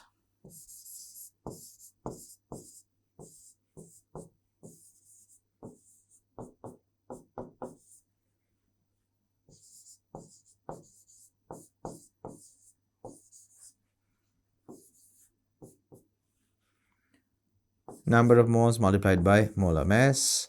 Number of moles is 1.5 into 10 to the power minus 3. Molar mass is going to be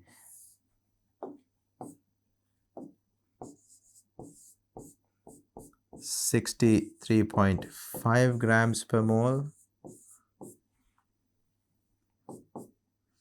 Per mole, mole will cancel off. And the answer is 95.25 into 10 to the power minus 3 milligrams. We can rewrite this answer as 0.09525 grams as well. Since this is not the final answer, we don't have to round it off over here. We can move on to the final answer, which is the mass percentage, right? Mass percentage or percentage of mass of copper in sample X is going to be mass of copper divided by mass of sample X.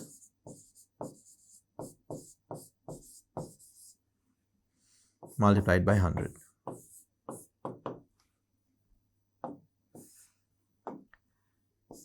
Mass of copper is going to be 9.5. I can write it like that. That will be easier. 9.5 into 10 to 9.525 actually. Or else we can keep it as it is, 0.09525 divided by 0.285 into 100. And when you solve this, the answer would be 33.4%. So this is the percentage of copper in sample X. So this is the percentage of copper in sample X, and this is the percentage of lead in sample X. The addition of the two should not exceed 100. The addition of the two should not exceed 100. There might be a small remainder to add up to 100, and that remainder is going to be your inert material that they have mentioned here. So 65.3 is one, and the other one is 33.4. So these two does not add up to exactly 100. This would indicate the remainder is going to be our inert material. So students, this is how you actually calculate the mass percentage of a sample that is given like this. And if they have given you reactions, multi-step reactions, actually if you taking a look at lead reaction, we first precipitated the lead by reacting with chloride ions, and that precipitate was then reacted with chromate ion, and then it was precipitated out as lead chromate, a yellow color precipitate, and that was reacted with nitric acid, and this resulted in dissolving the chromate precipitate or lead chromate precipitate, this lead chromate precipitate, when dissolved, formed the orange color solution. Why? Because the chromate ions got turned into dichromate ions in the acidic medium. And these dichromate ions are the ones that reacted with excess potassium iodide that was added later on to produce iodine. And that produced iodine was reacted with sodium thiosulphate, a multi-step process. However, if you keep track of what you're doing, if you write the reactions and then find out the reaction ratios between reactants and products, you will be able to accurately calculate the mass percentage of lead and copper in a reaction like this one. So finally, we have to calculate, or we have to show, not calculate, we have to show the color changes at the end point of this particular reaction. So especially when it comes to the precipitate Y related titration, they're asking for the end point color change. So again, like I have mentioned earlier, in this case we are dealing with a reaction where you have produced iodine while reacting with dichromate. So we have I2 and Cr3 plus in the medium.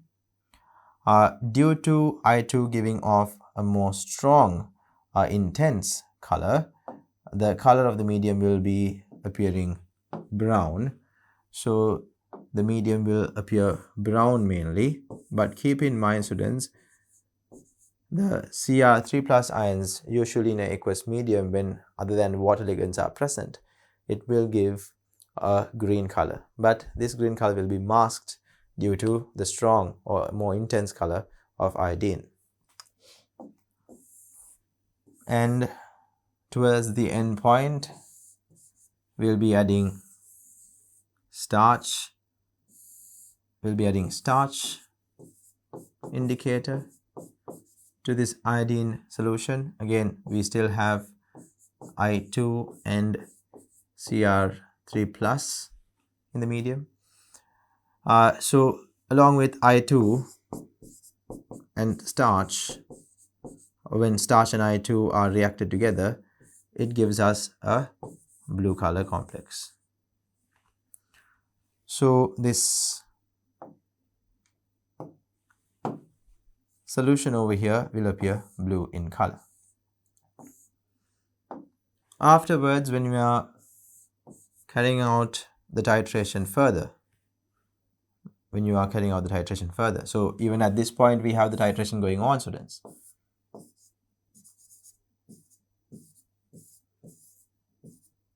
We will only be adding starch towards the latter parts of the titration where the iodine's color is quite pale yellow, right? Because iodine is usually brown when the iodine concentration is high, but when iodine concentration is down, the solution will appear pale yellow. At that point only we'll be adding starch. So that means we have been carrying out the titration for a while. And towards the end point, or when you actually obtain the end point,